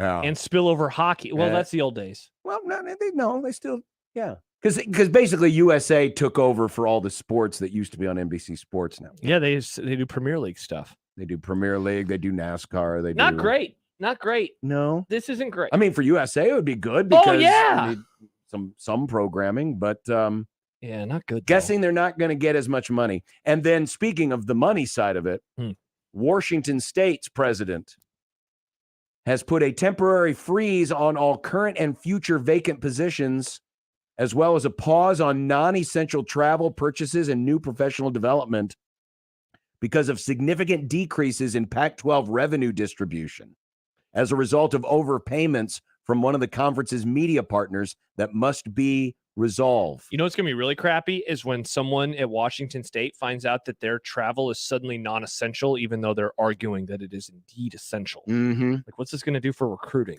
Great question. Isn't that the first thing you think of? Sure. Is they are going to say this isn't essential. Right. Some form of recruiting travel. And it will be essential if the program wants to be good. Yikes. Not great. Additionally, WSU projects that Cougar Athletics exceeded its expenditure for the year due to inadequate documentation of revenues and expenses, meaning we overshot our budget. We're in the red, folks. Which, in this day and age in the power conferences typically does not happen, but this is no ordinary power conference. It's a great point. Like the fact that it's gotten this bad. Andy writes, can't wait for Arizona State versus Arizona primetime on Hallmark. Man, when I think college football, I think maybe it's going to be on HSN. Buy this conference. Please buy it from us. It's on sale. Man. I mean, it's the schools like Washington State that you really wonder, because I feel like Oregon and Washington will be fine. I think the Arizona schools will be fine. Even Colorado and Utah will be fine. But like Oregon State, Washington State, Washington State. Yeah. I'm not sure about Cal. I mean, look, it wouldn't surprise me if Cal was like, we don't need athletics. It wouldn't surprise me. No, it wouldn't surprise me. They'll get their new lib machines and they'll just mow lawns. Not the lib machines. Doesn't that sound like something Cal would do? Oh, yeah, absolutely. Yeah, we just use scissors to cut our grass. It's better for the environment. We don't even cut our grass. Maybe they use goats. We just let it grow. There you go. They use goats. Just let it grow like our hippie hair. There you go. Just like their hippie long. hair. Chance writes on YouTube, oh no, my Thanos. Nick, look at what you did. Look at what you did, Nick. Whoops. Is that what Thanos called his Thanos. Come on, guys. It's Thanos. Yeah, Thanos. Oh my goodness. That's snapped his fingers. Thanos. John, you should have seen it. It's a blast from his Thanos. Kids were crying at the theater when Thanos because Spider-Man died. Yeah, kids were crying. Yeah, and all Nick. those kids that cried because their favorite Why superhero did someone got take their killed. preschool class for a show and tell at the Thanos Theater? Thanos. What was that sentence? It was a normal experience at the movies that night. Man, that was a great movie. I love that movie. It's such a good movie. Yeah. Better than Endgame. Are you into Thanol? I'm not. No. It's a good No. question, though. Yeah. It's a fair Asking. question. I'm not trying to Thanos shame is you. like the Marvel Cinematic Universe of your favorite Star Wars character. If you liked Marvel, Thanos would be your guy. Oh, I think Thanos had more nuance than the Emperor. Wow. He did have more nuance. Like he We should wasn't watch that. happy. He wasn't happy about what he did. The Emperor was super stoked on destroying everybody, Yeah. but Thanos is just Just like half of everybody. I have to do this. We should watch, we watched That's Avengers. ridiculous. You don't. I mean, We you should don't watch have to Endgame. kill half the We should watch universe. Endgame. What's the first one called? Endgame. Stupid Endgame story. and then No, Infinity War. Then Infinity. Endgame. We should watch Infinity. Infinity War is the It's best. really, really good. We've already done one of the Avengers. This in one's movie way club. better. Way better. It's so And it's good. only like 2.5 hours. Only. And I won't understand what's going on. Nah, 'cause you'll I be haven't fine. seen all the You'll other figure it ones. out. Dave says, listening to the Pac-12 media talk reminds me that Kevin Warren wasn't all bad. At least he wasn't Larry Scott. No, he was not Larry Scott. At least he wasn't. He may have handled the television contract like Michael Scott, but Nice. at the Yeah, end who of the else was day, like the Big Michael Ten Scott? is still standing. Adam says, take the mic away from all these bumbling Avengers morons. Wow, Nick. Tough look for you. Tough look for you. Because as texter Dave says, Thanos, I'm screaming at my radio, Nick. I like that. Thanos. Mitchell says, hashtag Thanos I is used to, right. I used to take my Whoa. soup to school in a Thanos. Nice. Keeps the hot stuff hot and the cold stuff cold. Nick, did It was like the Thanos worry origi- about tornadoes in Des Moines? Yeah. Sure did. Reminds me of one of my best friends, and I hope he's listening right now. When he told this story once about this small town in Nebraska, and he called it Pure Ass. And we were like, what? That's what he called Pierce. What? Yeah. How do you get Pure Ass out of Pierce? Great question. I mean, I can understand Kearney and and Beat rights? Beatrice, Beatrice, yeah. but not Pure Ass. Yeah, Pure Ass. I hope he's listening right now. I can't wait for the text. So is Thanos in the? He's from Pure Ass. But is Thanos in the Infinity War? He's the bad guy. Oh, okay. He's Josh Brolin. He's all blue. His head looks like a scrotum, or his chin looks like a scrotum. Yeah, he's purple blue guy with the His scrotum. head looks like a scrotum, I think and his he's name purple. is Thanos. Sorry, What an John. interesting character. I'm sorry, Dude, John, he's a great character. Trev said one more thing last night that was rather interesting. Is it about Thanos? That's not about Thanos. And also, there is a mother of a former Husker who had some things to say about Scoffroth. Somebody reached out to us and said, are you guys just going to ignore that story? No, we're talking about it next. In content on 1620 The Thanos. For the Jays, the Huskers, and even you Jayskers, we are 1620 The Zone. No matter how dark it gets, there's always a sunrise, a warm bed, a warm meal, and hope. Sienna Francis House serves hope to those experiencing homelessness and addiction. Every day, we provide more than 1,000 meals and serve nearly 500 guests in our emergency shelter, Miracles Recovery Program, and supportive housing apartments, and help our guests navigate a path to permanent housing. Learn more at siennafrancis.org. Hi, this is Kathy Kenoyer with Kenoyer Garden Center. The beauty and color of spring is in our greenhouse, featuring thousands of gorgeous hanging baskets and hundreds of varieties of Kenoyer grown product. Come in and talk with our family of employees who will help you find what you're looking for. Whether it's home decor, annuals, perennials, shrubs, tropicals, or vegetables, we have it all. Kenoyer Garden Center is located between Highway 370 and Cornhusker on 66th Street in Papillion. Open daily, 9 to 7. At Kenoyer Garden Center, everybody's got a green thumb. By texting 64,000, you agree to receive recurring automated marketing messages from Babbel. Message and data rates may apply. No purchase required. Terms apply. Available at babbel.com/TNC. We're going abroad for the first time in years. To Spain. So we started using Babbel. And started learning Spanish fast. With Babbel, you can start having conversations in another language in just 3 weeks. Babbel's conversational method teaches you real-life words and phrases. And with Babbel's interactive bite-sized lessons, you'll remember what you learned. ¿Cómo te llamas? ¿Cómo te llamas? ¿De dónde eres? ¿De dónde eres? In just 3 weeks, we're starting to have conversations in Spanish. Estoy muy emocionado para ir a España contigo. Aww. He just said, I'm very excited to go to Spain with you. Vamos a tener mucha diversión. And that means we're going to have so much fun. Sí. Gracias, Babbel. Babbel, language for life. And now try Babbel for free by texting radio to 64,000. Text radio to 64,000. That's RADIO to 64,000. Ever walk through a door and see all the trucks?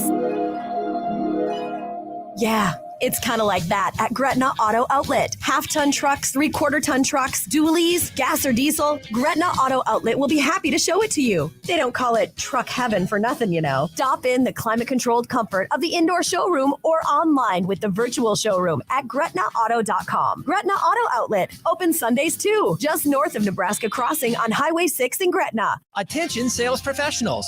NRG Media is looking for an accomplished business-to-business salesperson who wants to take their success and skills to a new level. Is this you?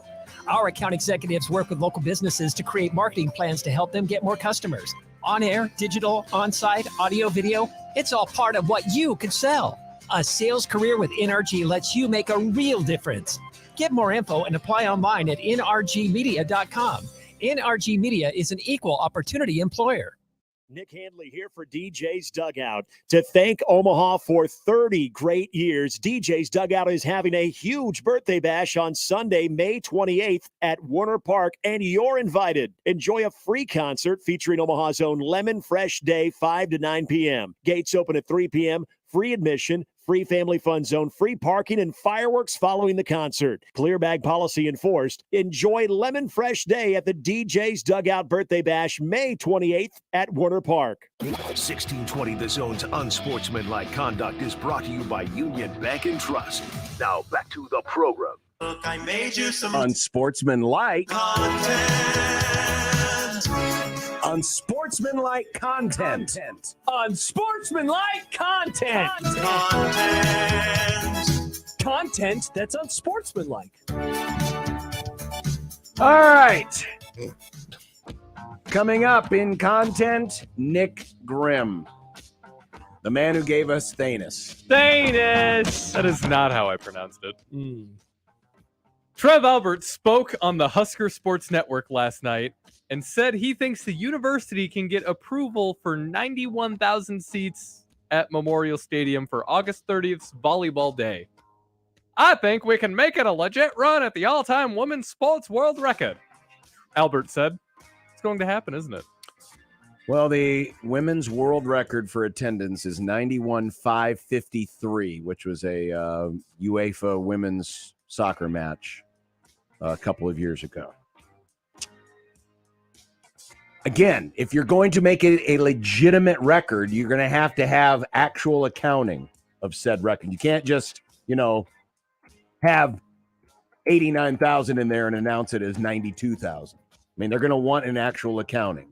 The question is, because it will be an actual world record. Right. Will you be able to squeeze that many people in legitimately? I don't know. It'll be fun to see them try. And if they can, they will. I'm with you. So let me just throw out the thing that I keep wondering about. Will there be enough room with a concert? Or are they going to And which, by the way, they're still planning on doing. Yeah, are they going to cancel the concerts? Like, that's the one thing I keep coming back to is like... I don't think they are canceling the concert. Yeah, you would figure if they were, they would have announced it by now. So they're going to figure it out. I just wonder how. I wonder how exactly they'll figure it out. Because there are fire codes still. You can't just be like, hey, standing room only in the whole stadium. People forget about fire. You do wonder what sacrifices will have to be made for the extra seats. Sacrifices? Well, yeah. Thanos. Josh, are you putting this together? Former Husker Noah Polagate's mother was a little perturbed on the Twitter.com by calling out Scott Frost, Eric Chenander, and Travis Fisher for how her son was treated at Nebraska.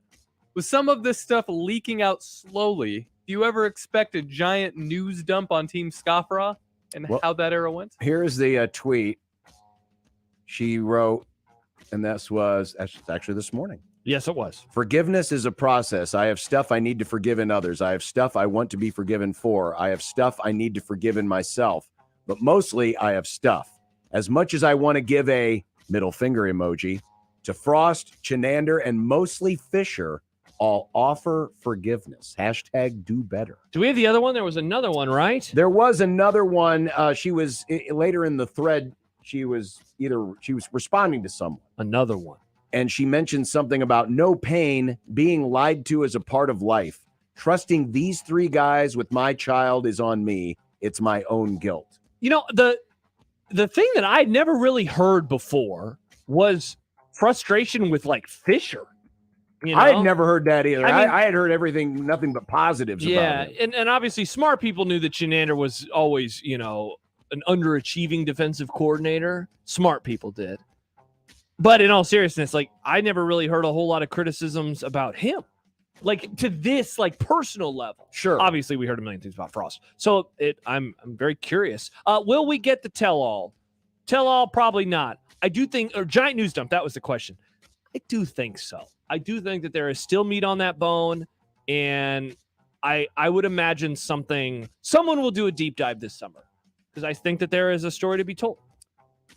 There is not a book, just a long article. Yeah, Like but a again, novella? it's getting people to speak on the record because you have to have that. Got to have some of it to have some legitimacy. Maybe this is the beginning of some of that. You know, maybe, but it coming through parents.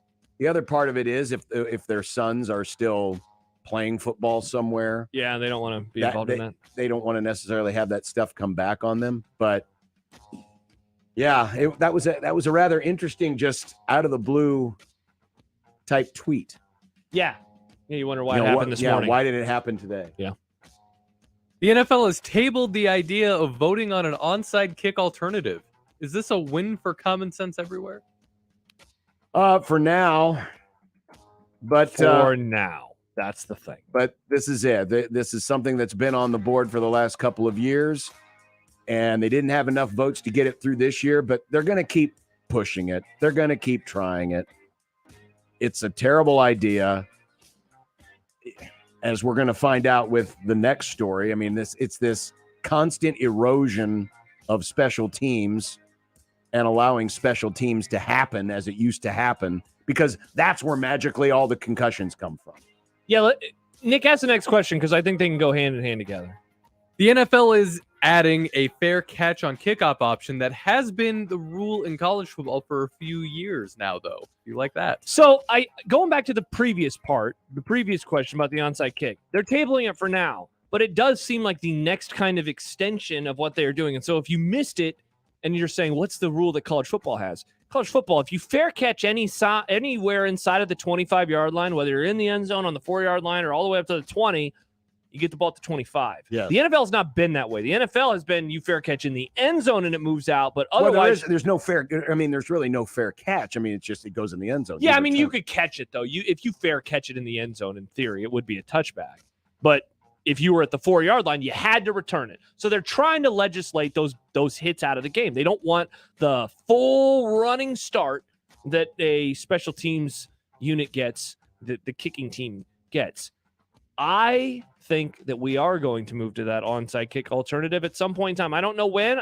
It could be in 20 years, but I think eventually are going to move I to mean, it. the fact that they voted on it the last couple of years, They we'll want to do it. We'll have it within 3 years. You think it's going to be wow? I think it'll happen. Put it on the long term? It wouldn't surprise me if it happened next year.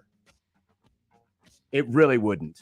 And by the way, on this fair catch on the kickoff option, every single special teams coach in the NFL said no to it.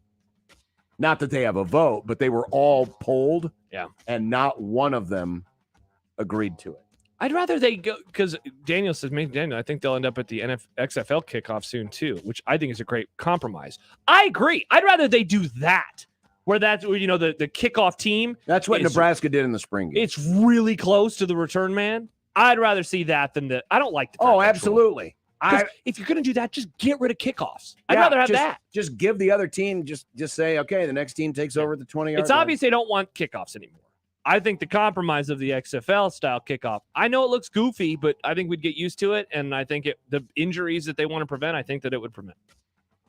Tom Brady has indeed reached an agreement to buy a stake in the Las Vegas Raiders. He says he's going to be a broadcaster still. Make your call. What happens now? Well, what happens now is he's going to be part of the Raiders group, and now we get to watch videos of him sitting in the box next to oddly looking Mark Davis. Goofy haircut boy. Yeah. I am still of the opinion that Tom Brady is not going to end up in the broadcast booth. Same. And I don't even know if this really has anything to do with it. Yeah, it just seems like all of the smoke has been moving in that direction for quite some time that he wasn't going to end up And the in fact he's broadcast going to booth. take this year off anyway. I A honestly gap think he looks at what Peyton Manning is doing and the GOAT, Eli, and said, I'd rather do innovative stuff like that, where I can still be a part of the game, but I'm not going to end up, doing a random Jaguars Bengals game someday. And I always wondered about, the better the player, the harder it is for them to be great commentators.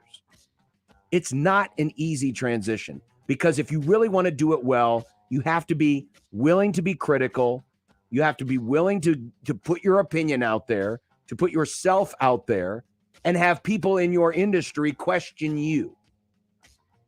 Arguably, you could say announcers get nitpicked more than players do because the announcer is something that we all as fans experience the whole time. Players, we understand physical deterioration or, hey, maybe the other team was just better that day. But announcers, it's you that's out there. Yeah. And I don't know if Tom Brady has the mental makeup to do that. I agree. I don't think he's going to end up on TV. His personality, he's definitely tried to show more of it. I don't know if his personality is like that beloved, though, by people. I think he's going to do ownership stuff and other rich guy things. I don't think he's going to be an announcer. The Miami Heat are one game away from the NBA Finals and could clinch a berth tonight. Meanwhile, the Florida Panthers are also one win away from a final of their own, after they dispatched Carolina on Monday to move to a 3-0 lead. Good for noted great sports town Miami on their success? It's great for Miami. It's great for fans of Miami sports teams like your PGA champion and still your Live Golf PGA champion, by the way, Brooks Koepka, who was at the Panthers game last night. Yeah. The PGA champion with his Ryan Lomberg sweater on, and he brought his trophy to the building as well for winning the PGA championship. Brooks Koepka, huge Florida Panthers fan. Twice. His eyes. He was clapping just like, for so long. That was too long of a clap. He's having a good time, folks. Congrats to him. Congrats to your king. Your live king, Brooks Koepka. Is he on like some serious energy drinks? He's on happiness right now. I guess. He's riding the happiness. There you go. Speaking of series where teams have 0 wins, Dallas trails Vegas is 0-2 in the Western Conference Finals. Will they go down 0-3 tonight, or will we see yet another 3-0 series lead? It's in Dallas. I keep picking a team to win one of these things, and then they don't. Stop picking. I'm going to do it again. Dallas makes it 2-1. How cool would it be if all of the conference finals went 4-0? That's never happened before. You know what? I bet you're right. Where the 2 in the NHL and the 2 in the NBA all go 4-0. Yeah, I can't remember. I want to see. I don't think it's ever happened. Wow. Okay, I'm kind of rooting for that then now. I'm certainly rooting for history. Miami tonight. Man, that'd be so funny. It would be history. So funny. Apparently, hanging out of moving car windows on the Dodge Expressway is a thing. How soon before we hear about a fatal accident resulting?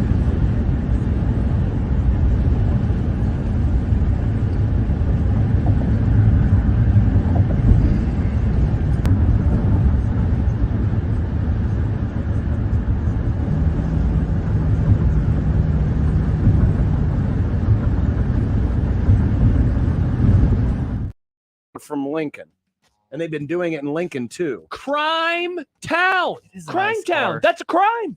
Don't lean out your car windows. No. It's a nice car. I would have shared this, but I wasn't sure if we would get in trouble for it. But why'd you get in trouble? Well, someone shared a video on social media over the weekend of someone trying to moon somebody out the window, and they fell out. You idiots! Had his pants down, and the buttocks were sticking out. Pants and on he's the trying, ground? Pants and on he's the trying ground? to stick it out the car window, and then whoop, Aren't you supposed to fell go out. ask the glass if you're mooning I somebody? believe that's but now kids these days lean out of cars like morons. Well, that's not smart. Yeah. Don't do it, John. Don't. No, I know I'm not going to. I don't want to. You're always like, honey, can you drive the car? I want to lean out. You've again had tonight. your mooning days in the sun, but maybe just stop now. Yeah, I'm You're pretty sure ass I've with never blind mooned folks. anybody. You've never mooned anybody? No. Like, you grew up in the time when that was People funny. loved mooning Yeah. back then. Yeah. Well, we That's did assault, a lot of brother. We did a lot of fun things back then. Like, but no, I don't remember mooning anybody. Did you do the thing where you just stand up clapping without blinking? oh yeah, you did that all 30 the time, seconds? John. Go Huskers. No, I don't think I have. Chance wants to know, would that be called Ace Ventura-ing? You forget Ace Ventura. He showed his butt. He did. Yep. He did. Speaking of showing their ass, John Bishop has a bet of the day pick coming up. Hey. No, I don't. Got it! Oh, the magic coin. How's the magic coin doing? Ha! Is the magic coin sucking You too? doofus. You blew it. No, the magic coin back on the winning track thanks to the Nugs. You absolute imbecile. Wow, the magic coin picked the Nuggets? Yes. I'm kind of Magic surprised. coin knows everything. I mean, man. not really. The magic coin is not undefeated so far, so I don't think it knows everything. Are you undefeated? No, but nobody. There you is. go. Only person who was undefeated was Jesus.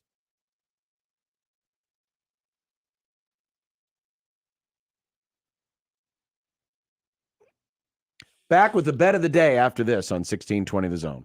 Live from the Host Coffee Studio, this is 1620 The Zone. Your neighborhood is more than blocks of buildings. It's the people who live there that make it special. At Union Bank and Trust, we're not just creating home loans, we're making neighbors. We're not just small business lenders, we're small business shoppers. We don't just live in your community, we help you build it. Because our people are your people. Visit ubt.com/neighbor to learn more. Union Bank and Trust, member FDIC. If you really crave the true Southern taste of down-home barbecue and soul food, Rib Shack Smokehouse is the place to be. Here's Miss Jackie, award-winning pitmaster. At the Rib Shack Smokehouse, you have the best of both worlds, barbecue and soul food. We're open Tuesday through Thursday from 11 to 9 p.m., Friday and Saturday from 11 to 10, and on Sundays from noon to 8 p.m. Let us cater your next event or dine in and enjoy our delicious ribs, fried catfish, collard greens, and so much more. Don't feel like leaving the house? Then get your food delivered through DoorDash or call for takeout orders at 402-502-6695. Visit RibShackSmokehouse.com to see the menu and then come on in. Rib Shack Smokehouse, 108th and Q. Welcome to the Rib Shack. NASCAR is known for fast cars, roaring action, and big bucks. The Nebraska Lottery's NASCAR Powerball Playoff promotion features all three, especially the bucks. Until May 30th, buy a Powerball ticket with Power Play or Double Play, enter the voucher number, and you could be one of 15 winners of $1,000 and the chance to win a VIP trip to the NASCAR Cup Series Championship Weekend. Enter today. Powerball top prize odds 1 in 292 million. Trees, are they all the same? Not at Lanahaw. Grown from a quality seed source, handcrafted in our local farms for generations, and acclimated to our tough Midwestern climate, Lanahaw's trees are different. Simply put, they're better. Much like our trees, we take great pride in being homegrown. Visit our garden center to find your next tree today. Rooted in quality, unmatched value. Lanahaw Nurseries, 192nd and Center.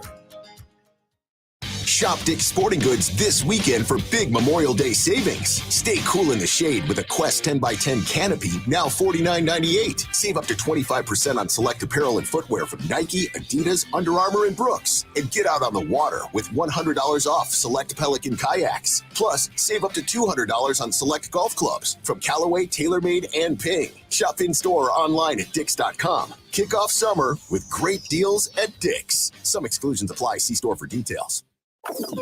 You're listening to Unsportsmanlike Conduct. He's puffing on something, and something's coming out. The 1620, The Zone. And you know why I'm laughing, don't you? Now, it's time for the Unsportsmanlike Conduct Bet of the Day. Just a little bit under where some folks would like to see this one wind up. Brought to you by nobody. You gotta be kidding me. Really, we don't have a sponsor. Sorry. All right, so I had to ask John, what in the world was his Mike Schaefer bet? I'm happy I finally know. So Mike had both teams to score in the first 60 seconds. I couldn't believe the odds were plus 132. I was like, oh, Schaefer easily had to win. Nope, he lost. Sorry, Schaefer, but you won. The magic coin. The magic coin won. I apologize. Magic coin's a winner. Nick also won, and I didn't participate because I was off yesterday. Going with the Heat. Look, I'm not going to pick against. I keep picking against all these teams that are up 2-0, 3-0, 1-0. No, I'm going with Miami. Give me them to cover the 1.5 points. The Celtics have quit. You know what? The magic coin is going to bet college baseball. Oh, magic coin, you idiot. I hate you. Let's see. Is that game live yet? No, it is not. All right. North Carolina State, heads. Duke, tails. Oh, it hit Damon. Damon, if this loses, it hit your picture. Tails, Duke, plus 1.5, minus 165. Well, they have a line even. Nick? Give me run total on the Orioles Yankees over 7.5, minus 120.